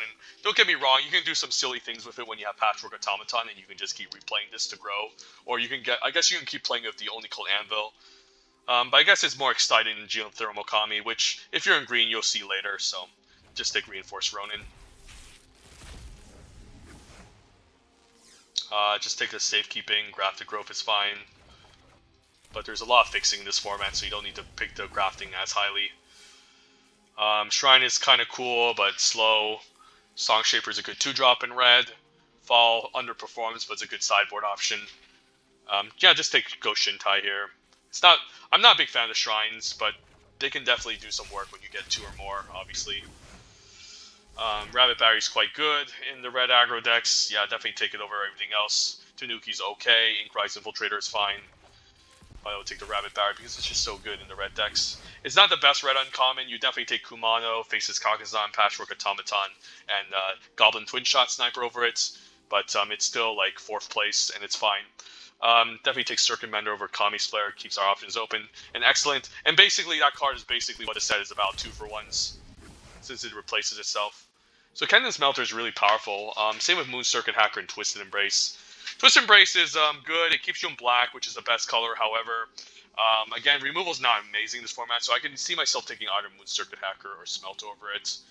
And given my bias towards maybe the Ninjas deck, I would take Moon Circuit Hacker here. Smelter is also great if you end up in red base artifacts. It's just such an amazing sack outlet. You can just run people over with Sokenzen Smelter. And finally, the final pack, Kumano Faces Kakazan, definitely better than Fang of Shigeki. Yeah, I would definitely take this card. This is the best red uncommon, and if you look at the 17 lands data, if you have this in your opening hand, your win rate is like 64%, which is quite insane. And that's about it. Hope you guys enjoy this video. Thank you guys for watching, and then, yeah, as always, have a wonderful day, and take care. Bye.